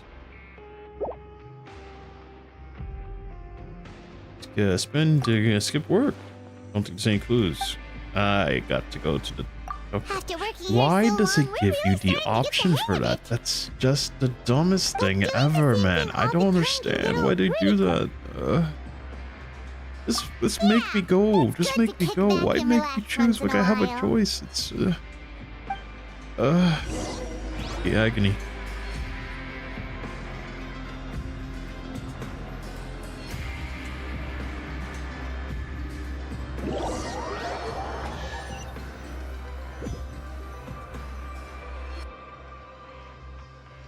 Oh, just a regular meal set. Guess Paimon shouldn't get her hopes up. What would you like to do this afternoon? No. Let me ask the game. What would you like to do this afternoon? Okay, let me see. Time to go to the Pancreation Ring in yellow, so that must mean I have to. If we're not going to work, Let me ask the game, man. Don't ask me what I want to do. Ask the game, then. I don't get a choice around here, man. Are you two here to buy tickets? Better be quick about it. Another match is about to start. Who are the boxers in the next round? We have the reigning champ, Le Grappler, versus a contender from the Eastern Prison Block, Demon Horde. Are those their nicknames, or did they choose those names themselves? Either way, super weird. Since you're new around here, I'll help you out and give you a little suggestion. Even though Le Grappler is the crowd favorite, Demon Horde is a first-class dark horse with incredible potential. Anyway, for this match, I recommend that you pick... I'll buy tickets for both fighters. Huh? For both fighters? I can tell you're new to this, but I didn't think you were completely clueless. Maybe you don't quite understand the rules, no? Let me try to explain again for you more clearly. You see... Oh, no need. We're aware that we're going to lose coupons. All right then, if you're absolutely sure. Remember, no refunds once you buy the tickets. Yeah, we got it. Just shut up and take our coupons. That's what I said, man.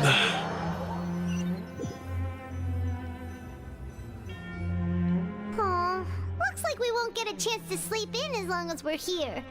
Let's get to bed early.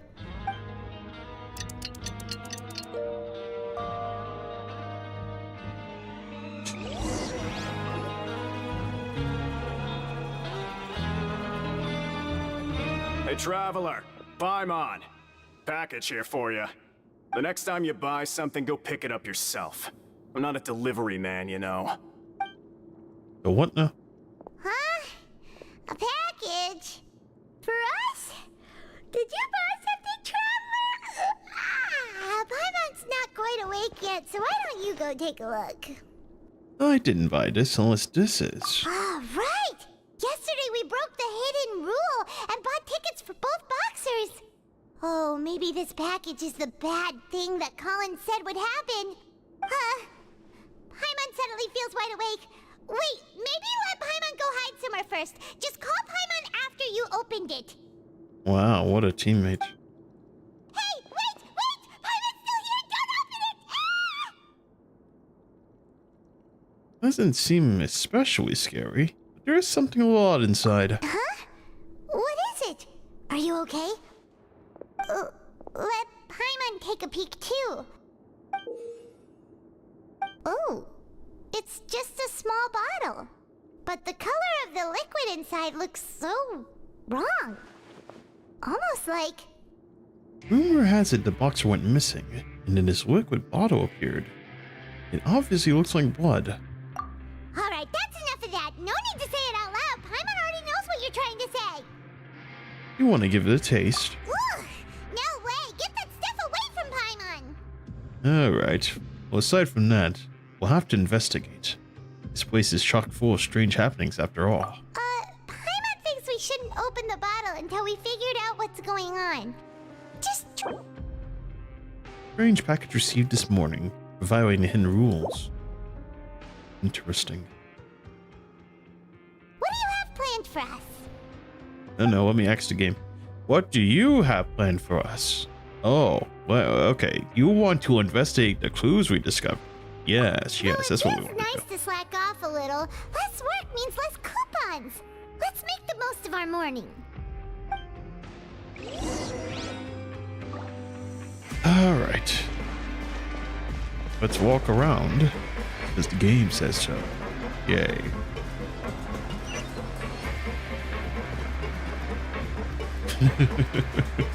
I just can't, man. The fake option there is just like, ugh. I mean, I know this game has like a lot of fake options, but like, still, this option is like the faker option. It's the fakest option. It's the option to choose something that doesn't lead to anything. Maybe I'll never get a chance to leave. Who are you? We've never seen you before, and you don't look like a fellow convict. I'm not. Of course I'm not. Please, don't mistake me for a criminal. I'm a good, law-abiding citizen. Then what are you doing here? You sure seem anxious about something. I'm a promoter for Fontaine, and I'm usually responsible for promoting our drink products. I thought I could complete my task here quickly and return to headquarters, but I've been here way longer than I anticipated. Oh, a promoter from Fontaine? So what kind of problem did you run into? I'm so upset. It's all because of that Duke. After discussing the company's promotional plans with him, he told me outright that my project was worthless. However, in light of our long history of successful collaboration, I still tried to patiently explain the details. However, to my surprise, he just cut me off while I was speaking. Let me take a moment and recall his exact words. I'm just gonna stop you there and say no. If anything, I'm saving you time. It seems you don't fully understand the value of credit coupons here, nor do you understand the value of your own products. The former is because you are from the overworld. That's understandable, and I don't blame you for that. But as for the latter, only someone monumentally stupid, so breathtakingly stupid, that they were completely ignorant of the value of credit coupons, despite living in the underworld, would ever possibly consider buying your drink. Let's just forget it. That sounds like you sprinkled in a few words that he wouldn't say. I just can tell based on what he said before. That doesn't sound like his speech pattern. Anyway, that's how he rejected my proposal and asked me to come up with another solution with the condition that it doesn't cause any trouble for him. Can you believe that guy? Well, he is the head honcho here. Not much you can do about that. Fine. I know, I should just let it go. I'm on his turf after all. His house, his rules. Dissatisfaction, what to do?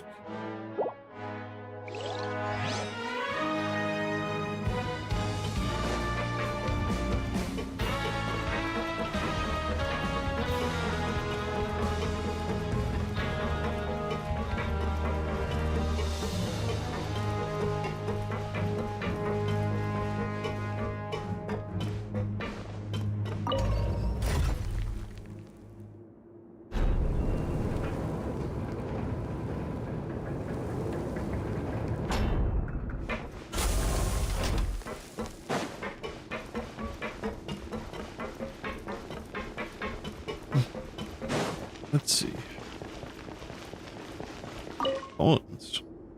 Hey, I heard you crazy fools really did it. You bought tickets to support both fighters, didn't you? Well, did anything happen? That's gonna cost you some credit coupons. Well, the next day we received a And mysterious Paimon package, but we still haven't made any sense of the contents. So it is real. You didn't become cursed or anything like that, did you? Are you both still okay? Wait, are you sure that it's still you controlling your bodies right now? Paimon's not sure. What do you think, Traveler? Is Paimon still Paimon? Only you'd ever think of such a question. I'm pretty sure you're fine. Oh, okay. Well, that's good. Yeah, you two don't seem to have changed at all. But I wouldn't let your guard down just yet. Still, I didn't expect you would actually do it. You'd actually throw away coupons like that just to satisfy your curiosity? Even if we bought tickets like everybody else, it's not like we could hope to earn any coupons. When it comes to things like this, it's always the organizer who makes the real profits. Hey, just what are you trying to imply? The Pancration Ring is an honest business, and we really don't make much from selling tickets. We make so little that even the current tournaments can only be held thanks to funding from the producer of Fanta. Oh, so it's the company that manufactures Fonta sponsoring the events?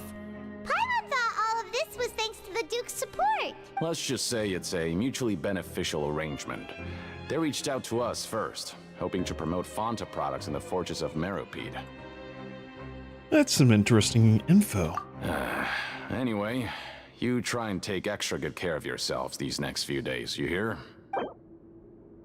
Sponsored Pick Creation Tournament.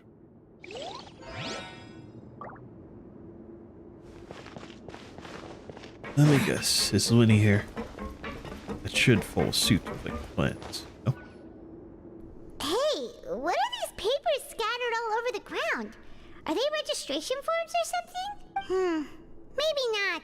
Every page has the Fontaco symbol on it. Maybe it's some flyers from the company. Let's take a look and see if anything shows up or anyone does. Okay. But if someone catches us, they could accuse us of trying to steal the company's secrets, couldn't they? Are you afraid of something? We're already convicted criminals after all. Oh, you're right. Guess there's nothing to worry about then. Let Paimon have a look here. Without assistance from the Fontaine Research Institute, development of the new product has been slow, and some researchers on the project have voiced concerns. We have no choice but to let the new product undergo the first phase of promotional trials without a designated name or packaging. We will adjust the direction of future development according to feedback. We have decided to only conduct closed, small-scale trials for the time being. Sure doesn't seem like anything unusual. The company is just trying to develop some new products besides Fanta. Let's put these papers back where we found them and make it look like nobody went through them. Okay, good. New products under development. Okay.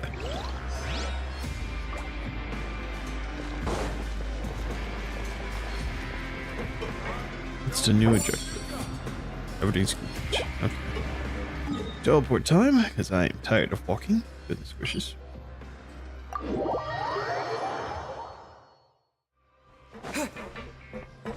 Who is she? Except this is often daydreaming something about the pipes. Sister, sis, okay. Hope they don't exist. About the loudspeaker. Guards. Okay. Someone who looks just like you. You didn't cause any problems, just leave my sis fix it. I'll keep you company. Okay.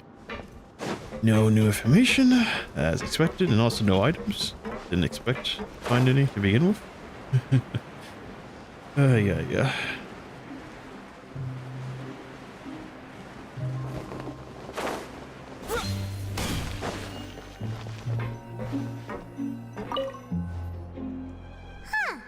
We ended up here without even thinking about it. Wanna grab something to eat? Let me ask the game. Yes. Let's end the shift. Alright. But remember that we bought this time with coupons, so let's make better use of it next time.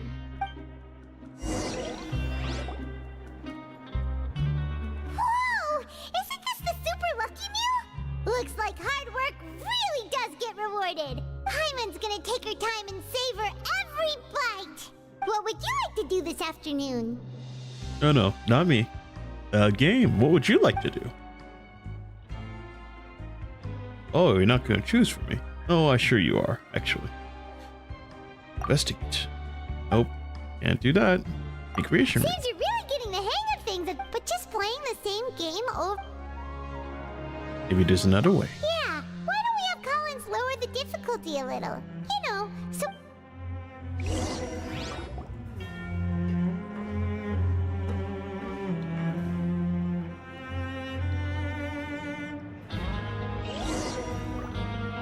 A mysterious box? A bottle of crimson liquid? Paimon still doesn't know what to make of it. Do you have any ideas, Traveler? Unfortunately not, but it's not related to child. Really? Then it looks like that part of the investigation led us nowhere. Well, maybe we'll have better luck tomorrow. Good night, Traveler. Good night.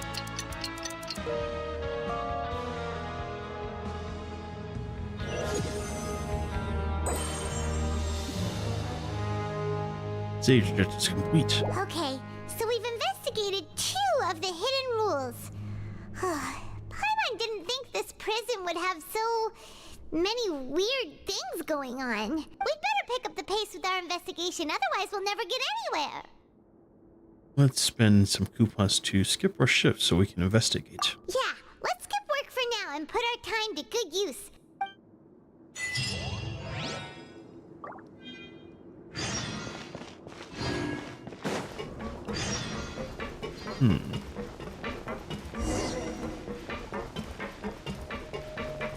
I'll have to continue asking for booze. Let's see. Is it down here? Yes.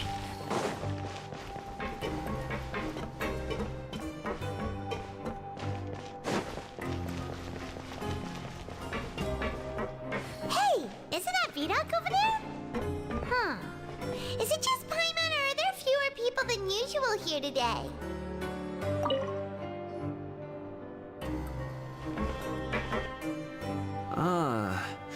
Seeing you at this time must mean you've already saved up a lot of credit coupons. Or at least enough to skip work. We're getting by. Seems you're getting into the swing of things around here. You know, my goal is to become the next Duke. Impressive. Very impressive. So, now can you tell us about the hidden rules you know? If that's what you want to know, I guess you couldn't have come at a better time. Huh? What do you mean it's a good time? Leonid and those other pesky broke urchins have all gone to work in the production zone. I wouldn't want them listening in without paying up. We get it! Just tell us already! So, you know those pipes that make strange sounds? Don't ever, ever go near them at night. Even if you manage to avoid the guards, you might find something even more terrible there. Something even more terrible? Like what? A group of cannibals. Cannibals? In the Fortress of Meripede? Every month, they meet a few times in the dead of night. Rumor has it they might be connected to the people that have disappeared here. But what's even scarier is that they have a special proclivity. Since they have no way to dispose of the leftover remains, they have ways to transform them into other forms and keep them in the fortress forever. Paimon might already know what you mean by other forms. So that's what's going on here. Oh, Paimon's stomach doesn't feel so good. Is that really true? There's still a chance that we might... There's still a chance that what we saw isn't connected to cannibals. You two look pretty skeptical. No matter, learning the truth behind dark secrets isn't necessarily a good thing. I've got things to do too. I suggest you just act like I never told you anything. Not so. Traveler, can we just trust him on this one? Oh, Paimon doesn't want her blood and flesh entombed here for all eternity? Even if that's true, do you really think cannibals can take me on in a fight? Oh, so that's how you see the situation. Huh. You know, Paimon does feel a little better about it now. Yes. And just like before, let's get ready to investigate another hidden rule. When will all the secrets end?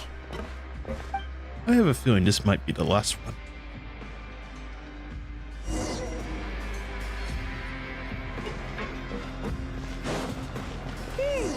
Vidok isn't here. But the guys who went to work in the morning are back. Let's go ask them. Just stay away from me. What? What are you saying? You shouldn't go around saying stuff like that. Are you the cannibals? What are you talking about? Listen, you should keep your nose out of other people's business.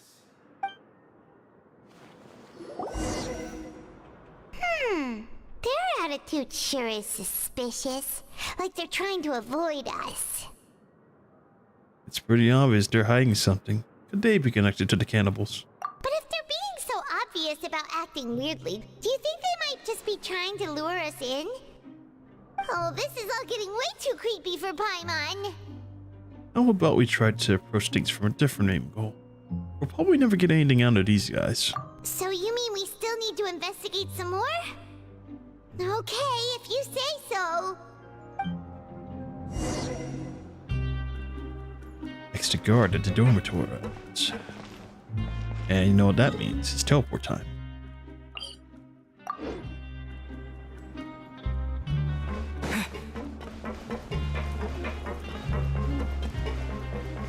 No, I'm also kind of privy to this kind of stuff going on. These hidden rules are kind of strange. I feel like someone is spreading around weird rumors. Because why are there hidden rules? If there really were hidden rules, then how come Riceway didn't tell us about them? Maybe he put these out here because he's trying to poke into find out what we're thinking. That's what I think, maybe. Because like I said, hidden rules, these should be available for everyone to know. There's no such thing as hidden rules. I mean, there's such things as unspoken rules, but like hidden rules that are pretty important. And also, this kind of stuff going around in this prison without him knowing about it, I'm pretty sure he wouldn't know about it. I feel like he's making us do this nonsense for a reason. I don't know why. Hello, Fielding. What do you want? Criminals like you ought to be working right now. Catch my drift. We just want to ask you a simple question. Have you ever discovered anything odd during your nighttime patrols? Why are you asking about something like that? Whatever happens at night isn't your concern. All you need to worry about is getting enough sleep. Well... You see, sometimes we hear strange noises at night. Right! We've heard it happens a few times every month. Paimon has sensitive ears, so it makes it I see. But it's not like I'm on duty every night. And now that you mention it, I recall my colleagues talking about something like that before. They say that strange things tend to happen at night on pipe cleaning days. Lots of us don't willingly take those shifts. So, what happens at night on pipe cleaning days? They just conduct regular cleaning of the fortress's drainage facilities. There are 3 pipe cleaning days per month, and it just so happens that today is one of the scheduled days. You can try to confirm the sounds tonight if you want, and if they're real, then I can report the issue to my superiors for you. Oh, okay. Then we'll keep both ears out tonight. If that's all, then I'll be leaving now. I advise you not to try anything funny, though. Even if I'm not on duty tonight, someone will still be watching you. Don't worry, we don't want any time added to our sentences. Oh, he left. So what do you think about the pipe cleaning days he mentioned? This might be the days where the cannibals are active, but it also might be nothing. Just the pipes being cleaned. Right, both are a possibility. But Fielding did say that tonight is a cleaning night. No reason not to find out the truth ourselves. Paimon knew you would say that. Alright, sounds like we'll be up all night tonight then. Paimon just hopes the guards don't catch us. Alright. Let's get moving. I'd like to end this as soon as possible. Goodness gracious.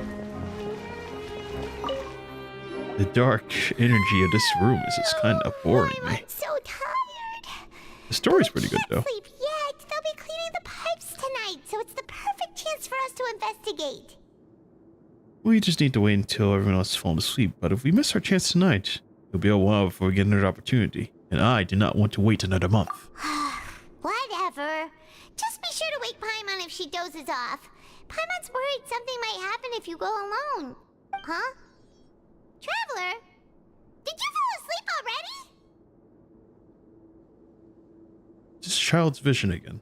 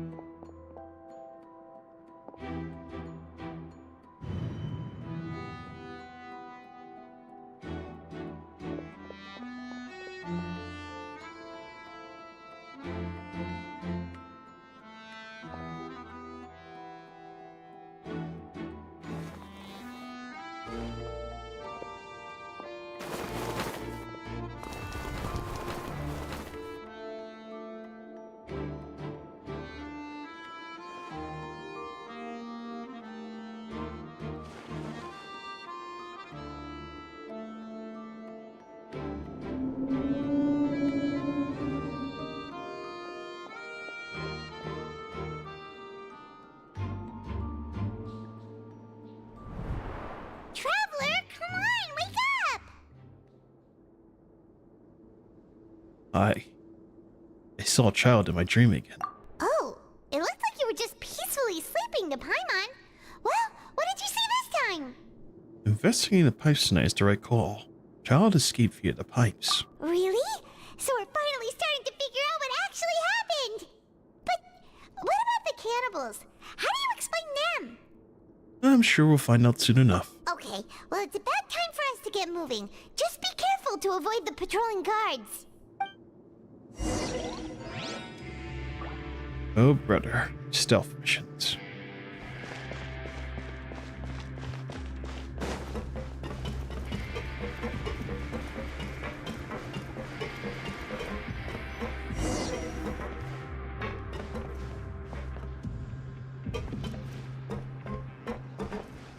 Shh! Careful!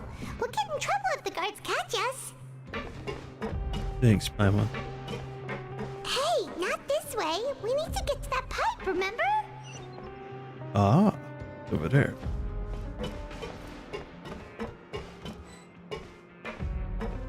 Well, we keep clinking around.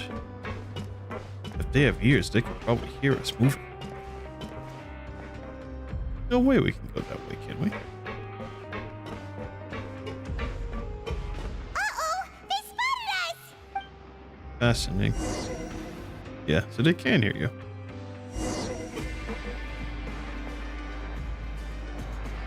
I can't walk in front of them, can I? Shh! Careful! We'll get in trouble if the guards catch us. Thanks, Paimon. Hey, not this way. We need to get to that pipe, remember?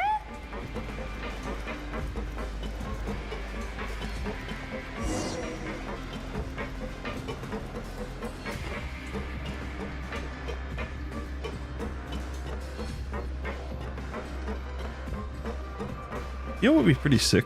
If like you walk this way and then like a guard just drops down from the sky. That would be hilarious, honestly.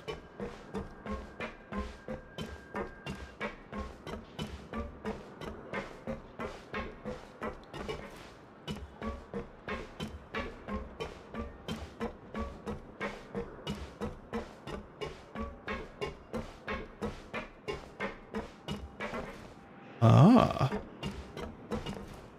They're here too. Can I climb?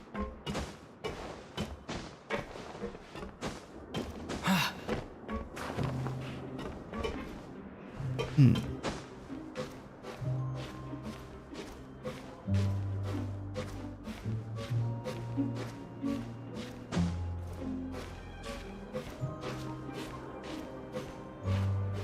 Probably isn't the best way to do this, but they probably can't see me if I fly, right?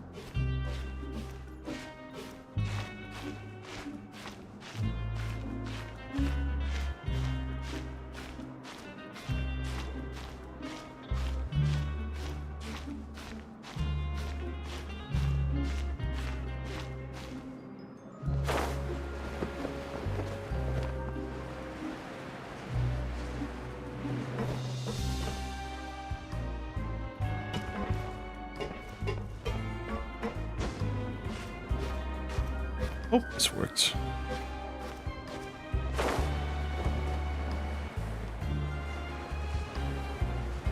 Yep, it looks like it worked. Nice.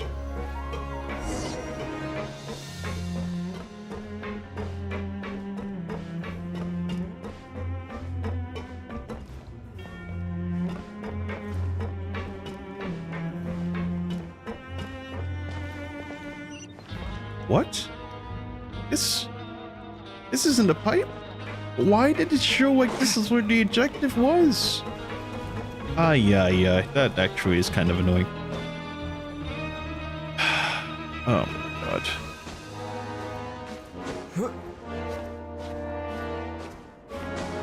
That's really annoying, actually.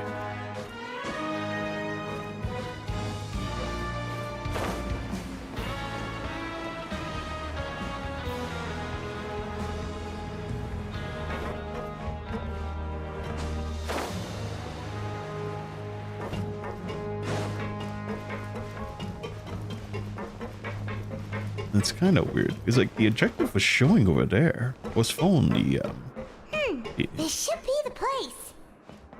I know, Paimon. You know I was just here, and you know the thing told me to go all the way back over there. I don't understand that, but okay. Interesting. Very, very interesting.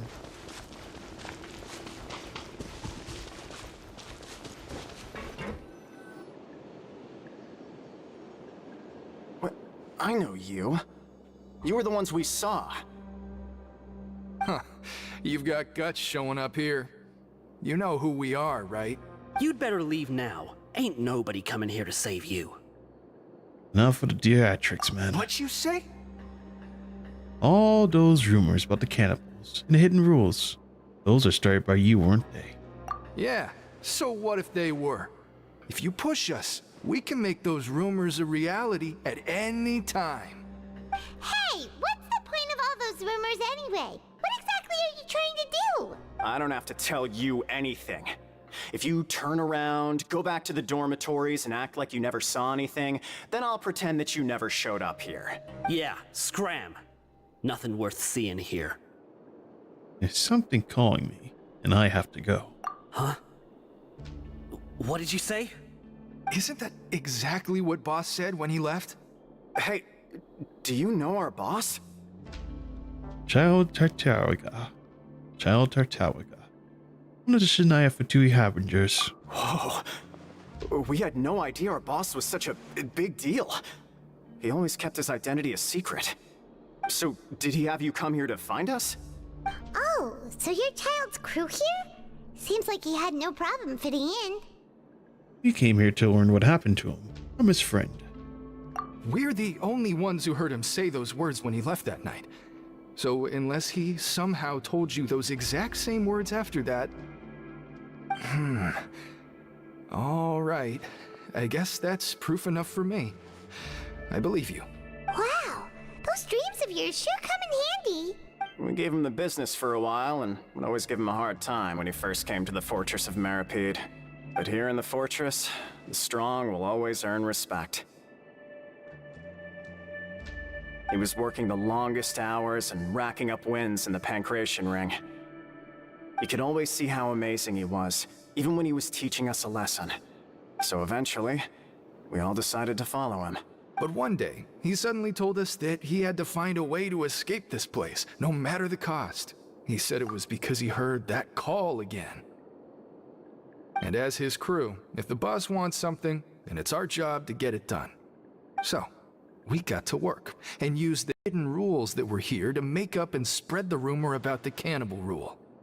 Just wanted to give him a better chance of escaping on a night after the pipes had been cleaned. Oh, thanks to your rumor, nobody would want to come anywhere near here, prisoner or guard. Wow, it sure is easy to exploit people's fear of the unknown. But has a child already escaped? Why are you all still coming here after pipe cleaning day? Because as far as we know, the pipe he went into isn't actually an exit. It should be a dead end. It leads to an abandoned factory area, and even if there were a way to escape from there into the sea, we're still way too deep. No one could ever reach the surface alive. But Boss still insisted on going in.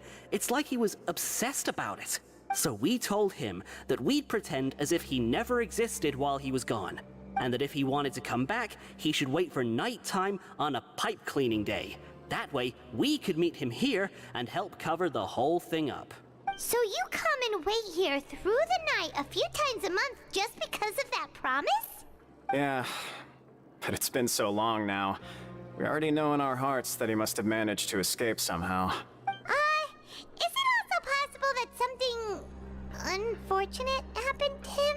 Nothing could ever defeat Boss or slow him down. It's one thing we know for sure. Okay. Paimon was just brainstorming possibilities. All right. Keep quiet and follow us.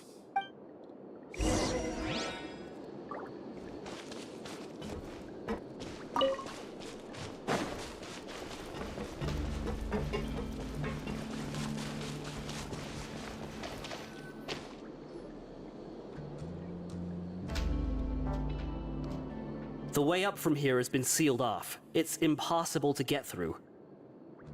Boss left by going down from here. It wasn't full of water at the time. Later, we came back hoping to have a look. That's when we found out it had been completely flooded. It's impossible to navigate unless you're an extremely skilled diver. Do you think Child got trapped by the water? Not likely. We all know that Boss was an incredible swimmer. I know a good diver. Really? Then have him come investigate, pronto. Just be sure to tell us if you get any news about Boss. It's getting late. We should leave before the guards come this way.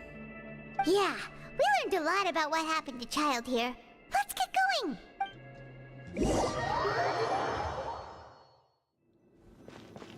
Oh boy. And a sleeping. We finally learned some key information. Seems all of our investigative work has finally started to pay off. When you said you knew a diver, you were talking about Fremine, right?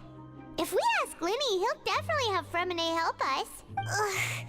Why is Child like this? What was he doing going into the pipes? Not making our jobs easier, that's for sure. Fortunately, though, It seems like it's only a matter of time now before we find out what really happened. Now that we can finally relax, I'm starting to feel super sleepy. Let's try to get some rest while we still can. Act complete. Thank goodness. It's morning already? Oh, Paimon still needs more sleep. Let's use our coupon. Let's use our coupons to skip our shift this morning. Huh? Wait, look over there! Isn't that... It's one of Linny's cards! You're right. Been a while since we've contacted him. Let Paimon see what's written on it. Maybe you haven't heard, but today is the monthly free day. Everyone has the day off today, which makes it the perfect time to do some investigating. It's been a while since we last talked. Have you been making any progress lately? Let's meet at our usual spot in the factory area before lunchtime. I have new information. Ooh, today's our lucky day. We have the day off. From the sound of it, Lenny's been making progress with his investigation. Wonder what he's discovered. We still have some time before we meet up. Let's talk with the people here for a bit more before we go. Oh boy. Cataclysm's quickening. Okay. Investigate freely. Let's do it. My goodness gracious, man. This has been quite the experience. I think the last time I was kind of drained from like a portion of like the story was probably that that one scene we had to go into like the chasm. It was like this cave or something. There are some people talking over there. My god, that part was so dry. Ugh. Walking around this place, the atmosphere is just kind of, I don't know, the color is just kind of, and then like also the music is just like, it's killing me, man. I kind of need to get me some coffee or something.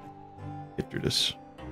If you ask me, those pompous parasites on the surface act like they're all a bunch of aristocrats.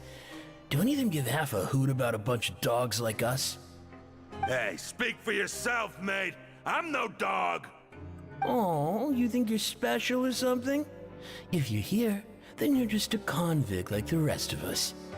I've heard that even if you're released after serving your sentence, going back to life on the surface ain't any better. Once a criminal, always a criminal. We're marked for life. It is pretty true. If you do do a crime, then people around you will always just see you the same way. It's just how it is. I don't buy that. Hey, how cool would it be if the whole world was destroyed by a giant flood and everyone had to start over from nothing? What kind of filthy bilgewater are you spewing? I have family up there. You best shut your sewer hole with talk like that. Listen, things ain't so great on the surface, but who says that you have to leave? I've heard that you can still stay here and work even after you've served your sentence. Not bad if you ask me. Who wants to live in the ruddy overworld anyway? And what makes you think they want to hire someone like you? That's one of the great mysteries of the universe, how someone as useless as you is so confident. Whoa. Sounds like they're really unhappy about the overworld. Speaking of which, Paimon never heard anyone use the words overworld or underworld when we were living up there. Is it only something the inmates down here say? I think you're right. It's normal for convicts to be unhappy after all. That's true.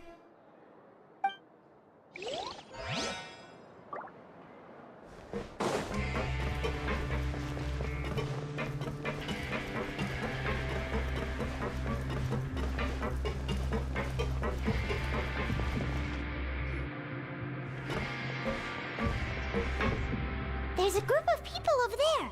Let's go listen in. So I said, that's not a faucet. Hey, who are you two? Why'd you come over all of a sudden? Oh, sorry for eavesdropping. Sounds like you were talking about something private. Everyone is looking at us.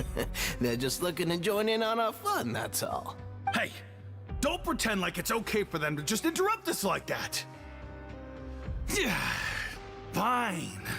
You're lucky we don't mind extroverts that much. Thanks, you guys are really nice. You hear that, Quisto? What nice! Your expressions tell me you're looking to hear some juicy info, am I right? Really? Are we that famous? You're kidding. How often does anyone get a personal tour led by His Grace himself? Practically everyone was talking about it. Word has it that you also caused quite the kerfuffle. Oh, it was just a little mistake. A little mistake, huh? I like the way you put it. You see, people with a good attitude can join our group anytime, unlike some of the others here. Your group? I'm Quisto, and this is Lavaroon. People usually call us the Bombshell Bros, but don't worry. We're not playing with bombs or anything. It's just that our information is always so explosive, and we blow minds on the regular. So, you two really like to gossip? No. You don't get it. Knowing intelligence will make things better for you here. For example, knowing who's working with whom, who has the latest rumors, who's not getting along. Wouldn't you like to know all that? Oh my Archon, I love to know. Please, fill us in. Whoa, all this info's worth something, you know?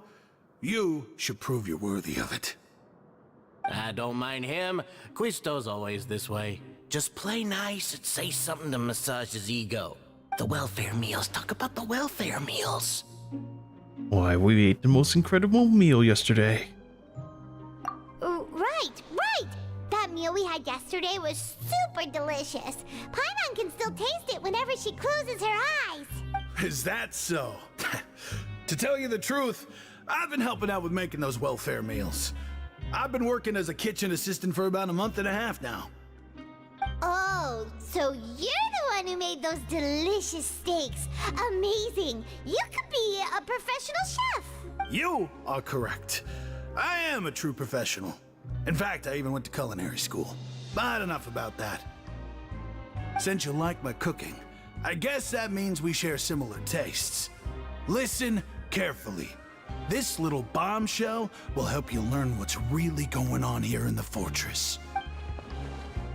The Lavaroon just wink at me. It seems like he's saying don't be upset. He's a good fellow. Listen, kids. The power structure within the fortress is quite complicated. The Overworlders couldn't care less about us down here. We're basically dogs to them. You've already met the one person here you should never cross, the Duke, Risley. He knows more than you think. And if he doesn't care about something, then he often doesn't bother dealing with it. Those who have the Duke's attention get all kinds of special perks, even better treatment in the infirmary. I know who you mean. It's that Jurier character, right? I don't think there's anything useful about him at all. Why does he visit the infirmary practically every day? Is it normal for anyone to be going in and out of there so often? If you ask me, he's just faking it to get out of work. But did you know that Jurier was a talented researcher from the Fontaine Research Institute before he came here? There's no denying that. I don't care if he was a researcher that could turn dirt into Mora. Once you're in the Fortress of Meripede, you're just another inmate like everybody else. That is pretty true. According to Curiosauts, a person named Jury who frequently visits the infirmary. I should take note of that. Speaking of which, the last time I saw him, he was passing by in the corridor with Lorvine. I also heard they started arguing in the library and got into a fight, right? Guess that's just how terrible of a guy he is. You mean he hit a woman? Wow, I never imagined he was that bad. But that Lorvine's also quite the odd one, you know? She's always gabbing away, got into a fight with a man, and she also got sent to the infirmary. Come to think of it, I always see her going to the sick bay every couple of days, too. Wait a second. You don't think? Do you think could it be that they're secretly meeting there to go on dates? But it's really hard to imagine. After all, I do remember seeing Lorvine beat Jurier to a pulp that one time. And we might be overthinking things. Oh, confrontation with a girl named Ravine. Who actually frequently visits the infirmary? I'll have to remember that too. Yet again, I am still gathering hints. When will the investigation end? I wonder if the chief, or whatever the fuck his name is, Briceway, he in today?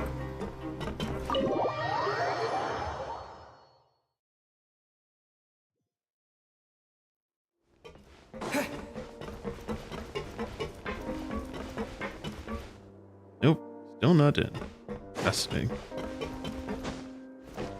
The Duke has no time for peasants. Sad.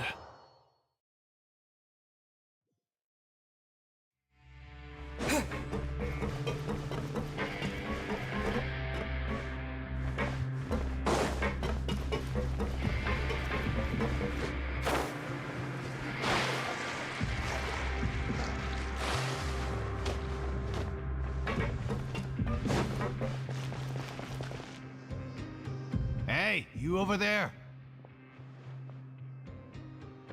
Who, me? Yeah, you. Say, do you like playing card games? You know, like Genius Invocation TCG? Wow, even people down here play that game. You TCG players are like mint in the wild, literally sprouting up everywhere. Hey, come on now. What's wrong with finding fellow Invocation aficionados? Anyway, care to join me for a game? We're busy at the moment with other things. All right. No pressure. But why would you be looking for people to play Genius Invocation in a place like this? Don't people usually come here to fight? Whether you're throwing down cards or throwing punches, it's all a competition, isn't it? It's all the same in my eyes. There are lots of card players here in the fortress. When I saw you, I immediately thought, hey, even outsiders from other nations play cards. So I came over to say hi. I see. Would you like to chat with us for a moment? Sure. Great! Since you've been here longer than us, you need to flex your seniority a little bit, right? Maybe you could start by telling us newcomers some stories about this place. I thought you would have already heard everything by now.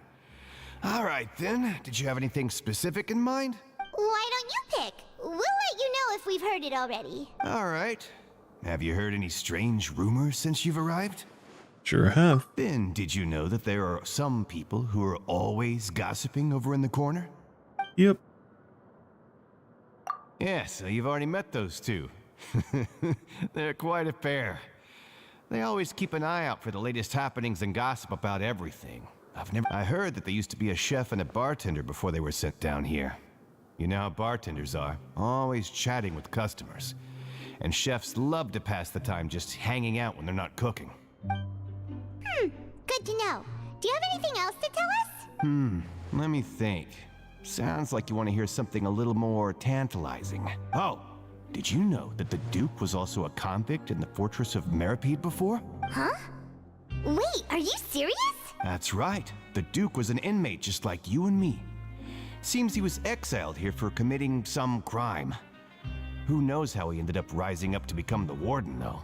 To go from an ordinary inmate to becoming the manager of the whole place? I'm not gonna lie, I kinda respect that. You happen to know anything about the Forbidden Zone? The Forbidden Zone? Sounds like something that someone just made up. I've never heard of that. Where did you hear about it?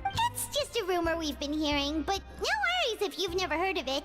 Do you have anything else you can tell us? Anything else?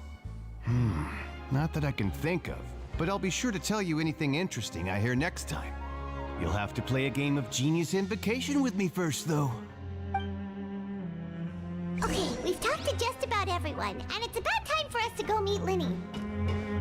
According to the card he left us, we should go meet him in the production zone. Oh, brother. Teleport time. That's what it is.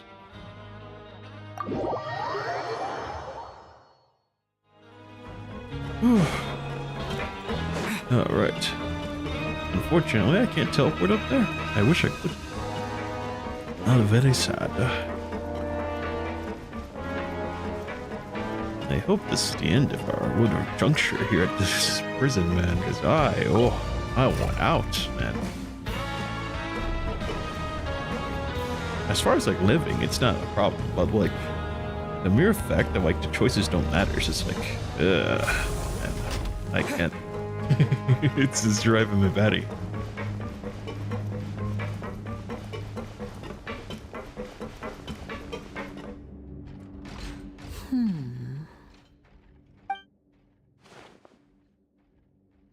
Huh?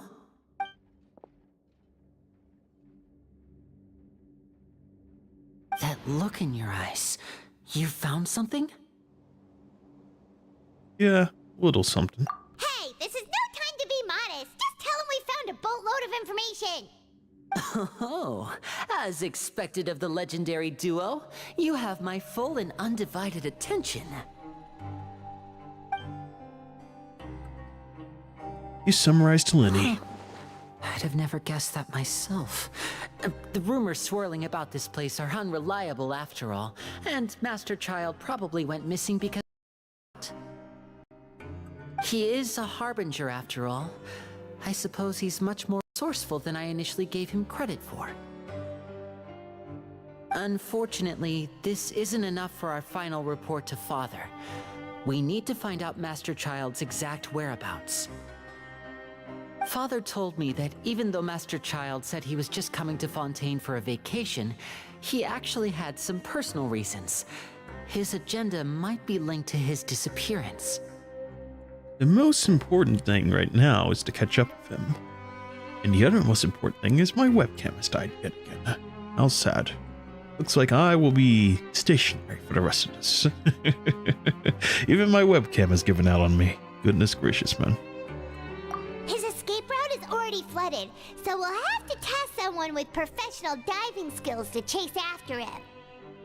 Well, when you put it that way, it's obvious that only Fremine would be up to the task. Bingo! Is he around? He's working today. Coming here as a group would have attracted too much attention.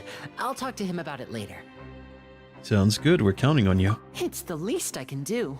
We're all in this together, so it's only fair for us to fulfill our end of the bargain.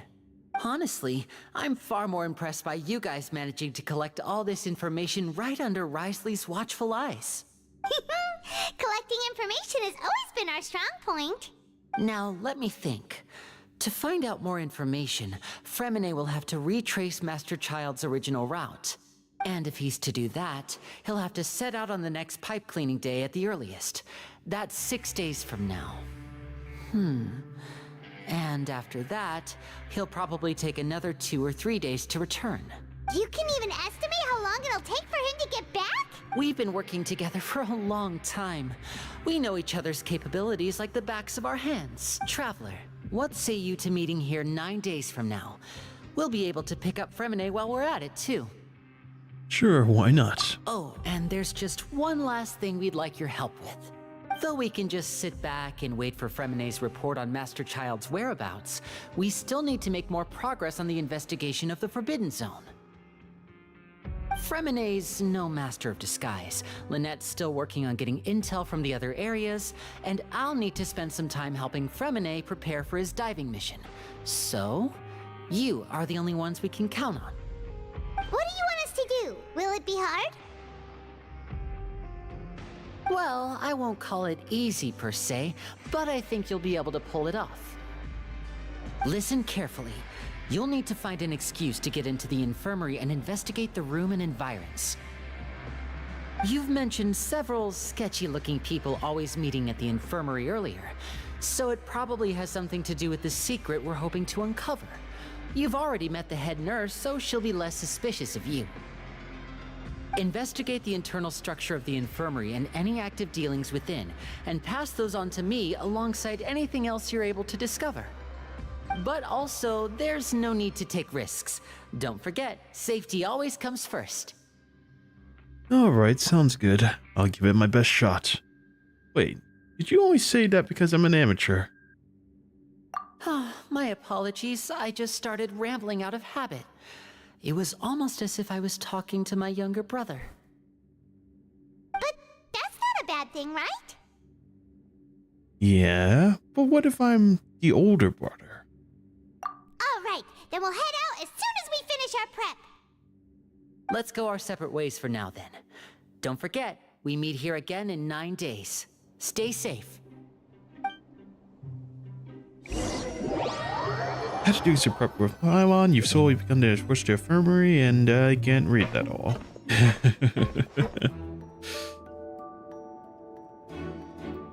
Hey, stay here for now. Paimon will take a peek.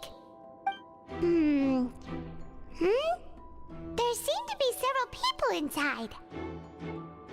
Let's try to eavesdrop a little bit first.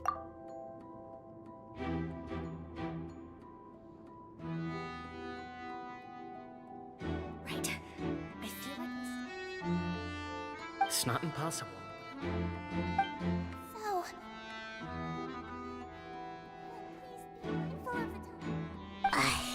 it's a bit hard to understand them from here. So, why don't we just try to talk to them in person? Let's go as soon as you're ready. You nod and take a long deep breath before inhaling a large amount of vapor. If you recall everything correctly, the potion resulted in failed attempt at alchemy.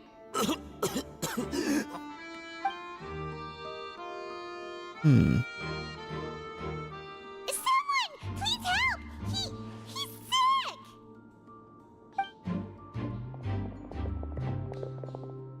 Whoa, are you okay? Oh my! What's wrong, little one? There's no need to panic. Take a deep breath before you begin. The traveler started complaining of a stomachache, and then nausea, and then collapsed onto the ground. Paimon doesn't know what to do! Freezing limbs, twitching fingers, and pale complexion? Could it be poison? Let me take a look. Please, lie down over here. Oh, my stomach really hurts. Don't worry, I'll get you to the bed safely. Here, hold on to my shoulder and walk slowly.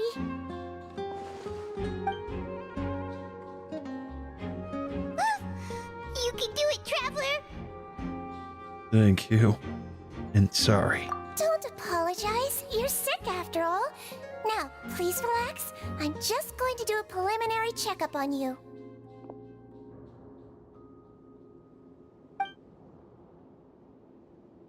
A few instruments been taken out to begin her checkup. Hopefully I'm not so healthy so she doesn't get suspicious. I see now. My checkup has confirmed that he's not in any mortal danger. That's our worst fear out of the way. Eh? Oh, that's good. But I'll continue my diagnosis of the patient now. Please, relax and take a deep breath. Using her hands to palpitate different areas of my abdomen. It's like she's using elemental injury too. Her expression is growing more and more relaxed. Don't sense serious damage to your organs either. Does it hurt when I press here? Oh, it's not too bad. And here? Okay, that did hurt a little. Huh? But based on my initial checkup, there shouldn't be a problem here. Oh, how strange. Uh-oh. My acting was a bit over the top. What about here? Does this hurt? Not really. I can barely feel that. Oh. I understand. So that's what it is. I think you just ate something that disagreed with you. That's all. Nothing too serious. Outside of a pretty bad stomachache when it decides to act up. So that's what it is. Thank goodness it's not anything more serious. And there have been other inmates complaining about the food recently. I'll inform our head chef, Mr. Woolsey, of this problem as soon as possible. Congratulations! The health risk is incredibly low, so you should recover within a couple days. Why don't you take a rest here while I go get some medicine for you? Miss Levine, I'll have to trouble you to help me look after this new patient while I'm gone. Very well. And she hopped away, just like that. Infiltration mission is going much more smoothly than I imagined. Next, there are 2 people left in this room. Tidrine, Sequeen, that woman over there called Lorene. So, she has to be one of those frequent visitors in the infirmary. Would that mean that the man over there is Juriel? Juru? Is that his name? Hello. So how are you feeling now? Still not too great. Can't keep staring at her. I'll draw attention. I That guy seems to be have noticed as well. Now he's looking my direction too. His stomach aches really bad. He was stumbling about the whole way here, so Paimon's really worried. If Miss Sijuin says it's not a serious problem, then there's no need to worry. She's the best medic we've got down here. But it also looks like she's the only medic you've got down here. Well, that's true. What do you mean, that's true? That's really misrepresenting the situation. Of course I can't speak for the whole fortress, but it's not like everyone imprisoned here is useless, you know? Though they may have committed crimes and gotten locked up here as a result, they still know a thing or two about medicine, and they help Miss Sishuing take care of the sick and injured. Yeah, you're right. But did you have to lecture me about it in front of another patient? Aren't you a patient too? Where did all your energy come from? That's correct. Sorry, I got a bit ahead of myself. Are you two also sick? We've been sick a while. I come back every once in a while for checkups, and to pick up the medicines Miss Sijuin prescribes for us. That's just the nature of chronic illnesses. As for her, you could say she fancies herself as Miss Sijuin's capable helper because she learned a bit of medical knowledge ages ago. Please watch your mouth, Mr. Jurier. Don't forget that you are the primary reason I have frequent heart palpitations. Hey, don't start arguing now, please. Keep it civil at least. Those two seem to be pretty terrible when it comes to their relationship. And only ran into each other because they're here to pick up the meds at the same time.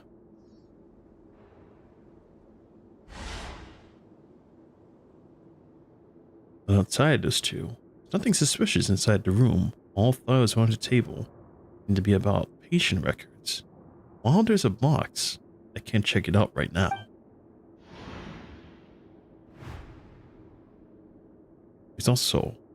There also aren't many furnishings on the wall. Wait a minute. It seems to be a movable hatch on the ground there. Hey!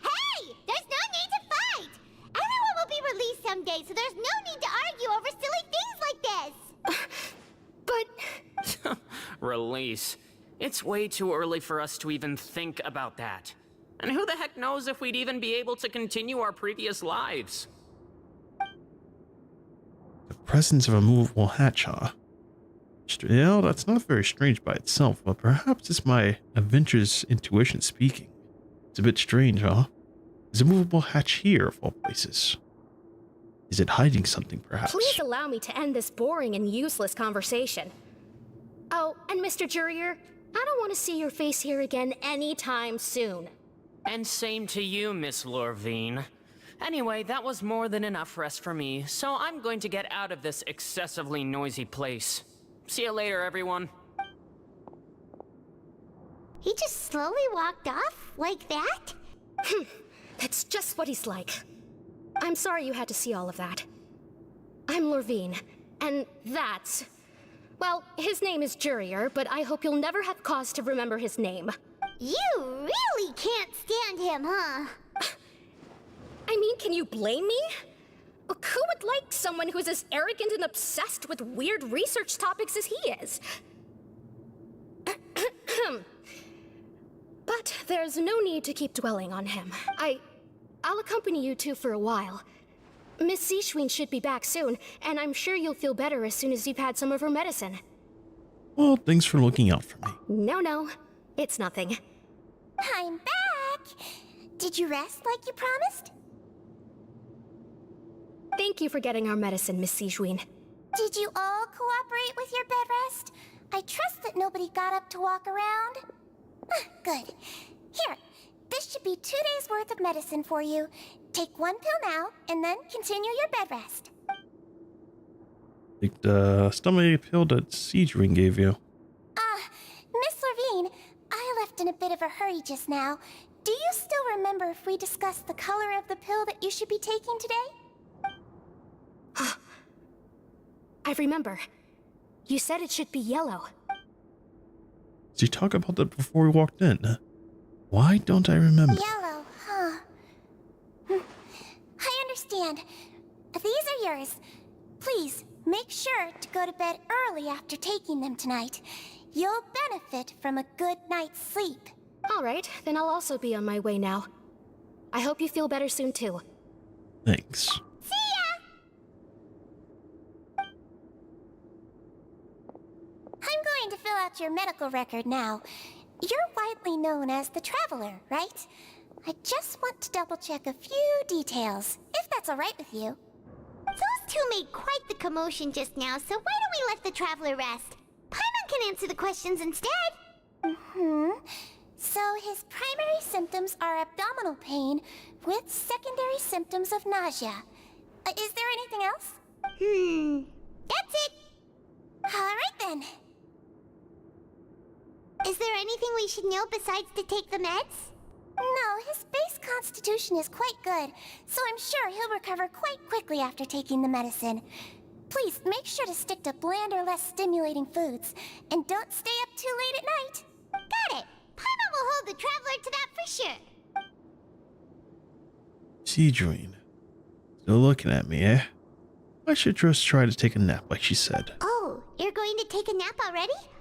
Okay then, you get some rest. Move yourself to a regular patient bed and relax completely. Awareness of the Ginto gathering has got to y'all once. You can, however, still feel a hint of Paimon's conversation with We've Sidrine. been to lots of places together. He may look a bit under the weather now, but he's actually super strong.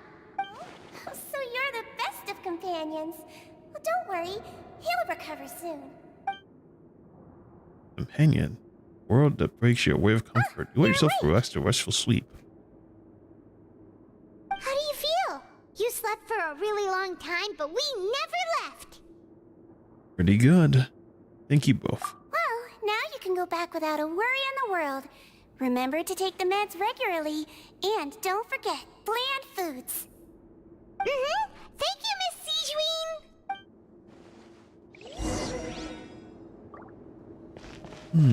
Seems like a lot of people have been coming down with an upset stomach lately. I'll need to address that. Fascinating. So the empty hatch is back there as well.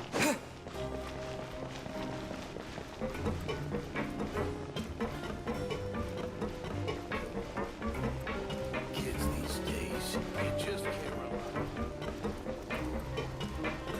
Oh my god, man. What a wild chase, man. It has been 4.5 hours. That's Genshin for you, man. I remember, though, when I was playing it, I was breezing through the game because, like I said, I wasn't reading the story like I am right now. And yeah, if you skip the story, I mean, it still takes a while, but like, it wouldn't take 4 hours. It would have been taking like an hour. The entire time, you scared Paimon half to death. Did I say something I shouldn't have? No, but you kept mumbling things along the lines of, Pyron, don't take my grilled fish, and put down the Adeptus Temptation now. Paimon talked with Sidrine the entire time you were asleep. She seems like she's just a sincere nurse, and Paimon didn't notice anything unusual in the room. Are you sure we're not going off track with the infirmary? Are we really off track, though? There are still a few weird things about that place. The movable hatch on the ground, as well as the question Sidrine asked Ravine earlier. And also, were they really talking about their meds before I walked in? Oh, in Ravine. Injuria's argument earlier genuine. Or are they just putting on a show? Paimon, hear me out. Whoa, you really are super thorough. All those tiny little suspicious things that Paimon didn't even pick up on. Over the next few days, you and Paimon work at your stations. During shifts, however, you manage to find opportunities to keywords suspicious on the paper.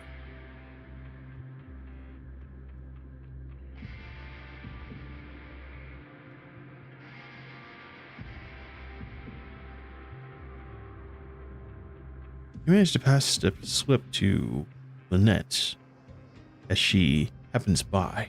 Disguise is impeccable.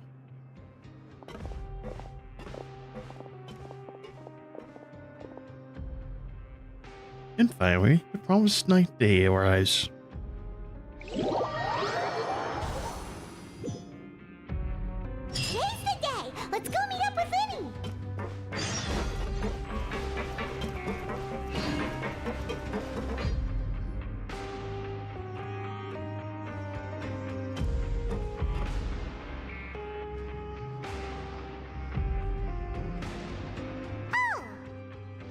Hmm?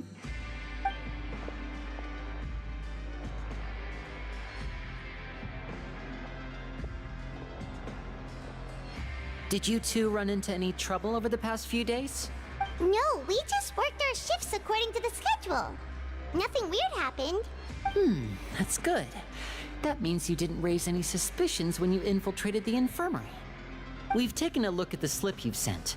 Fremine successfully left the grounds via the pipes 2 days ago, and as of last night, Lynette has also infiltrated the infirmary after faking an illness. Wait, why is she getting involved as well? You already went above and beyond when you scoped out the infirmary. To put it more bluntly, even if we were to view that as something you did in exchange for Fremine's help, you've already done more than enough. Infiltrating a guarded stronghold is a different kind of job from a one-off investigation. We want to avoid using the same faces over and over and reduce the amount of suspicion that will fall on any given person. Lynette also felt like you have already taken the first step for us, so she should be the one to finish the job. So that's what Lynette thinks. Oh, Paimon hopes everything's going well for her. I hope so. I'm not opposed to helping you. Perhaps that's true. You're both very good people, and we've come to appreciate that more than anyone else. Unfortunately, there's still one thing that could get between us, lest you've forgotten. The matter of our respective loyalties. You've mentioned before that you've had some run-ins with the Fatui. I can understand that feeling, so I assume you're just helping us out of the kindness of your hearts? Well, everyone could use some more friends. We'll be counting on you to help us in the future, too. Since I see you as friends, then it's even more important for us to protect you from any peril. Fremine and Lynette feel the same way. I get it now. Glad to hear it. Then, let's go check on Lynette before Fremine returns. If everything went well, then she should be wrapping up her investigation right about now. Is now really a good time to go over? According to my observations, Sigewinne always spends around half an hour away from the infirmary right before lunch. Lynette knows this as well, so this should be a good time to meet up with her. Oh, so we've heard about that as well. Also, I'm her brother, remember? It's only natural for an older brother to care about his younger sister's well-being. Okay, then let's head over right away.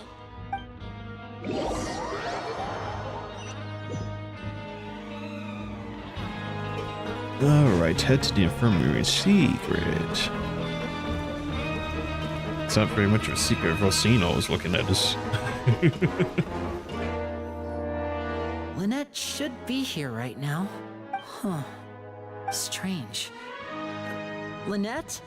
As expected, Sigewinne isn't here, but why isn't Lynette here? Could she have found a lead and left to follow it? No, Lynette rarely deviates from the plan. We agreed that if she were to make changes on the fly, she'd find a way to let me know. Unless... Let's see if there are any clues around here. We can look while we wait for her.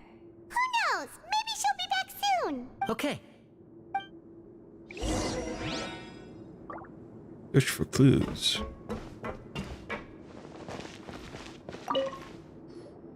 There are some books here and a few files. They all look like medical records. Advanced nursing, how to raise the spirit of your patients, a quick guide to the psychology of emotions, and the meaning of laughter. These sure are some interesting books. Who knew Sigewinne would be interested in these kinds of things? She even has books on understanding people's motivations and feelings. Is it because she's a Melusine?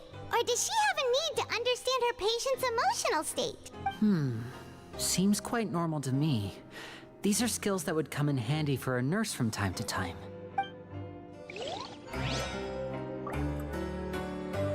Search for clues in the infirmary. Alright, check this out. None of the beds have any signs of having been slept in. Except that one over there. That's the one Lynette must have used, right? You said she was pretending to be sick.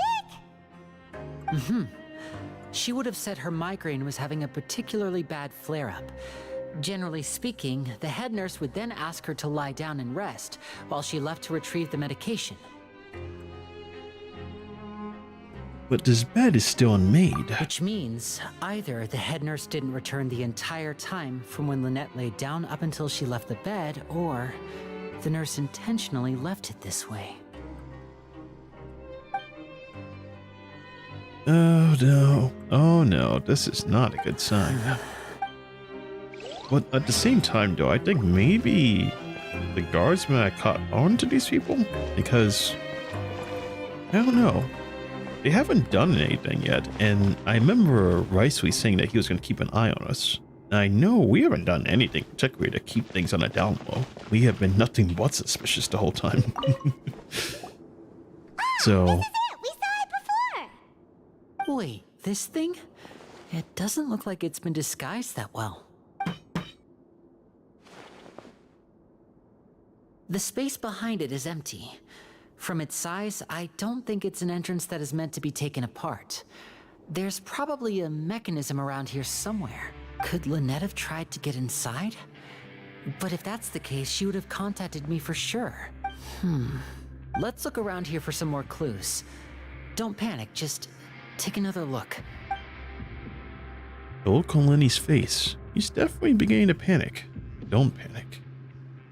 Probably said that subconsciously to himself more than anything else. Yeah, I mean, those two are pretty inseparable. If one of them suffers, then I think that he's gonna probably freak out. Consequently, if he suffers, she's gonna freak out. A slip of paper? It's right over here, and there's a bunch written on it too. It reads, "Out of respect for your usual practices, I'll use a piece of paper or card as the medium to pass on my message. You may consider this as me giving you my best regards." This is... Is that all? Is there anything on the back? The back! This is... Show me! Now! That look on your face! Paimon's reading it now! Would you care to guess where Miss Lynette of the Fatui could be right now? No! Could she have... Is she already... Riceley, did he deliberately leave the infirmary unguarded to use it as bait? Wait, you mean he was aware of our goals from the very beginning? But why? We didn't run into any trouble last time, and he also never reached out to us since. This is interesting. Why would he choose to act during our second infiltration tip instead of the first? Yes, that is a crucial question. Riceley, he doesn't do anything without a clear goal or reason. So this means he had no concerns about your activities from the very beginning. You're not from the same camp as us. You were sent down here by Nervulet, so you have no conflict of interest with Riceley. We're a completely different story, though. But why did he only go for Lynette? Why didn't he go after you as well? I'd like to know that, too. Why did he only go after her? Don't panic. Just think everything over. I have to stay calm. This is not like what happened last time. The situation's different now. Wait, you're right. Wait, but that means the fact that Fremine was able to leave the grounds. Could Riceley have let him go as well? But what does he gain by letting Fremine leave like that? Oh, I get it now. E-delivery made them both disappear. So he's challenging me and trying to provoke me, I'm sure of it. We never should have sent out Fremine. We had to go through all that trouble to find an opening to sneak him around the guards and into the pipe, and we even thought luck was on our side. If Riceley let him leave on purpose, then he's probably in a terrible spot now as well. Lenny's getting more and more panicked. We have to calm him down. Lenny, you're gonna need to calm down. Don't be like this, Lenny. Fremine wouldn't have left if we hadn't told you about Child. That was... No. I'm the leader of this operation, and I'm the one responsible for this team. I was the one who failed to protect them. I'll go talk to Riceley. Hey, don't be reckless! Traveler, please, talk some sense into him! I simply cannot allow Lynette to be abducted again. I have to go. I'll find a way to get them back! He's rushed out the door! After him! That Riceley fellow is quite, intelligent. Oh, and Seedream was here as well.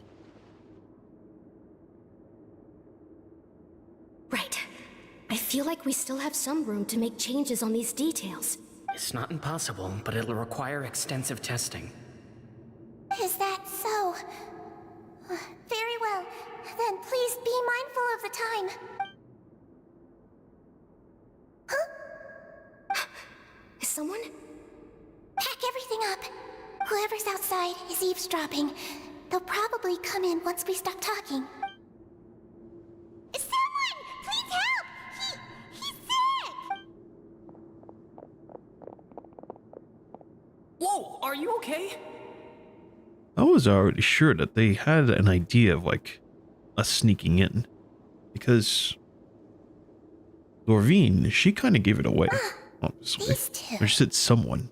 As expected, they've already found this place. What a delightful turn of events. I like smart people, but I also like playing dumb. I like the feeling of being trusted. Oh my! What's wrong, little one? There's no need to panic. Take a deep breath before you begin. Being able to read human expressions is quite the useful skill. Wait! Wait! It's no use. We have to catch up to him. And then there's Paimon. When she is involved, she always seems to mess it up somehow. He's already out of sight. How is he so fast? Let's go head him off at Risley's office.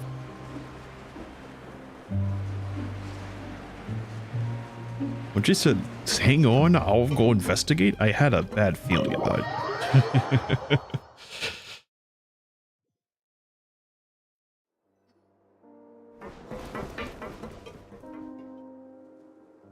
Come out and face me, Risley! Aren't we at an administrative office space? Why don't you at least try to follow even a couple rules from the fortress's indoor management regulations? What did you do to my sister? I ran into the young miss at the infirmary. I'd heard that she was suffering from quite the migraine, so I decided to invite her over for a cup of tea. I do have some teas in my collection that can work wonders against such an illness. Stop joking around! Where did you take my siblings? I have also heard that your performances are quite the spectacle. Miss Lynette would sometimes enter a box filled with water, only to emerge the next second from another place altogether. Maybe she'll appear behind you right now if you were to turn your head. Is he trying to trick me into turning my head? No, he's probably not looking to attack me right now. All of the hostages are in his hands, and he's even in the mood for small talk. That means Lynette is probably still alive. You knew we were investigating the infirmary from the start, so you deliberately aroused the Traveler's suspicions and baited us into continuing our investigation, just so that you'd be able to kidnap Lynette. As for Fremine, no, you probably didn't even interfere with Child's escape. You let him go, so you could purge the Fatui members that we had planted into your ranks. There was no need to do so. The Fortress of Meripede is a pretty pleasant place. Most people enjoy their lives here. The only ones who act differently are those with personal agendas. It was quite easy to identify your colleagues. You removed our original members and spread the news of Child's escape so Father would assign our team to come down and investigate. Fremine has also fallen into your hands, right? If you're oh so omnipotent and so in control, why would you need hostages? One correction. Lynette is in my hands right now, but Fremine is not. He's not? What do you really want? Lenny! Oh, wonderful. Everyone is here, so I'll only need to say this once. Thank you so much for cooperating with me. Ah, but where are Linnae and Fremine? Eager and to the point, I see. Alas, only Miss Lynette is currently having a cup of the fortress's finest tea. Although, as per your original plan, Mr. Fremine should also have returned to the fortress by now. But he has neither shown up within my gates, nor has he been taken into any kind of custody. So where do you think he may be right now? Wait, you can't mean you locked him outside in the sea? I closed the fortress's gate to the outside world. That's all. Fremine's a star diver, so he should be fine, right? No, we're still here, so he definitely tried to find a way to come back for us. So we can't assume he might have made a break for the surface. But why would I do this, you may be asking? to have an audience with you, of course. My intel tells me that Mr. Linney is a great magician, so it's only natural for me to want to have some cards of my own when it comes to negotiating. Besides, I do recall you mentioning to Miss Lynette that you've always wanted to have a face-to-face meeting with the Lord of the Fortress of Meripede, regardless of whether it was in a personal or a professional capacity. Well, you got your wish. So, you've been keeping tabs on us before we even set foot in the fortress. Some of my folks just happened to hear a thing or two, that's all. In any case, I will be straight with you. I was willing to play dumb and turn a blind eye, so we had a pleasant few days playing games together here. But once you started focusing on the Forbidden Zone, all of that changed. Mr. Linney, the cards are stacked against you right now. Miss Lynette is in my hands, and Mr. Fremenet is still slowly being pickled out there in the brine. You know just as well as I that he cannot last out there forever. You need do but one thing to guarantee their safety. I would like you to contact your superior, and ideally invite her over for a cup of tea with me. You want to see Father? But why should she bother giving you an audience? Well, if she cares for the well-being of her dearest children, she should have plenty of motivation to join me for a parents' evening. I've heard that the bonds between the members of the House of the Hearth are like the bonds of family. I don't see why she would refuse. Yeah, I don't see why she would refuse either. This is what she wanted to begin with. She wanted to come down here to the Fortress of Meripede, but Nouvelette said that she couldn't because it's not allowed. This is a win-win for them, honestly. I don't see why she wouldn't want to come here. Why did you think Father sent us to handle the Fortress of Meripede? This place is basically a no man's land. It wouldn't be fitting for anyone as important as a harbinger like Father to come here in person. Oh, I see. So it's because she doesn't care for my place here. That's such a shame. After all, I've amassed quite the tea collection.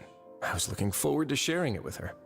Both Monsieur Nouvelette and Lady Farina have already received many samples as gifts. Was this the extent of your master plan to get to Father? No matter how much pressure you may put on me, I won't allow you to use us to blackmail her. You people really are difficult to get along with. All I'm asking for is a face-to-face conversation. Does she truly have no interest in the fortress's secret? Mr. Linney, you have one last chance to invite your father here. If you refuse... Linney! Why? Why do you have to do this? Instead of asking why I'm doing this, why don't you try to see things from my perspective for a second? From the very beginning, the Fatui has been actively infiltrating my fortress. I gave you a warning by cutting off the first few operatives I found, but that only caused you to double down. Had you given up on the fortress then and there, I'd have no reason to want to talk. Mr. Fremenet left the fortress on his own, and Miss Lynette tried to pry out my secrets right in front of me. No matter how you look at it, the responsibility for this falls on you. I shouldn't ask Father to do anything because of us. 6, 5... Wait, 2, 1. Time's up. It really is a shame, Mr. Linney. Risley! Negotiations have broken down. Please leave, ladies and gentlemen. It's time for my afternoon tea. Alright. Let's wait a little bit. Can we really not talk this out some more? Yeah, listen to the Traveler. If you can't talk to Linney, can you at least talk to us? You do realize that I'm only letting you go because of Nouvelette, yes? You're here helping him out, and I've already done my best to stay out of your way. But that doesn't mean you can just do whatever you want. The fortress may be small and remote, but it still has its own set of laws. But still, I do want to save Fremenet and Lynette as well. Then how about this?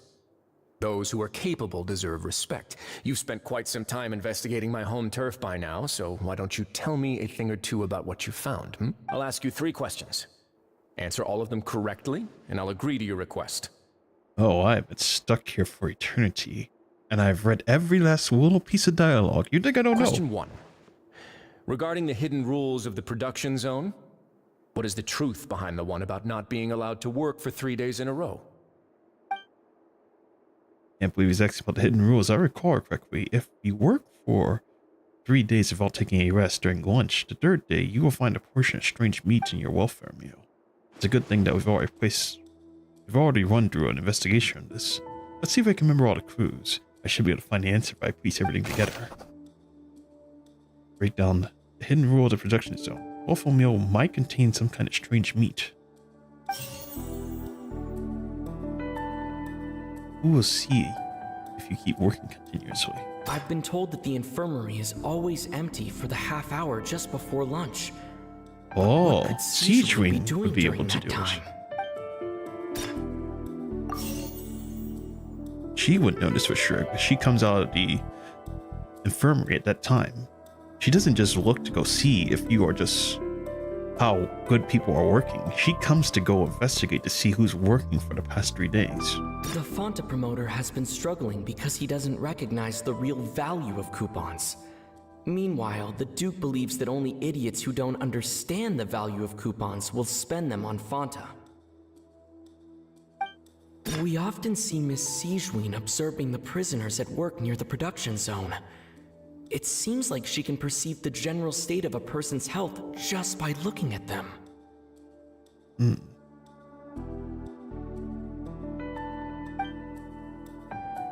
Fonta's internal report suggests that they're starting a new trial of an unnamed and unpackaged product. But the product has to undergo a trial because even Fonta's own employees have a lot of reservations about it. The research notes said that the Melusine race perceives the world very differently from humans. As a result, the Melusines have also developed a sense of aesthetics that appears rather strange and alien to humans. According to Collins, the Pancration tournament only took place because the Fonta company sponsored it. The company must want a return on their investment as well. I've been told that the infirmary is always empty for the half hour just before lunch. The Fonta promoter has been struggling because he doesn't... Under what circumstances does the strange meat appear? We often see Miss Siegewing observing the prisoners at work near the production zone. It seems... The research notes said that the Melusine... We often see Miss Siegewing...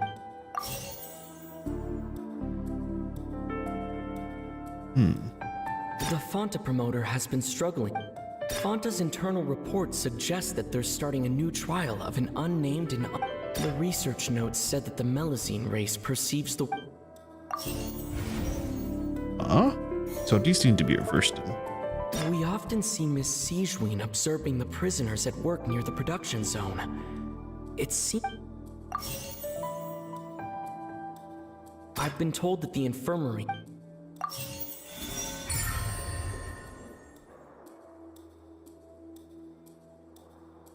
Hypothesis correct. Ah, so that's what's going on. Paimon understands it now. Who would have guessed? The hidden rule of the production zone. People are not supposed to work 3 days in a row, and if they do, they'll get strange meat in their welfare meal. At first we thought this strange meat must have something to do with the people who disappeared, but in reality, they were all prepared by Siegewing, the head nurse. She often visits the production zone to observe the workers' health and makes a note of anyone who has worn themselves out after 3 full days of work. Out of her sense of duty as the head nurse, as well as her genuine concern for the workers' health, Siegewing visits the cafeteria right before lunch and cooks an extra dish for those who can use the stamina boost. Siegewing has only the best intentions with her surprise gift and doesn't want anyone to find out about what she does. However, unfortunately, Melusines as a race perceive the world differently from humans, and their sense of aesthetics is even more alien to us. The recipients of her lovingly prepared special meals cannot taste the care within and usually just freak out. Are we on the right track? Not bad. You've uncovered Siegewing's secret and even guessed her intentions correctly as well. It's nice to know that her efforts have not gone unacknowledged. All right, now for my next question. There are also some hidden rules in the Pancration ring, including the one that you're not allowed to support both sides of a fight. Why is that? Hidden rules of the Pancration Ring. I remember correctly. If someone tries to support both boxes at the same time, they'll receive a package next one that contains a strange blood-colored liquid. They've also done a lot of research on this matter. Let me sift through what we found. What happens if you violate the Pancration's rule? You get the blood-colored glass. But the question is, who sent it? Fonta's internal reports suggest that they're starting a new trial of an unnamed and unpackaged product. But the product has to undergo a trial because even Fonta's own employees have a lot of reservations about it. The Fonta promoter has been struggling because he doesn't recognize the real value of coupons. Meanwhile, the Duke believes that only idiots who don't understand the value of coupons will spend them on Fonta. According to Collins, the Pancration tournament only took place because the Fonta company sponsored it. The company must want a return on their investment as well. Must be the Fonta company. Fonta's internal reports suggest that they're starting a new trial.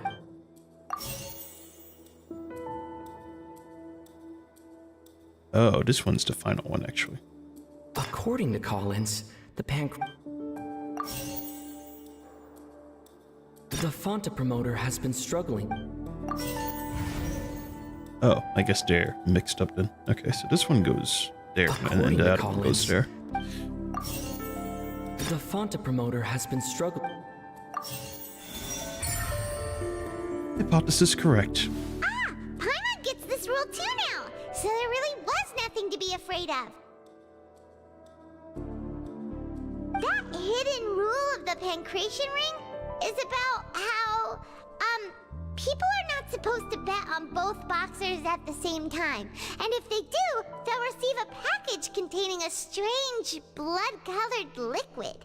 People get scared when they see it because they've subconsciously begun to associate it with the missing boxer. But really, it's just a bottle of the latest yet-to-be-named and packaged new Fonta trial product.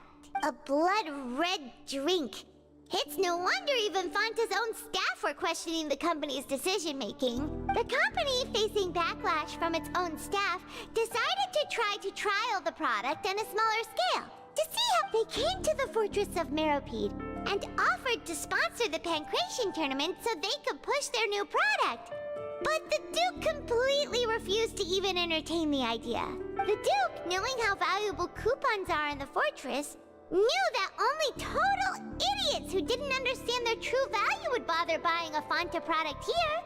And so, only those who proved their stupidity by being dumb enough to bet on two opposing sides of the same match were selected to receive the drinks. I acknowledge the effort you've put into bringing the truth of this mystery to light. Although, based on your description, that Fonta promoter is a bit too careless with his words, I may just reconsider my collaboration with the company. All right, and here's the final question. What's the secret behind our head nurse and all of her patients in the infirmary? That's an interesting one. We haven't quite enough info to answer that question. Stop your cruel and pointless games, Risley! You know that we haven't finished our investigation, so there's no way we can answer the last question. The thought of sparing Lynette and Fremine never even crossed your mind. You'll pay for this!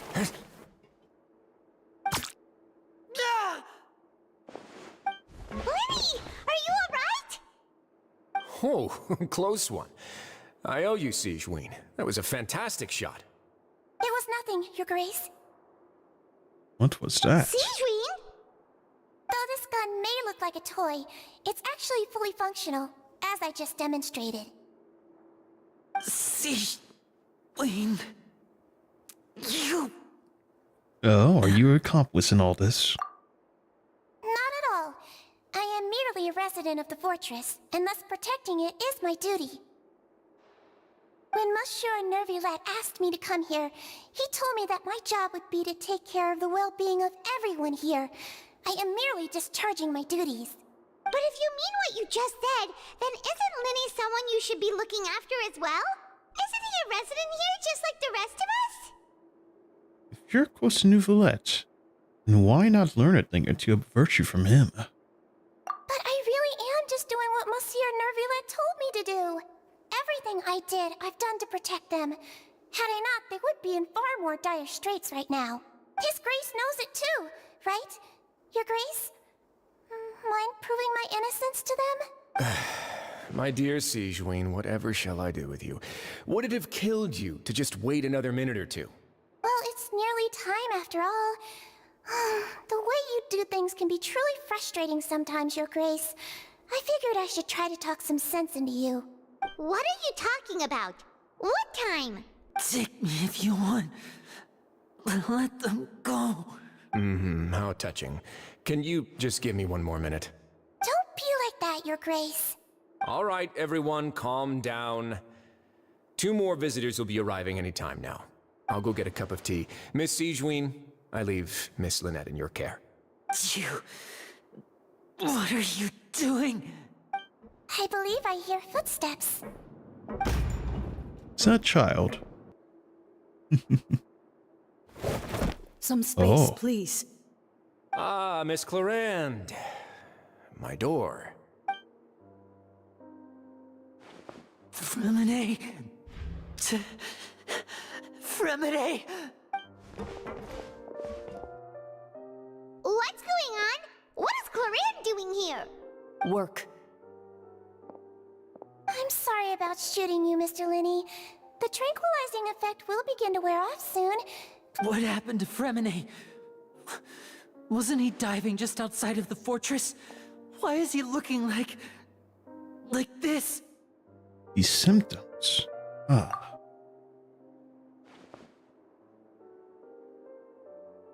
A flushed face, an accelerated pulse.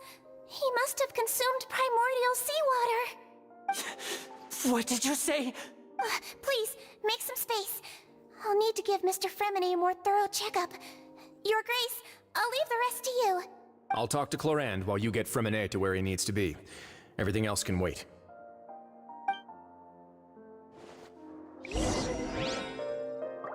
Hard to understand a situation from 2 people.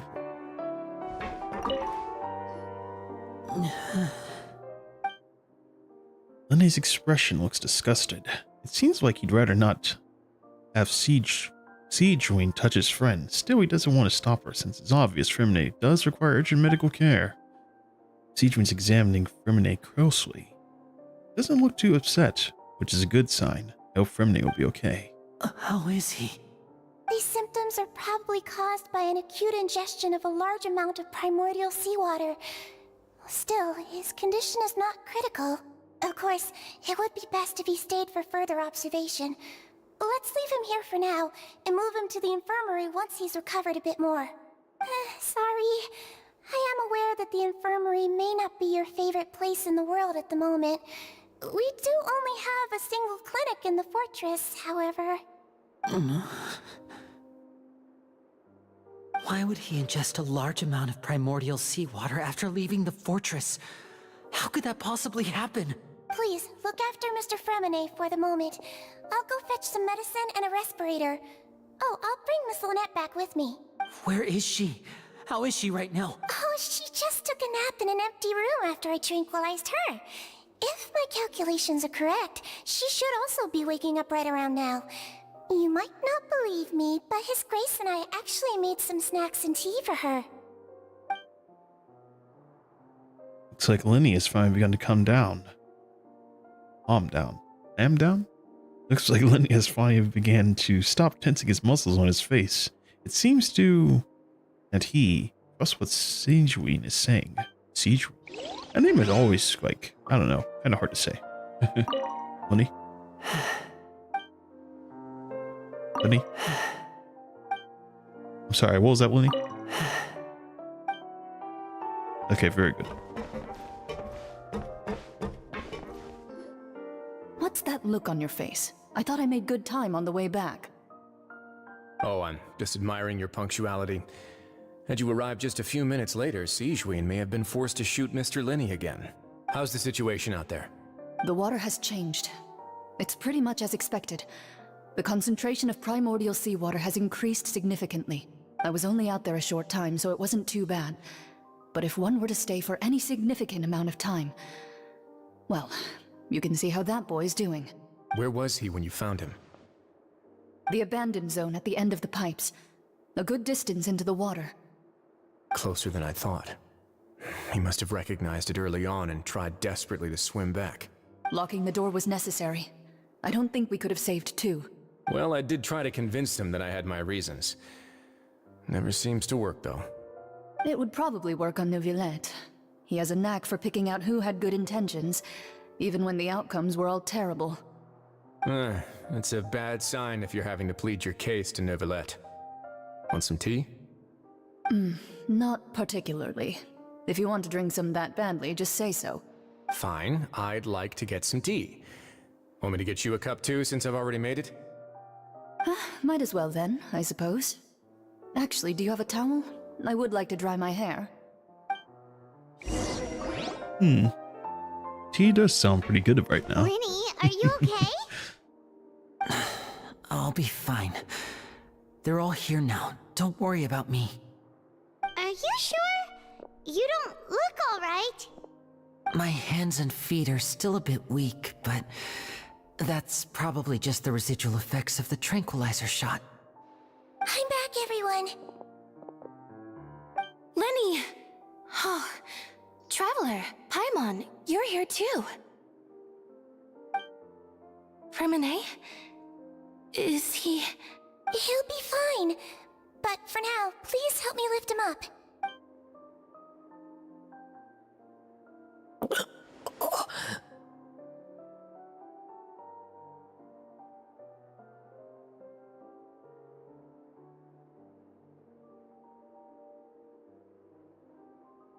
His breathing's beginning to slow down. Give me a hand and help me get him to the infirmary. Yeah, I'll take him from this side. Lynette, together? On it. Traveler, you seem pretty worried about him. Want to come with us? Sure, I don't mind. The Duke and Clarande are gone. They probably went to get some tea. The Duke will explain the truth in just a bit. Miss Clarande will need a break, since she only just returned from rescuing Fremine out of the sea. Moran saved Fremine from the sea, huh? So what happened out there?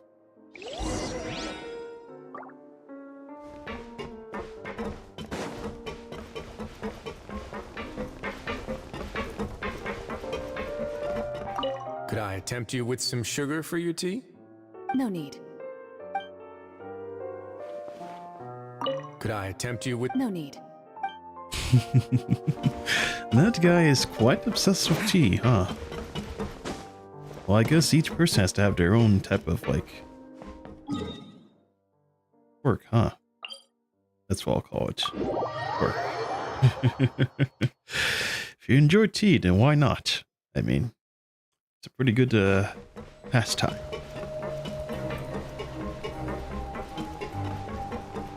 I actually do like tea, but I usually drink without like any sugar or anything. You can, of course, have it with sugar, but I don't know. I feel like it kind of messes with the quality in a way. It's kind of like the same thing of coffee. If you drink coffee, you know, dark, with no sugar or sweeteners at all, you still get the quality there, but I feel like you can't really tell the difference a lot at the time. I mean, you can, but like, the difference is a lot more distinct if you don't use the cream and sugar. That's what I'm saying.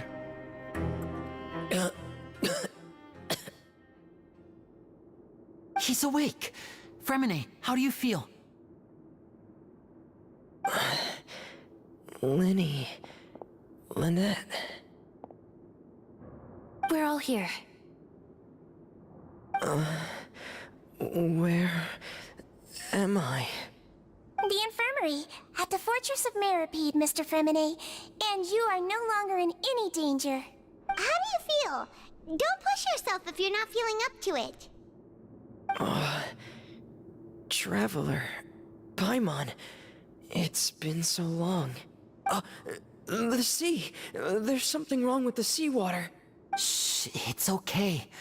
We can talk about it after you've recovered. No, listen to me. This is really serious. There's primordial seawater mixed into the regular seawater. I don't know why it's there, but no one should touch it.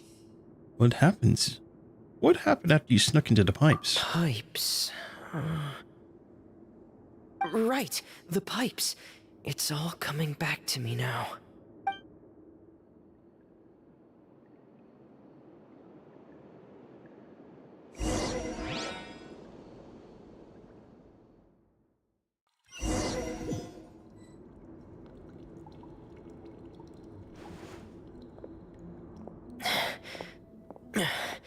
I'm in.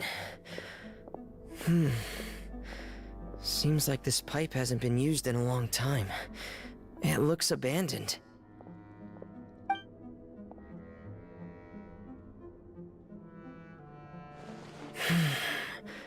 Where could Master Child be?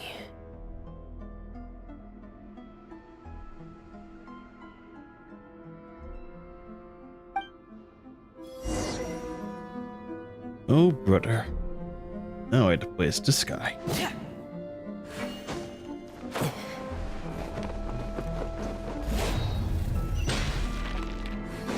All right.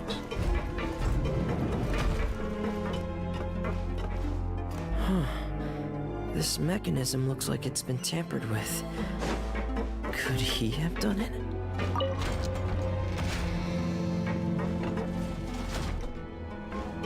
Well, yeah, he's had to have done it. I mean, if he had to get out of here just like we did. Where's the way to go? I guess I had to just jump on immediately. Oh, I guess not. Okay. I was ready to pro gamer this. I thought I was going to go up. I was like, ooh, time to jump on. Let's go. Go of Resurrection. Oh, I have to fight, don't I? You know what's interesting about this game, by the way? How they have a stamina bar. It's so weird. Having a stamina bar.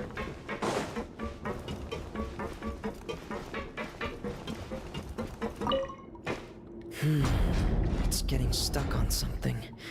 Seems like I'll have to avoid those obstacles while I turn it.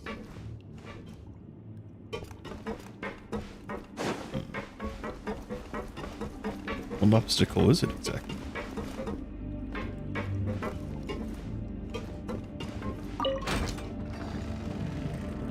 This lowers it then.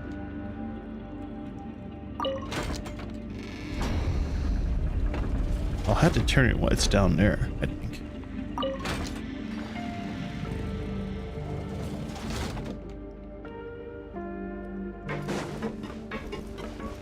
I thought it was kind of odd how they had two of them here, so that's probably the reason.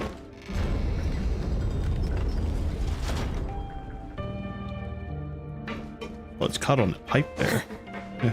Pipes. Considering we are into pipes. That's funny.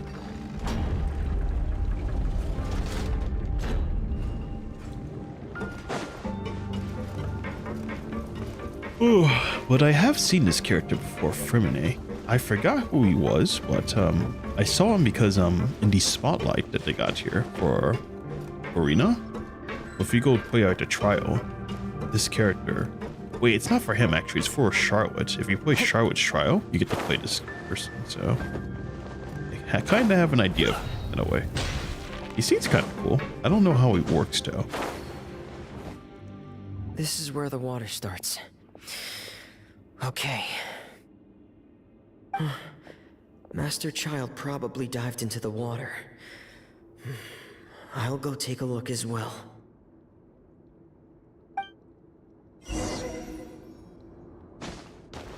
Dive into the water and continue your investigation. That's all this is, huh? A lot of investigation.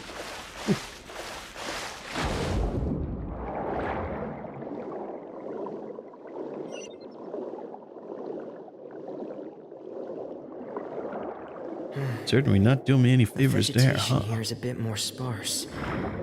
These traces aren't natural. A person must have left them, and recently. There are traces here too. I need to keep going. Huh? The traces are gone. But I don't see where he could have gone from here. Wait. What the?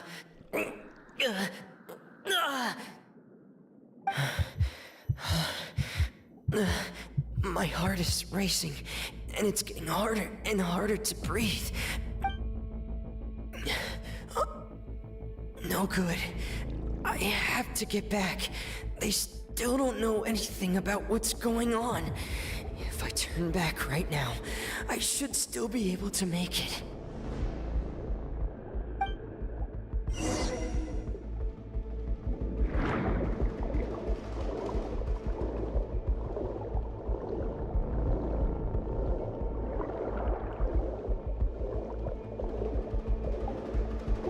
Oh god, my HP's going down. I can't die here. This is bad. I'm feeling worse and worse, and I'm still underwater. I have to push on.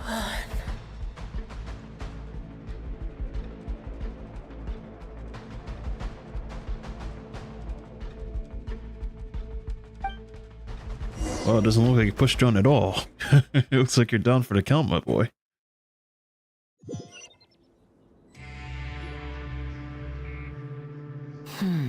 So, in other words, the trail you were following vanished, and you had no idea where Master Child could have gone, but there was also no obvious place for him to have disappeared to. That's right. I tried my best to swim back, but I had already put some distance between myself and the fortress, and I just couldn't find the strength to keep going.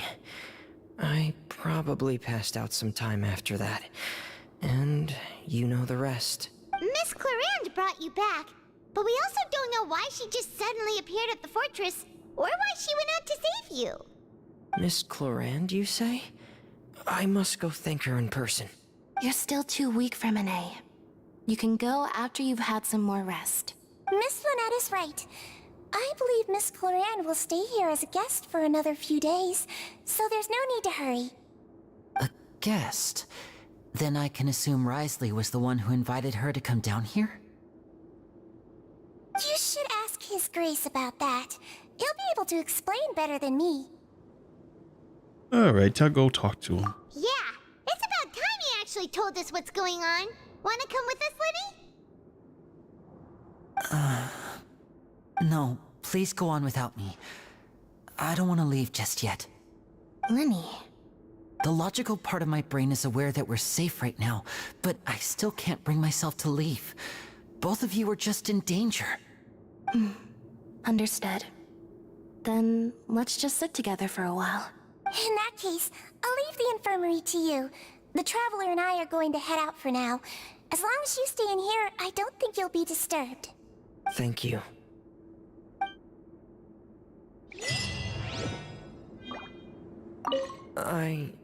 I'm so sorry, Lenny.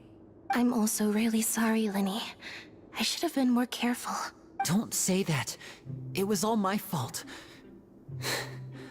I was the one who should have been more careful. You two were nearly... If I was stronger, maybe I would have already found Master Child. No, how can you say that? Huh? I'm sorry. What I'm hearing is, we all dropped the ball at some point during the mission, so the responsibility falls on all of us. Isn't that right? Yeah, that's right. It's on all of us. Lenny, we understand that you're worried about us, but we're worried about you as well. Please don't blame yourself. We want you. Yeah. Wow. Okay, so they are fine at least. That is good. But still, there's the question of Clarande and, like, the Duke. Or should I say Risley? What is the deal with them? And also, what's the deal with Child? Why is he gone? I also think maybe it's a little bit connected to, like, the Oratrice Day rationale, whatever. I don't even know what it is, man. Whatever that thing is. I will have to wonder, why did the Oratrice give him like a bad verdict? Was it intentional so they can get him in here? Or maybe the Child did it himself? Who knows, man? I have no idea. Because they were trying to investigate at first, like, how the Oratrice works. And maybe they've actually did figure out how it works, and they used it to get Child in here. I have no idea.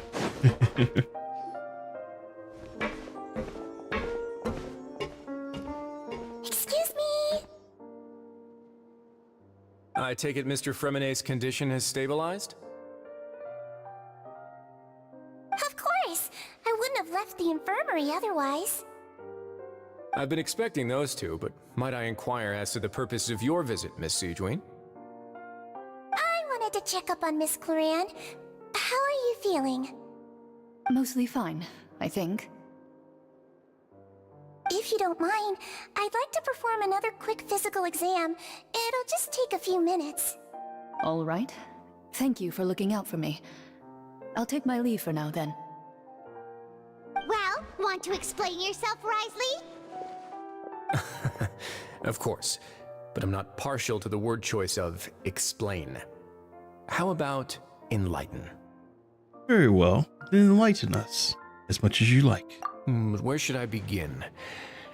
How about you start by asking me any questions you have? You can start with whichever one you'd like to get answered the most. Then Paimon will begin. Did you know about Lenny's goals from the very beginning? No. I just knew they were Fatui operatives sent to the fortress by the Knave. As for their specific goals, I only figured those out as you made progress on your investigation. You managed to monitor and stay ahead of them even though you didn't know what they were trying to do? They came here with ulterior motives. I'm quite adept at discerning what that kind of behavior signals. So, why didn't you stop him? Initially, I thought their goal was just to investigate Child's disappearance. Linny suggested that I had deliberately let him escape, but in truth, I didn't really do anything special to help or hinder him while he was here. Everything he did, from finding helpers to leaving this place, he did on his own. Of course, it's inevitable that the Knave would make a big deal out of her fellow Harbinger's unexplained disappearance. I'm also quite curious about where that Harbinger went, so I figured I might as well let the Fatui do their own investigative work. All I care about is the answer.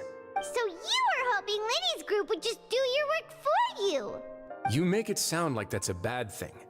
Unfortunately, things didn't go as planned. I assume that Fremonet has told you already, the ratio of primordial seawater around the fortress of Meripede is on the rise.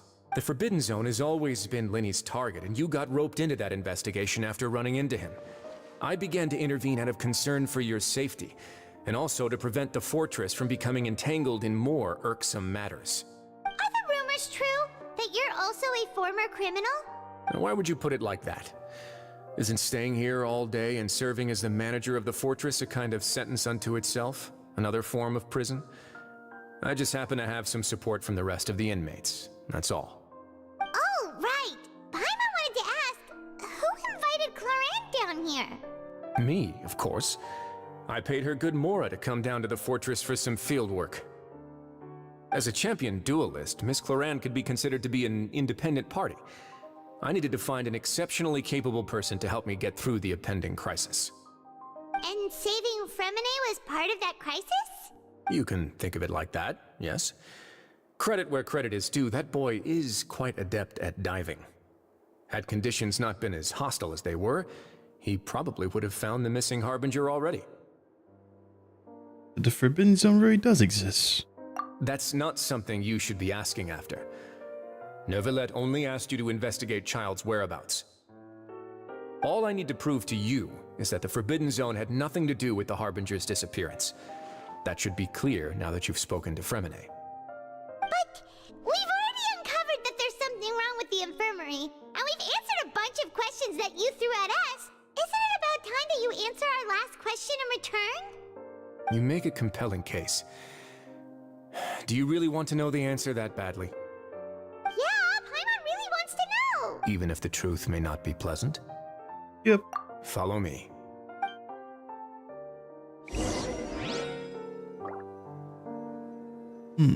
All to the Forbidden Zone.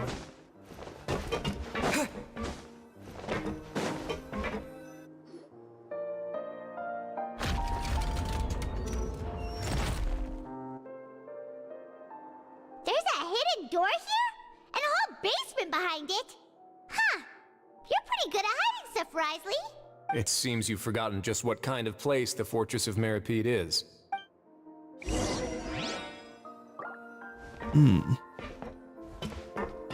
Where was the way? Oh, it's right here.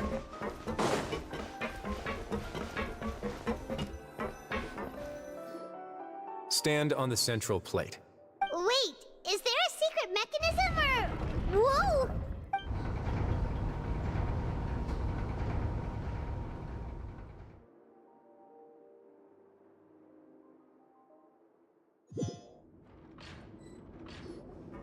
So, this is the Forbidden Zone?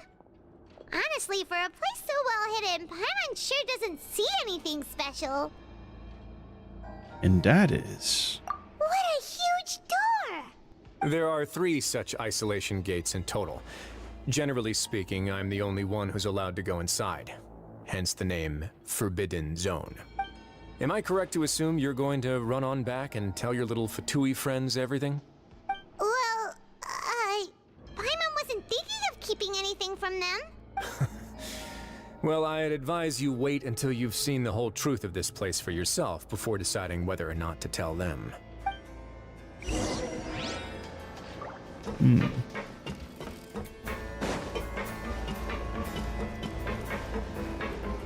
What if child's actually in here? Huh. So there's a switch on the side. Stand back.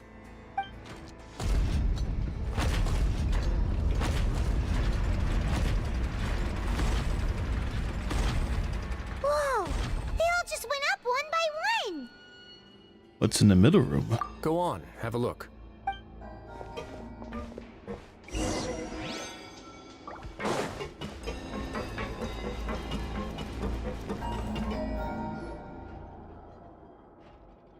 The room. It's quite empty. Nothing in here. It's quite strange on its own. There's also a device smack dab in the middle of the room, which looks like some kind of massive sluice gate. I've been interested in what lies beyond that gate ever since I assumed leadership of the Fortress of Meripede. Of course, it would be unwise to recklessly open it, but it'd also be risky and negligent to simply ignore any potential danger that could be behind it. The readings on that dashboard have not budged since the day when I first laid eyes on this place. But over the past year, the needle has crept upwards from its original position, likely because some parameter it's been tracking has changed, if only infinitesimally. Normally, I would have ignored it, but I happened to have some free time when I noticed it, so I investigated. Any guesses what the reading could be tracking? The water pressure? Maybe the temperature? Very reasonable guesses. I've considered both of those as well. Unfortunately, our dashboard is tracking something less ordinary. The temperature should vary with weather and climate changes, so for something that rarely shifts, the water pressure is more likely. We ran a few tests to increase the pressure from the outside, but the readings didn't change at all. Later on, a few more possibilities occurred to me, such as a potential connection with the primordial sea. I began to make a few preparations based on that hypothesis. Over the past few days, the needle has moved again. With that, and the symptoms that Fremine displayed after leaving the fortress, I can now confidently conclude that the readings represent the concentration of primordial seawater in the seawater nearby. The concentration of primordial seawater? But we're already under the sea! And that is precisely the problem. We're at the bottom of the sea, and now we're surrounded by toxic seawater. Somehow, primordial seawater got mixed in, and the concentration is steadily rising. Primordial seawater is going to continue leaking into the sea? Yes, that's very likely. But forget about the two of us! Not even Novelette knows where the primordial sea could be, much less where we could find and plug a leak. Oh. Seems like you've figured it out. I believe the primordial sea lies directly beneath this sluice gate. For some reason, the primordial seawater levels have risen significantly, and it's now very close to us. The indicators are now red. Although the gate still stands, some primordial seawater has already leaked out and mixed into the sea around us. If this continues, soon it will no longer be able to hold back the primordial sea at all. And if the primordial sea is leaking through, this gate falls. all Fontaine would go along with it. Yeah, you know what the legends say. If this place falls, then everyone in Fontaine will be turned into puddles in the span of a night. But that's just too weird! Why would the Fortress of Meripede be built right above a sluice gate for the Primordial Sea? Your expression tells me you think this might be part of a vast, complicated conspiracy. To be honest, you might find the actual answer may be exceedingly boring. It's just that the secret of the Forbidden Zone had been long forgotten by the nation before I rediscovered it with my research. There's no single founder of the Fortress of Meripede in any traditional sense. What we know about its history has been left to us by the people who used to live here. When the previous Hydro Archon Egeria ruled the land, all convicted criminals from Fontaine were exiled. The people drove the criminals away like a wolf pack chasing away the banished. The criminals received no sympathy of any kind from the people. They were exiled to the desolate seaside, where they experienced only pain, struggle, and the bone-chilling cold. Some of them began to repent, and prayed to the Hydro Archon, asking if there was still anything they could do. The Hydro Archon took pity on them, and said, "You may go guard my secret, deep underneath the waves." And so, leaning on the power of the Hydro Archon, they gathered underneath the sea and began to build a fortress. They became a community down there in the deeps, and over the years helped it to grow. As the number of exiles increased, more and more people joined the community. When the first group of exiles died, they left the yet unfinished fortress to their successors. The Hydro Archon continued to lend her support, allowing the fortress and what it stood for to continue growing ever larger. Before long, this dark underwater fortress became the sinner's only home. And with that, the people here stopped referring to the fortress as a prison. They saw themselves as repenting sinners who would regain their freedom once they had sufficiently redeemed themselves. But as time went on, people also realized that the fortress was a lonely place. Once they had gotten used to life here, they could no longer feel comfortable living in the overworld. Once they had finished serving their sentences, some people left and some others chose to stay. They'd find some idle position and let their withered souls fade away with the ancient secrets of the past. After many, many centuries, few people still remember the reason for the fortress's founding. Now they just see it as an integral pillar of Fontainian society, as the place where criminals deserve to be sent. Now and again, researchers manage to break one law or another and live out their days in the fortress. I learned all this from an elderly historian. Everyone else just thought he'd made it all up. But now you know every part of that history is true. Indeed. That's just as the prophecy says. If this gate fails, then everyone will be dissolved into the sea. So, does that mean you believe in prophecies? To be frank, not really. But sadly, that hasn't stopped this prophecy from proving all too accurate. Prophecies are troublesome things. Just hearing one will create the first wave of panic.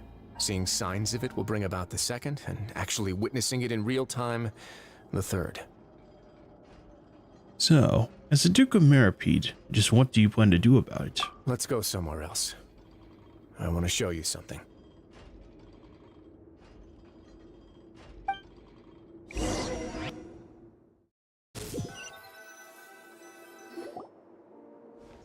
This is it. Your Grace, perfect timing. The results from our last round of experiments have...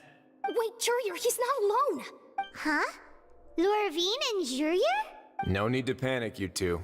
I've already told them about our plan. What?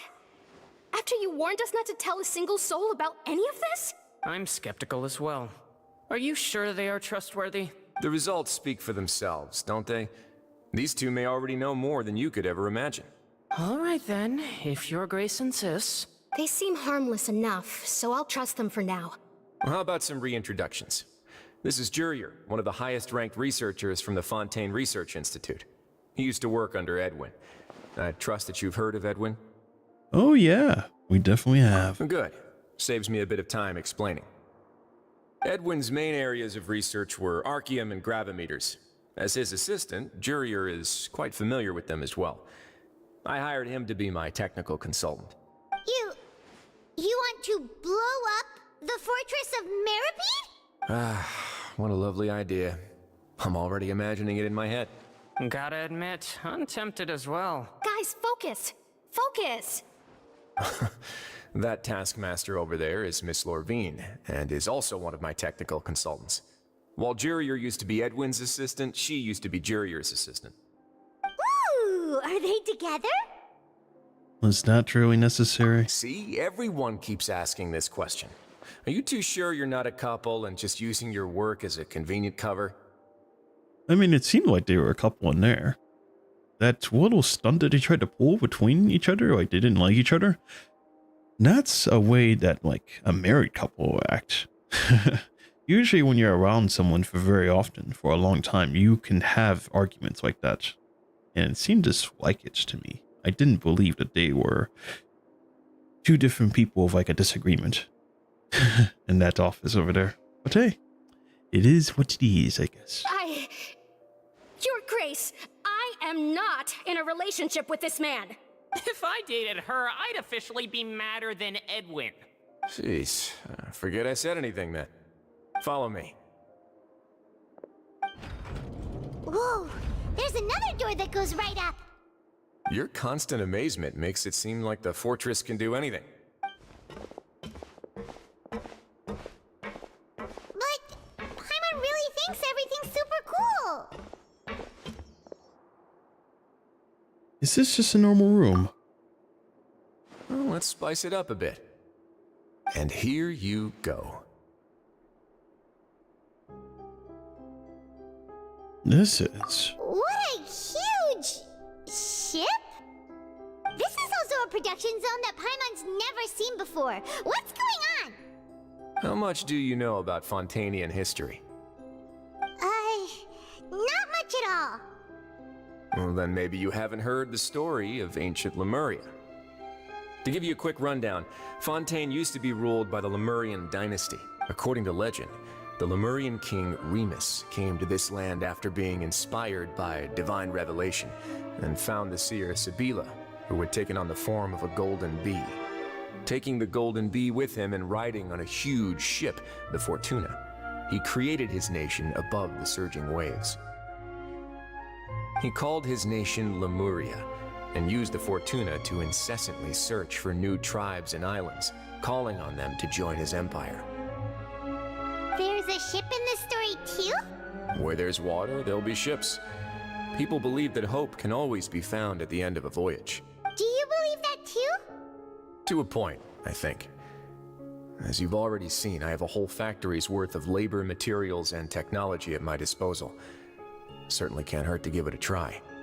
So the moment I began to speculate that the Primordial Sea might lie underneath the gate, I also began this project. Were you inspired by the legendary Fortuna? Maybe. Fontainians need something to hold on to cope with the impending disaster. This is the plan for the ages, but can you share your plan with everyone? Were the workers to find out the truth behind this ship, riots would destroy the fortress faster than any catastrophe. As the fortress's administrator, I'd never make such a reckless call. Alright, that's enough talking for now. I'll need another 3 cups of tea to soothe my throat. Do you have any other questions? Seems like you're good. Come on, I'll take you back. Well, I didn't get a chance to ask, but okay, I guess. I don't think I have any other questions, though. They've done a pretty good job explaining everything. Oh, thank you so much. No worries. But don't forget, it's up to you whether or not you want to share what you just saw. What you do from here on out will likely affect those 3 as well.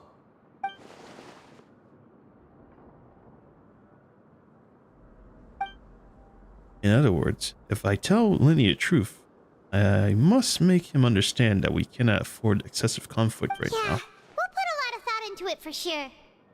Yeah, we will. Great.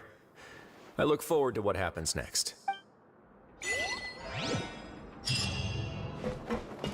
A secret at the Forbidden Zone.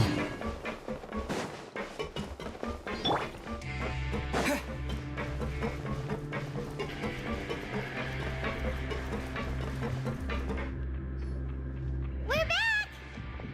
Welcome back. Do you want a cup of tea? Oh my, you guys too? He's so much like Risley, always drinking tea. Huh. Actually, now that you mention it, I just remembered something now. While I was sedated, I could still barely hear two people talking next to me. They were discussing everything, from the leaves, to the water, and even the teacups themselves. Must have been Wriothesley and Sijuin. Yeah, I heard one male voice and one female, so it should have been the two of them. They really were just talking about brewing tea. I really can't make sense of this place. So, Traveler, Paimon, were you able to learn anything from Wriothesley? Yeah, he explained everything. Very well. Then, would you mind checking your answers against my speculations? Lenny, you sound more like yourself than you did before. You feeling better? Yeah, I took the time to rest, so I'm feeling a lot more relaxed now. Nobody else is around, and Miss Sijuin is also busy with something or other, so let's just talk here. All right, then I'll posit my theories. I asked myself 3 questions. Firstly, why was Fremine affected by the primordial seawater? It was because he dove into the sea. My theory is, the long-lost primordial sea is probably very close to the fortress of Mirapede. Ooh, he's good. He got that right on the first try. That's our Lenny. Secondly, Wriothesley's attitude changed dramatically during the course of our stay here. He ignored us completely at first, then suddenly roadblocked us. Why? I spent quite a long time thinking about this. If he has been monitoring the Fatui since the very beginning, he probably ignored us at first because he was hoping we could find Master Child for him. What's more, the Fortress of Mirapede is not part of Fontaine's court system, nor does it report to Udex Nervulet. Wriothesley is basically the king of a no-man's land. As long as the fortress doesn't do anything about Master Child's disappearance, Father can use it to pressure the Fontaine authorities. And while the two factions are pitted against each other, Wriothesley will be free to move between the parties of interest. If I had to guess, he probably has something that he's working on himself. It's likely related to the secret of the infirmary, but I just can't think of what it could be. Would you look at that? Lenny's grasp of the big picture is quite amazing. You're super smart. Thanks so much. Then finally, there's the last question. If Wriothesley does have a plan, what could it be? All I know for now is that his plan probably has something to do with the changing nature of the seawater. He's even gotten Cloran to help him out. That can't be the full extent of what he's doing. There's probably a secret passageway behind the block in the infirmary, and there's something big in the fortress that most people here never get to see. He has a bargaining chip, and it could be important enough for Father to deal with him directly. I don't have enough information, so I have no idea what his chip might be. But let me guess. You have the last piece of the puzzle. At this deliberation, you share information you learn with Lenny and the company. While sharing the information, you emphasize how it's not the best time for disputes. I can't believe it. The sea will engulf everyone. Just like the prophecy said. Could Wriothesley have wanted to meet Father to figure out a way to deal with this crisis? If you remember, I once mentioned that Father sees the House of the Hearth as her base of operations, and she truly wants to resolve the crisis. But how could Wriothesley have known that? Or perhaps he didn't know, and just wanted to bring Father over to his side? Which could be why he said he just wanted to negotiate. Yeah, that makes sense to me. I understand your concerns as well, Traveler. I'll figure out a way to pass this on to our father. No matter what, we're on your side. The two of you have already aided us far too much. We probably wouldn't be standing here right now if not for you. If you ever need anything else going forward, please come to the House of the Hearth at any time. Though you may not share the sentiment, after all that we've gone through together, the three of us basically see you as family now. You have my gratitude. Thank you for protecting Lenny when it really mattered. And thank you for sharing the secrets of the fortress with us. We didn't think you were going to do it. Why are you being so formal all of a sudden? Oh, don't mention it. I hope that we can work together again if necessary. Given your strength, you might not need our help at all. But if you are ever in danger, we will try our best to protect you. Aw, the sound of that makes Paimon feel all warm and safe inside. And what was that? Paimon's hungry. Oh, you've done so much already. Go get some food. Alright, then we'll catch you guys another time.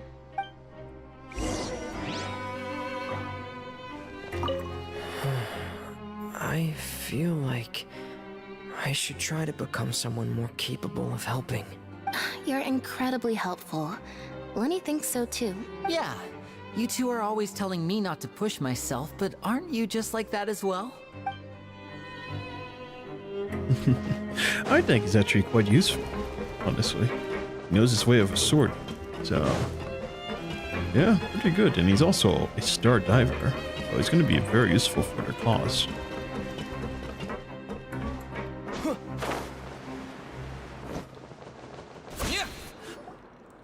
It's time for dinner. Welfare meals now being served in the coupon cafeteria. Come on, let's go pick up ours as well. Traveler and Paimon, over here. Are you here for dinner too, Miss Sijwin? And I'm taking the opportunity to prepare Miss Cloran's dinner as well. Huh. You're right. She's actually sitting in the fortress cafeteria. What would you like to eat? Oh, we can choose. Yep, you can. I've already talked to our chef, Mr. Wolsey. It's all on me today, so you can get whatever you'd like. And they'll have the tastiest stuff you can offer. And the biggest portion as well. Me too! Don't forget Paimon! No problem. Just leave it to me.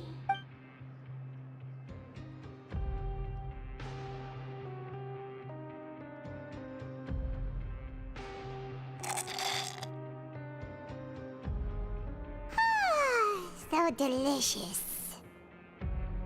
Wow, free dinners truly are the best. Paimon's so happy. Paimon wants to feast like this every day. Feeling full yet? How's the food? Delicious. Went good. Besides the milk, I'd say everything was super delicious. I'm so glad to see you all so happy.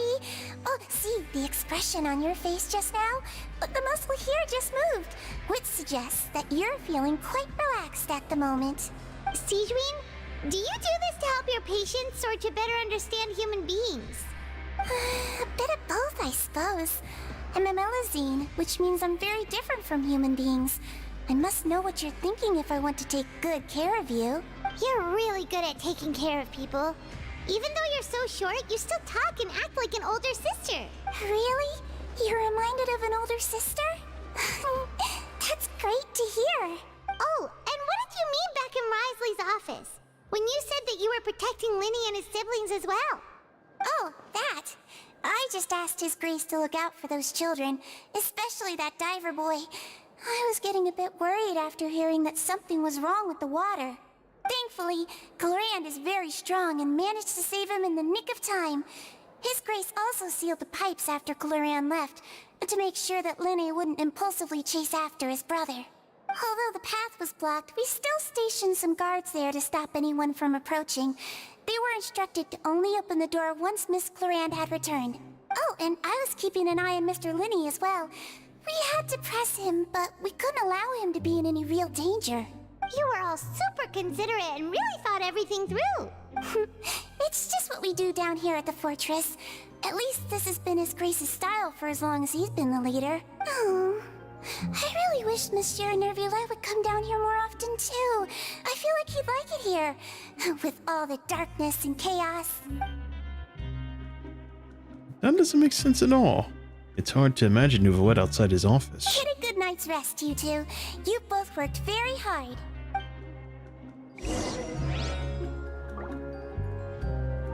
Turn to the dormitories to rest. Oh, brother. Goodness gracious. I hope we're towards the end of this chapter.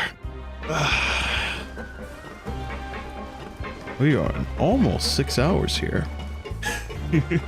But I won't stop until we get to the end of this. I'm destined to find out the ending conclusion to this oh so bone-chilling story. Well, it's not very bone-chilling. And I mean, it's kind of interesting. It's kind of interesting. But at the same time, though, I just kind of hate the monotonous just walking back and forth, you know?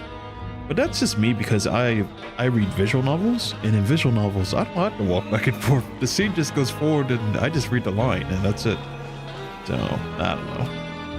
So much has happened.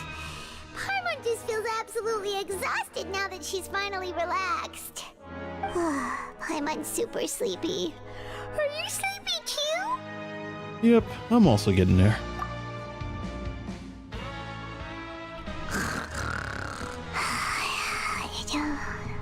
Alright, that was fast. And she immediately fell asleep, huh? Delicious. Paimon wants seconds. Good night. I think probably like a second piece of it is probably like there's no action going on. What happened? Why is everyone running? No idea, but something must have happened. Stop asking! Uh-oh. Uh-huh. Who's yelling? Paimon still wants to sleep. What's that sound? Hey, Paimon, wake up. We need to go see what's going on. Yo, I'm not too sure about that Lenny group though, because like they were being super formal when they were thanking us for telling the information, which tells me they might just be betraying us again. I don't know. It's like I'm not quick to like just like assume people are good. You gotta like keep like a good head on your shoulders. Like I don't think I would have told them about that secret. What happened? Why is everyone running around? Hey, what are you doing? No time to explain, mate. Goodbye. Hey, wait! What's wrong with these people? They won't even talk to us. They're here! Yeah, there you are! Oh, thank goodness! Quisto and Laveron, do you know what happened here? We came here especially to inform you. Something seems to have gone terribly wrong just now. His Grace is telling everyone to evacuate and get out of here. Laveron was saying you two are new here and you don't have many friends, so you might slip through the cracks. Haven't you heard all the stories like that? An evacuation is successfully completed, yet you only find out once you do a head count that 1 or 2 people are missing. Wait, weren't you the one who brought that up? Why is it suddenly my idea? Hey, shut up! Okay, whatever. The point is, you should come with us. You said His Grace said to evacuate everyone? Outwards? Yeah, he said to get as far away as possible, upwards and outwards. And that means whatever happened must have happened down below. Oh no. That gate's at the very bottom. Oh no, it can't be that thing! Whoa, wait, what? What? Hey, where are you going? We have to go find the Duke! You two just go and get out! Go on without us! Don't tell me they're gonna follow us. Be careful! Attention! Please evacuate upwards and outwards, upwards and outwards. If you're already at the topmost layer, then try to move as far outwards as possible. Upwards and outwards. Upwards and outwards. Forbidden Zone. Oh, it's still open. It's not very good to leave this open.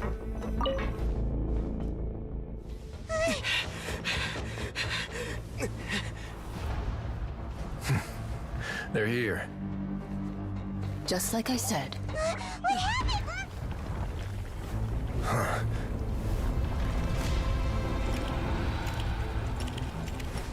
You're just in time. But be ready to run.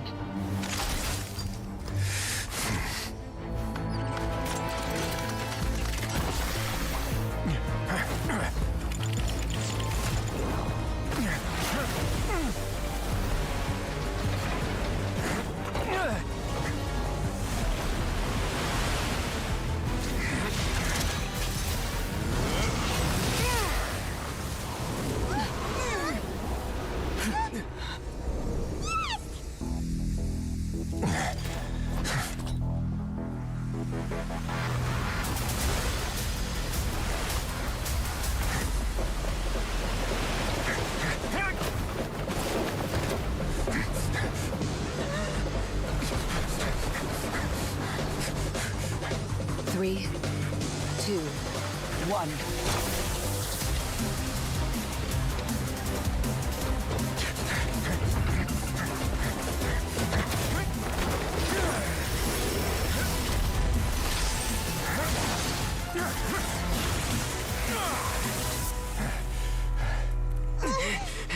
This won't hold it for long. Find Neuvillette. Tell him the defenses are about to collapse. Then what will happen to you? Until he arrives, we're the last line of defense.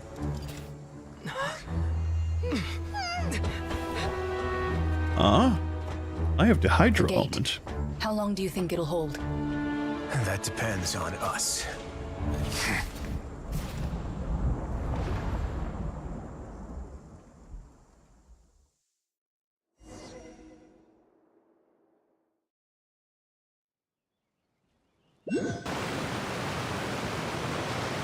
Neuvillette, why are you here?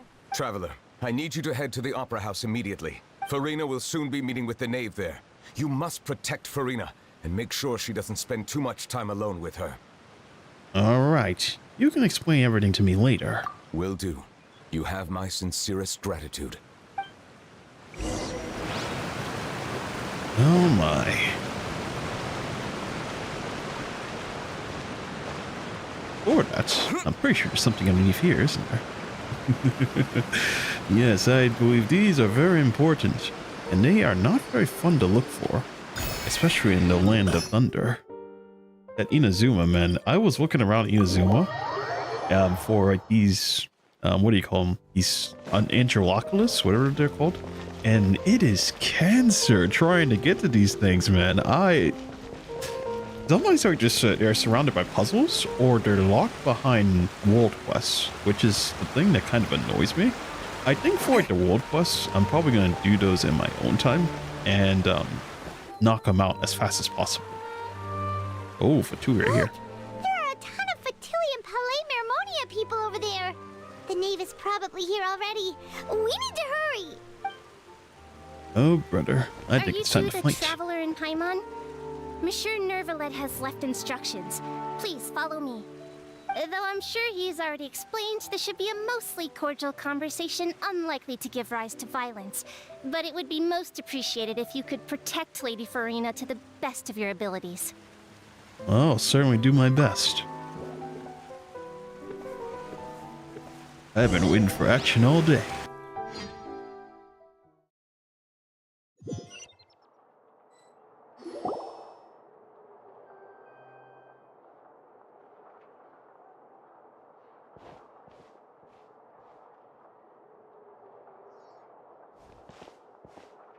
Oh, so you two are the honored guests Miss Farina mentioned. Of course, of course! How could they not attend a meeting such as this? I must always have 2 or more guests at my dessert table. Otherwise, the occasion would be too lonely and unbecoming of my station. It is my pleasure to make your acquaintance, traveler. I have heard much of your accomplishments. I am the Knave, one of the 11 Fatui Harbingers. Ah, so this is the Knave, the head of the House of Hearth, and Lenny. Yes, Lenny's sibling, Otter. He certainly does not seem easy to deal with. Greetings, and pleasure to meet you. I've already prepared seats for you. Come, sit beside me. Perhaps you two are unaware of how Miss Farina and I do things. You see, we actually recently agreed to get together for tea when we had the time. See this? This is a limited type of confectionery that Miss Farina simply adores. There are only 16 slices sold every day. She seems friendly enough, but this can't be all there is to her. Knave is forced to be reckoned with. I should be very cautious around her. Traveler, what do you think of this cake? Why, it's pretty good. quite tasty. I think Paimon agrees too. That's good to hear. So what Child said was on the mark after all. You do share a taste in desserts with Farina and I. Wait, Child should have no reason to have said something like that. I wonder how he's doing nowadays. You must have heard, right? He's suddenly gone missing. I'm really worried about his safety, you know. Here's to hoping that he's an excellent swimmer. Oh, I have faith in his abilities. Since we're talking about him, I feel like I should add something. His martial prowess really looked certainly pretty impressive, yeah. Farina, she looks quite nervous. There must be some kind of bad blood between her and the knave. Oh, so you're also familiar with his aptitude for fighting, Miss Farina. Oh, right. I almost forgot. Child was subdued by Udex Nuvillette right in front of you. Against ordinary people, my colleague would never be on the back foot. But alas, he just never imagined he'd run into such a person. I must express my admiration for Monsieur Nuvillette. I will say though, I managed to find a few leads on his whereabouts. Coming from you, that's not surprising at all. But I thought you would be happier to hear the news. Of course, but it's still a bit of a shame. You see, I would have been far happier had I received this news somewhat earlier. As you well know, a long time has passed since Child disappeared. Well, in any case, there's no need to worry. We know for sure that Child is still alive. Oh, and just how do you know that? Because we found evidence that proved he left the Fortress of Meripede. And where did he go after leaving the fortress? Well... Uh-oh. Paimon's stave just left his eye open. The Fortress of Meripede lies deep beneath the waves. Unless he pranced right out of the main gate, he must have had to swim for it. Do you have any proof that he surfaced safely? We don't. But there was also no evidence that he was injured or killed. Ah, that is good news at least. His sister Tonya sent a letter to Fontaine not too long ago. Since he was unfortunately unavailable, I picked it up on his behalf. Do you have any idea how he usually writes back to his family? Dear Tonya, your letter made me feel like we were still enjoying our time in Snezhnaya together. I'm currently admiring the scenery on the streets in front of the Opera House. Is it something like that? He's turning up the pressure. Not sure if I'll be able to convince her at this rate, but I can at least try to distract her from Farina. Yeah, that sounds good to me. All letters tend to follow the same few formats anyway, right? As long as the contents are accurate, it doesn't matter so much how it's written or how it's worded. Hold on. The water in the teacup is shaking. I suppose this is also a sign of things to come, Miss Farina. Huh? I don't quite understand what you're trying to say. Have we entered into the next stage of the prophecy?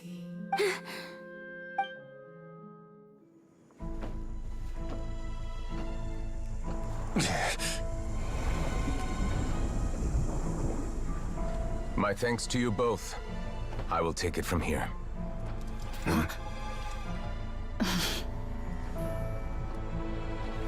Sure you don't need a hand? Quite sure. Wow. So, what's your secret, huh? Let me guess. Nah, who knows? Maybe it's just your sense of responsibility. Sounds about right.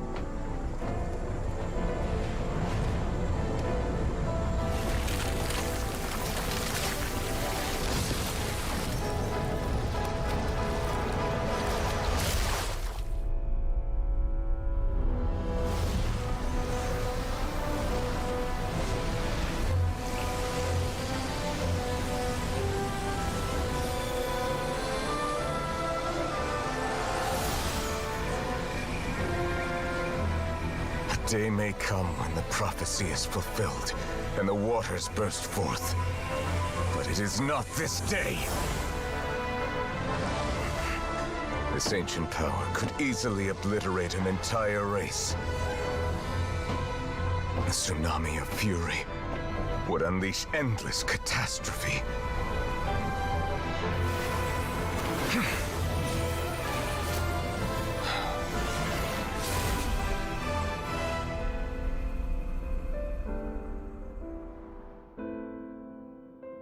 This sentence is too severe. Forgive me for overruling it.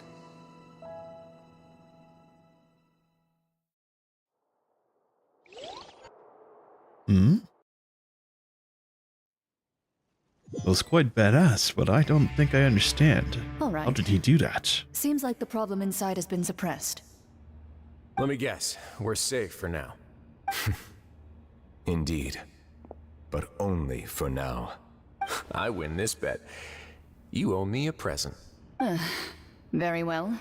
It was indeed just as you said. You made a bet? We made a bet on the size of your entourage. Cloran thought you wouldn't come down by yourself. I figured you would have at least brought a few people along for appearance's sake. It appears I underestimated just how confidential the mission was. Shouldn't you have gotten used to confidential missions by now? That's just how the courts operate. So what gift must the loser give? Tea? You know, that sounds like that sounds a lot like what they would bet on there.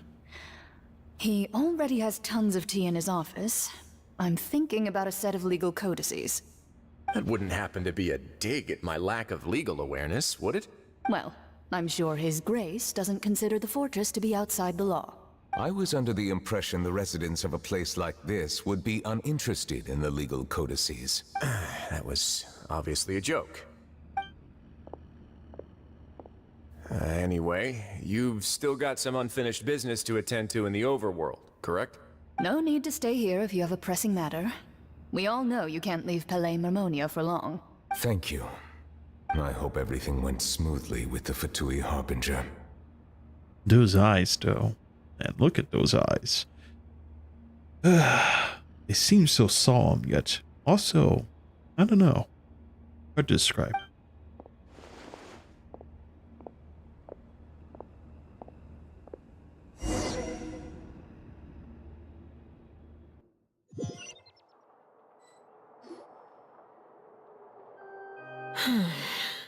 I must say, we've spent long enough playing house, Miss Farina.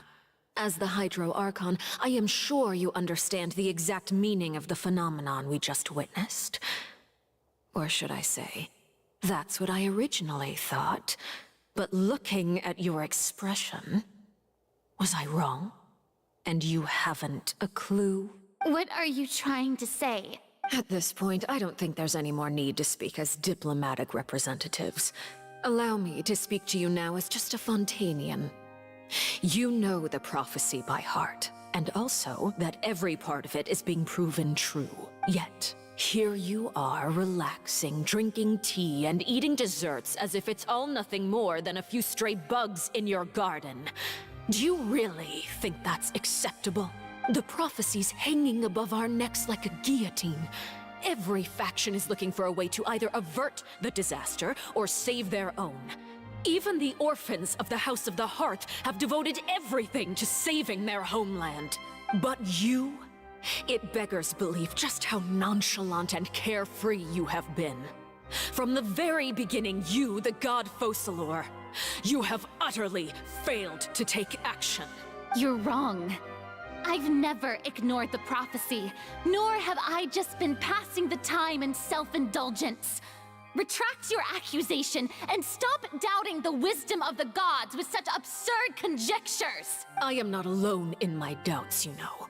All the children of Fontaine may be harboring the exact same thoughts right now.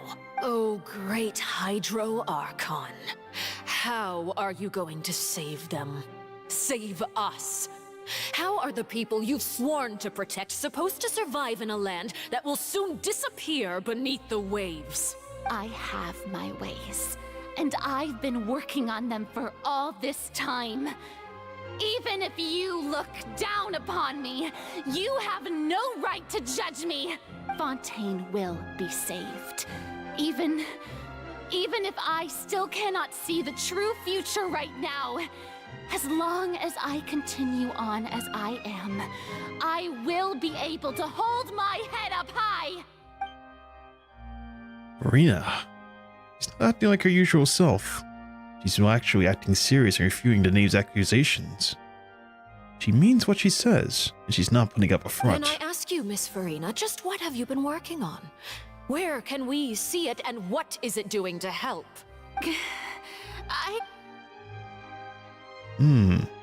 So was that all a lie? Or could she really not tell us? She was so full of conviction and confidence just now, but now she's deflated like a pop balloon. And no offense to her, I really do like her, but she seems very carefree. Like in every situation I've seen her in. Talking to Nouvellette, the trial, before the trial when I first seen her, about a year ago. I've always seen her as quite carefree. I don't know if she's actually has any plans at all. She hasn't answered the plan behind the Oratrice Day analysis or whatever the hell it is. Why it gave that rationale towards, you know, child. She doesn't even know why. So I'm left to wonder, does she actually know anything at all? Or she does and she's just playing dumb. I don't know. But I won't judge a book by its cover. Perhaps she's just playing up a front. That's what I think. She actually does know. My machinations are just like the prophecy itself. They will only reveal themselves at the fated time. It is just that beings like yourselves are unable to perceive them as of yet. I mean, she is a Hydra Archon after all. All the Archons, they're gods, so she must know something. I see. As a god, the proof of your labor always lies beyond prying mortal eyes. Allow me to be so bold as to ask another way. Would it be possible for you to tell us the parts of your plan that are not confidential? Such as your emergency response plan for the impending disaster? An emergency response plan? Oh, that look in your eyes. Have you not even prepared one of those? The emergency response plan is also strictly confidential. Then allow me to jog your memory. Miss Farina, what is the purpose of your Oratrice Mécanique d'Analyse Cardinal? And what do you plan to do with the massive amounts of indemnitium that has accumulated over the years? The Oratrice? It's just like it appears to be. So you also have no idea. If I'm not mistaken, someone's using it to prepare for something. But unfortunately, it would seem that someone is not you, Miss Farina. I first caught wind of this when Linny tried to investigate the Oratrice in the Opera House. You see, even just getting close to the core contaminated him with an extremely large amount of indemnitium. But even if that had nothing to do with you, then what could you possibly be working on, oh great Hydro Archon? Oh, right. I almost forgot. Udex Nouvellette is not at the tea party with us today. Miss Farina, I suppose you must have ordered him away to take care of some troublesome business. Yes, that's exactly right. Please keep it a secret for me. Of course I will. Although, I must say, Miss Farina, you seem quite insecure without the Udex by your side. Oh, very well. Let's stop that conversation here. There are still a few slices of cake left, so please, help yourselves, everyone. There aren't any topics I could speak out about. I don't even know what Nouvellette's task was. If I had to guess, he's probably down there dealing with the surging primordial sea. But can he really deal with it all by himself? And Farina, being truthful or not? Traveler, I heard that you were recently commissioned to handle a few matters on behalf of the Udex. Why don't you take an extra slice of cake? Those who work hard deserve gratitude and praise. You too, Paimon. Thank you. Paimon will take you up on that offer. The knave proceeds to change the topic and brings up a number of less significant issues. Oh, Paimon's super full. That cake was great. If it's on my tea table, it must be of the highest quality. Yes, and we must thank the knave for bringing these over as well. You're welcome. I'm sure the cake also felt greatly honored to be featured at Miss Farina's table. And I was merely catering to Miss Farina's tastes, seeking a chance to chat over tea. It is getting late. Why don't we call it a day? There are still a few matters that I need to take care of, so I must take my leave now. Very well. We'll end it here. Mind seeing me off, traveler? We could use the opportunity to discuss Child before I must be on my way. Why not? Paimon's coming too!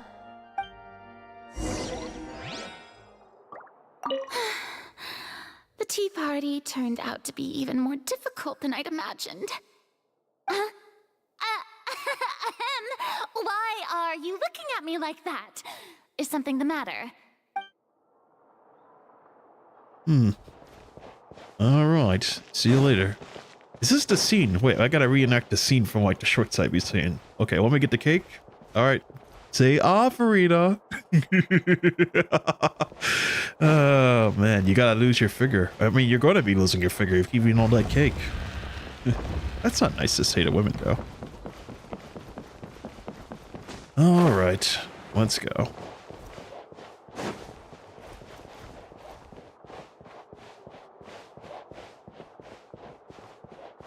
That Oratrice Day. Whatever the hell it is. I don't know, man. And also the fact that, like, Neuvillette is handling all the problems of the Hydra Archon is kind of fascinating to me. It's almost like he's the Archon. I'm glad that you were willing to come with me. Of course, Child was just an excuse. I have no interest in your dealings with him. That's what Paimon thought. So, then what do you want to say? You lent your aid to the children of the House of the Hearth. As their father, I would like to express my gratitude. There's no need. I didn't think that's what you wanted to talk about. Was there nothing else you wanted to say? That was all. Formal topics should be discussed in formal settings, and informal topics in informal settings. I know you just returned from the fortress of Meripede. Relax. I have no intention of trying to get anything out of you. Linny, Lynette, and Fremine are still there, and I trust their judgment and abilities. They've all been working very hard and have always done all they can to fight back against anyone who tried to stop them, especially Linny. You mean Wriothesley. He's a tricky one to deal with. It's unfortunate that Linny's so eager to prove himself that he can't learn to rely on others, including me. By the way, and you can just consider this a bit of idle gossip, but what's your impression of Farina? You are outside of our disputes, and the freest person in all of Fontaine, able to move around most easily. Allow me to share my perspective with you. And that's everything that happened during the trial. Master Child was declared guilty and immediately transported to the Fortress of Meripede. Didn't he say he was coming here on vacation? Does he not feel an ounce of shame for all the trouble he has caused? Forget it. He did give us an opportunity. I will be meeting someone shortly. Do you require help with any preparations? No need. I will take care of it myself. I need to meet with Farina, the Hydro Archon. She is at the heart of Fontaine. But what's fascinating about her is that she often seems more like a celebrity than a working Archon. Oh? Come over here, you little critter, you! You dare to run from me? Stop right this instant! My goal is just to discover the location of the Gnosis.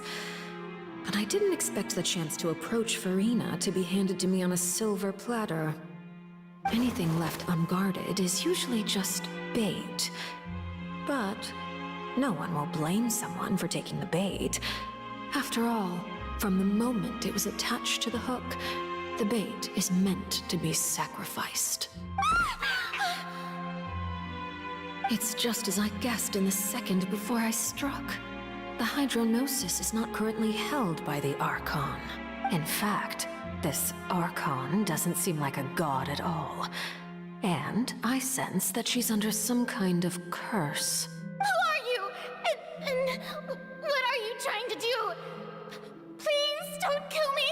I'm begging you, please. The fear in her pupils is genuine, so perhaps she's not bait after all. Either way, targeting her has lost all meaning. I left the scene with ease. Nobody came looking for me, and nobody could serve as a witness to my near assassination of Focalor. I suspect even Farina dares not mention this incident to anyone. Not long after, my informants confirmed what I had guessed. After returning to her quarters, Farina quietly cried alone. She was so scared that she could not sleep that night, nor could she even bring herself to eat her cake. There's no doubt that there's something wrong with her. I began to entertain the possibility that she is not the true Hydro Archon. Perhaps Iudex Neuvillette is actually the genuine article. I have to find the Gnosis. If the Neuvillette hypothesis is correct, he is probably in possession of it. Alternatively, it might have been hidden in a place that's hard for ordinary people to access. Yes, Father. My dear children, please speak. News from the fortress of Meripede. Master Child has gone missing.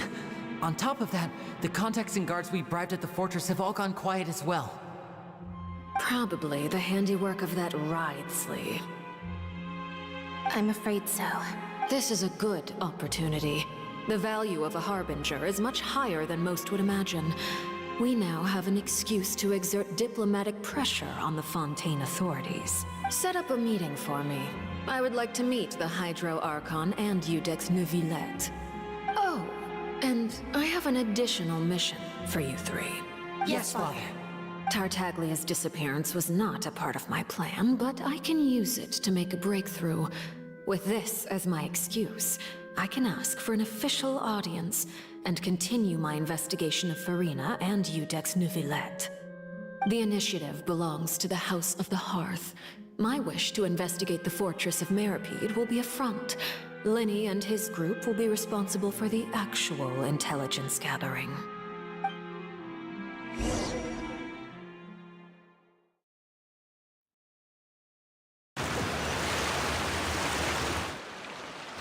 You should know the rest. Linny's group is quite close to you, so they wouldn't have hidden anything from you. You attacked the Hydro Archon? It wouldn't mean anything, even if you shouted it from the rooftops. After all, even Farina herself is still pretending that nothing of that sort ever happened. Alright then. I've now had 2 chances to enjoy tea with Farina. I have to say, the leadership of Fontaine is even more inscrutable than I had imagined. I once surmised that Iudex Neuvillette must be the Hydro Archon, but now, that doesn't seem right to me either. How did she come up to that conclusion? I am a servant of Her Majesty the Tsaritsa. Over my years of service, I've learned how a real Archon conducts and carries themselves. Whether Iudex Neuvillette or Farina, neither fits the bill. It's hard. Of course, that is all just how I feel. Gut feelings often do not require justification. It is, however, quite amusing to me that after all my years working in intelligence gathering, I've come to realize I am at a complete loss regarding the identity of the god of the land of my birth. Don't you think Fontaine is quite intriguing? A catastrophe looms, yet many secrets have yet to rise to the surface. It looks like Fontainians will have no choice but to save themselves. Ultimately, though, one must survive in order to do anything else. Should the need arise, I would be happy to cooperate with you. You don't need to commit to anything right now, of course. I have a feeling that the situation will continue to evolve, and as your name is often connected with noble deeds, I'm sure we will work together someday. Nouvelette? He certainly returned quickly. You must want to catch up with each other, so I'll leave you to him.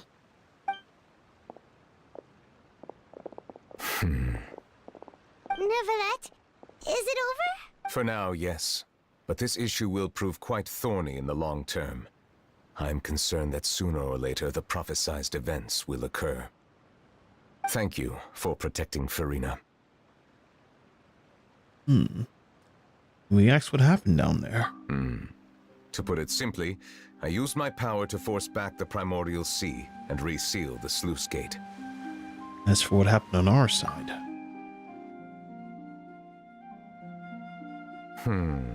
So as expected, the Knave has turned up the pressure on Furina. She's trying to feel her out, though I'm still unsure as to her motives. I'll ask you some questions then. Permission granted. You have the power to force back the primordial sea. Does that mean you have some deeper connection with the Hydro Archon? Whoa. It can't be that you're the real Hydro Archon, right? But that's just a speculation on our part, though. You can't tell us? Then that's okay. We can talk about something else. We won't try to force you. You guys in Fontaine are super strange. If by the phrase, you guys, you are referring to Furina and I, then although I'm not sure just what you are trying to imply, I must clarify that I do not share her positions on a multitude of topics. What did you sense in the fortress of Merope? And did you manage to protect those who needed to be defended? I believe so. The fortress has a long and complex history. It has seen much grief and suffering. And now, another catastrophe will soon be upon us. I mourn this turn of events. Huh? Why is it raining all of a sudden? Clear sky suddenly filled with dark clouds. Rain became heavier and light rain soon growing to a downpour. And moments before, Nouvelette had just mentioned his sense of grief. Thinking back to that legend, what Fontaine said. It said that a dragon of water once resided in Fontaine. Every time it weeps, the skies will cloud up and pour in rain. Nouvelette, you must be. You may be closer to the truth than you think. Oh? And what are you thinking? He's the dragon sovereign of water. The dragon of... huh? Please do not be so surprised.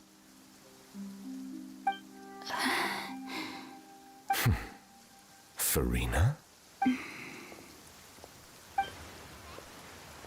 Nouvelette! Nouvelette, are you listening? My apologies. We were just guessing randomly. We didn't guess right, did we? You're not actually the dragon sovereign of water, right? Well, if you don't want to confirm or deny... You guessed correctly. I sincerely hope you'll be able to keep this a secret for me. So that explains it then. Why he's not like human emotions. Huh. So he's a dragon then. Well, he's not just only a dragon. Oh, wow. Right, of course. We'll definitely help you keep it a secret. There's still something Paimon wants to ask you, though. Please, go ahead. Well, if you are the dragon sovereign of water, and you were able to force back the primordial sea from the fortress, then since Fontaine's prophecy is all about seawater, couldn't you just use your power to solve the crisis? None of the currently living dragon sovereigns in the world, myself included, possess our full dragonhood. They say that when the first usurper arrived on Teyvat, they seized a part of the dragon's power. Today, that stolen power is the basis of the Archon's authorities. There are 7 elemental archons and 7 matching dragon sovereigns. The dragon sovereign of water who lived through that era perished a long time ago. As their successor, I know far less of that part of our ancient history. In any case, I believe I will not be able to do much unless the Archon disappears and returns their elemental authority to me. Given the status quo, however, I would recommend finding another way to deal with the prophecy. Oh, so even you can't solve it. I still have some urgent matters to attend to at my office. If you have any more questions regarding ancient history, you are welcome to discuss them with me at a later time. Please go right ahead. There's a place that Paimon wants to go too. Traveler, why don't we pay another visit to the Fortress of Meropide? Paimon is a little worried. Alright. See you later, Neuvillette. We'll see you another time. Take care.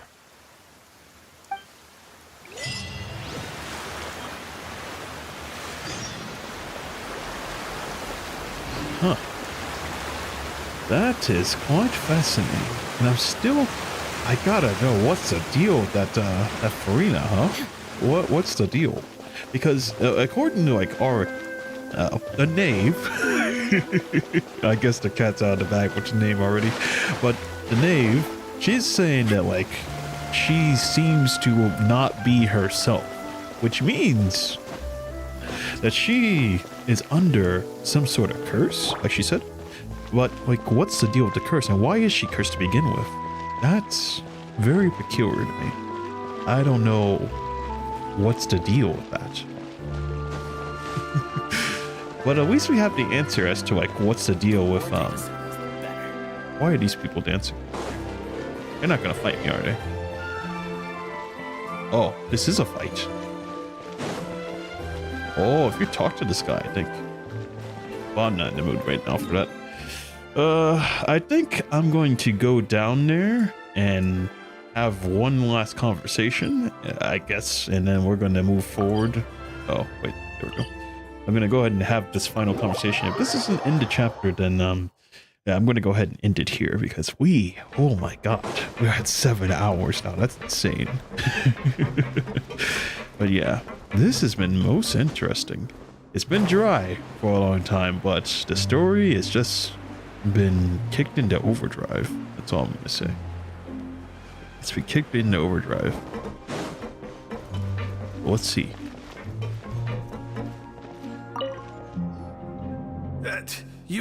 You guys are back? Quisto! Macaroon! You guys didn't get caught and thrown back down here, right? Huh? No, not at all. And here I thought you'd managed to escape from jail during all the commotion. I'd held you up as legendary jailbreakers, but now you're telling me you just never left? We're sorry, but we just had some business to take care of. All right. There's no need to get caught up in the details. We're just relieved to see you. He was super worried about you, you know. Hey, it wasn't just me. Weren't you super worried as well? Something like that, yeah. I was also transferred to work in the kitchen a few days ago. I can still hear Quisto mumbling to the carrots. Are those two all right? Do you think they made it out alive? Whenever he'd say that, I'd tell him I'm sure they're fine. Wherever they are, they're kicking back with drinks in hand, enjoying the lovely scenery. Hey, there's nothing wrong with worried about your prison pals, is there? I mean, considering how they always love listening to all my gossip. These two, they sure are a lot warmer and friendlier than when Paimon first met them. Your meals will bring all the prisoners back to the cafeteria. Oh, well, if you say so. I'll be watching you to make sure you finish every last bite. Alright. Let's see what everyone else has to say.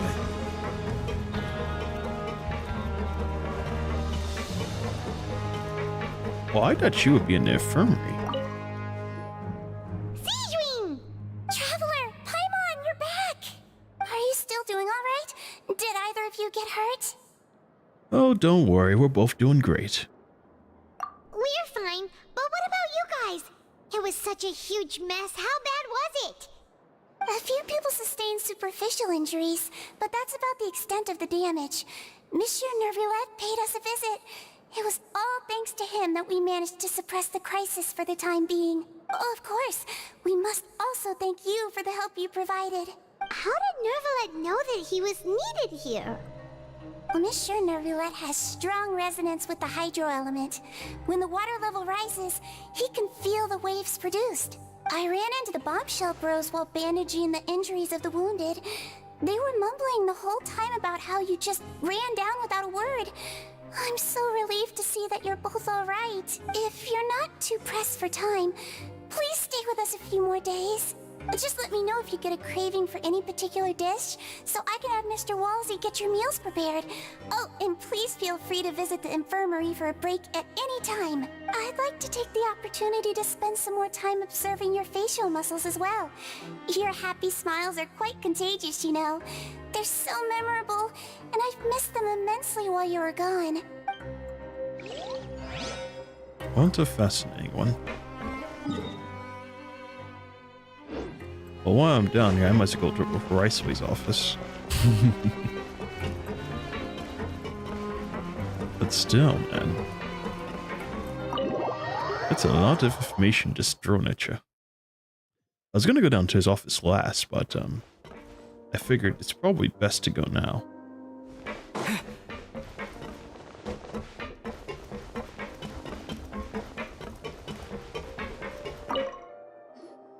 Courier? Miss Sijween told me you still haven't eaten. Yeah, I was working on something, so I forgot. That's no excuse for... Huh? It's you two. Courier, Lurvine, we're back! Hello there. It's been quite the mess here recently. How have you been? Oh, we're fine. And you? Are you still taking the secret passageway from the infirmary to work on the ship? Yep. That is still top secret, though, so don't say a word to anyone. It can be a bit annoying when there are lots of people in the infirmary, but I still prefer taking that route over the one from the Duke's office. I mean, the infirmary does make it easier for you to slack off. Oh yeah? Then why are you also here so much? You two really are just using your jobs as a cover for your relationship, aren't you? Not at all! See, you guys even finish your sentences together.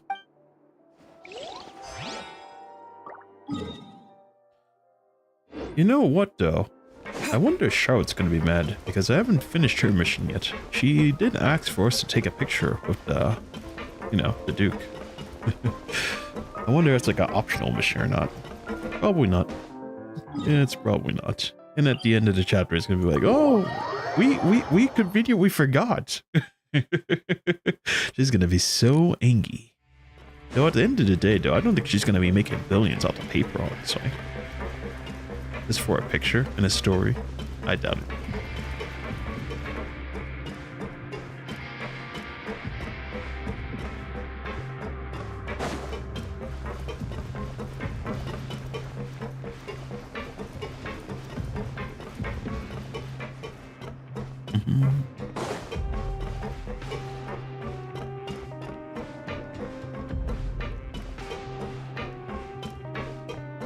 I think this is about Lily and them. They're here, right?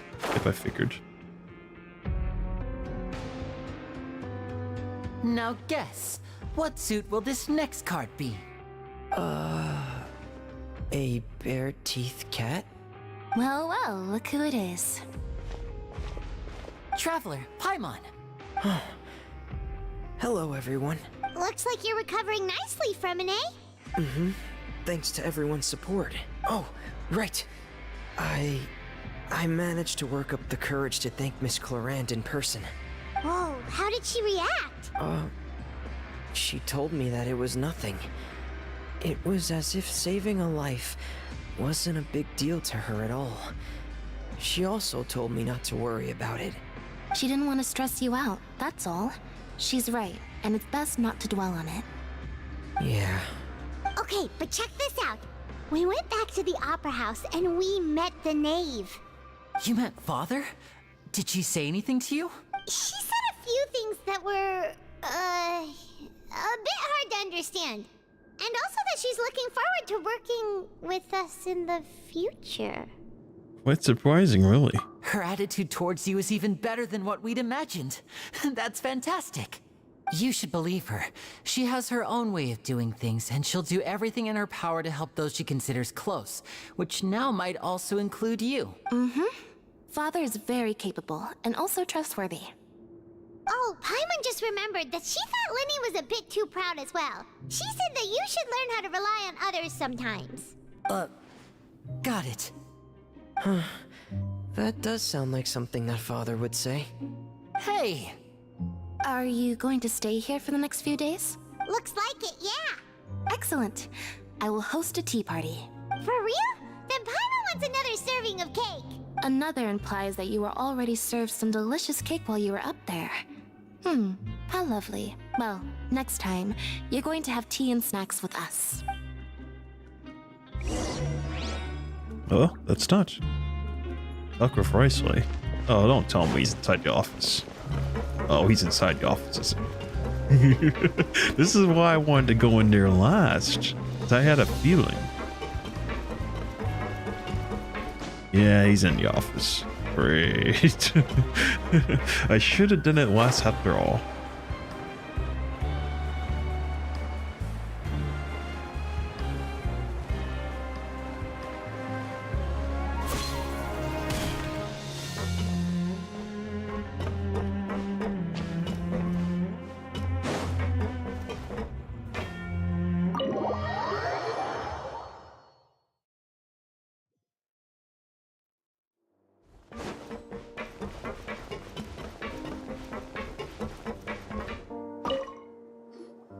Do my eyes deceive me, or did I just see two inmates come back after making it to the surface?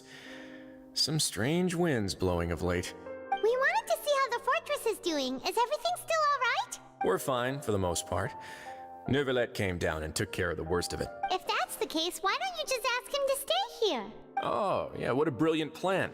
Let's go convince the Udex himself to exchange the courts of Fontaine for a puddle of water in the middle of nowhere.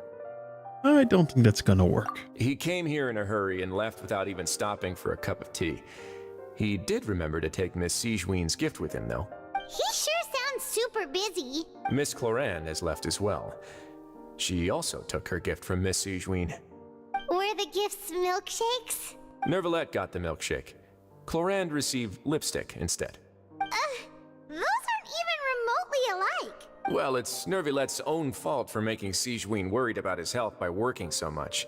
But besides that, our head nurse is still pretty fond of picking out beauty products for the ladies. Oh, and I have some gifts here for you as well. Are these from Sigewinne too? Nope, they're from yours truly. You've already wrapped up your work at the fortress, so you can return to the surface at any time. You haven't yet served your full prison term, however, so you may continue to use your cell until your term is up. For real? Then we could stay here for a really long time? So, is the food still covered? You may access the cafeteria for free. Hooray! Just remember to come complete your paperwork once it's time for your release. How fascinating. Your file can't be closed until we've completed your paperwork, so don't forget to come find me again when you're done serving your sentence. Back to the dormitories, huh? Alright. Sleep it off. Sleep it off. Man, what a game so far, man. But this is like positive reinforcement towards the fact of like, I could never ever make a series out of this game. It would be forever. Oh. 6-7 hours almost worth of recording. How would I be able to chop that down? Well, I guess I could skip everything, right? But at the same time, though, that's like the meat and potatoes of the game. Again. We're no longer prisoners, though, so it really doesn't feel the same. Well, it feels like we've regained our freedom. A huge weight off our shoulders. Being free sure feels pretty special now. Hi, Mon. Is there something you'd like to say? Because you usually just, you know, immediately fall asleep. Hey, that's not true! Alright. Okay, Paimon just wanted to say that we really are an amazing duo after all. Did it take you that long to figure that out? We've been around since, like, you know, Mondstadt. It's like we've now gone to so many places together and become friends with so many people. We've never stopped traveling or stopped meeting new friends. There are so many bad things in the world, and we're just two people, but we've still been solving problems no matter where we go. Isn't that pretty cool? Oh yeah, and we're the best adventurers ever. You're counting Paimon today? Aren't you the only adventurer here? Hey, being a guide counts too. Then let's ask Catherine to give Paimon an adventurer handbook as well. Paimon will also be an adventurer from today forward. Just our thoughts making Paimon giddy.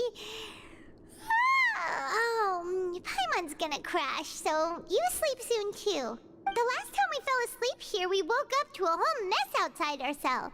The primordial seawater nearly rose up. We should be safe now, right? We'll be fine, don't worry. Alright then, good night to you, traveler. Good night to you too.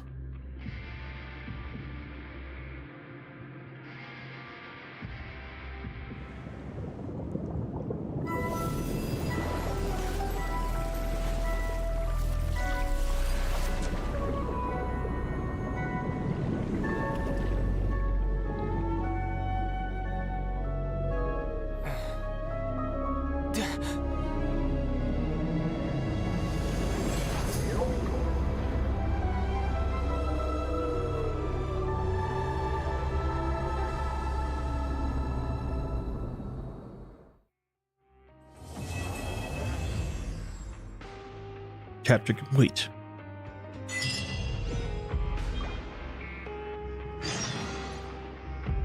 The Ooze of Wrathful Waters. Alright. We've made it to the end of the chapter. I think actually we've completed 2 chapters today. Yeah, we completed 2 chapters today. Let's go.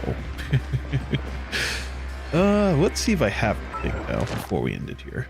Based on the guide, we have this, of course. Let me grab that. And we have this, of course. Let me grab that. We can go ahead and close that. And also, I think there's something else here, right? We have that. And let me check over here. Achievements as well. World of Wonders. We have a lot of free primals to grab. Let's go do that. I don't think we have enough for any wishes at all. But if there is, then I will do it before we end it. But yeah, there's been a lot going on. And I know I'm just sitting here and there's like not much commentary going on. It's because I'm just trying to absorb the story. And there's, I can ascend. I think there's an ascension quest strat though. I'll do that next time. But yeah, there's like a lot of story going on here, man. A lot of story. And of course I don't have anything, but who doesn't say I can possibly get this in a single ball? Let's go. This is the one. That is not the one. That is not the one. But I think this is the one. That is not the one. Alright, I need you guys to believe. Come on. Believe. Believe in this being the one. Let's go. Believe. That is also not the one.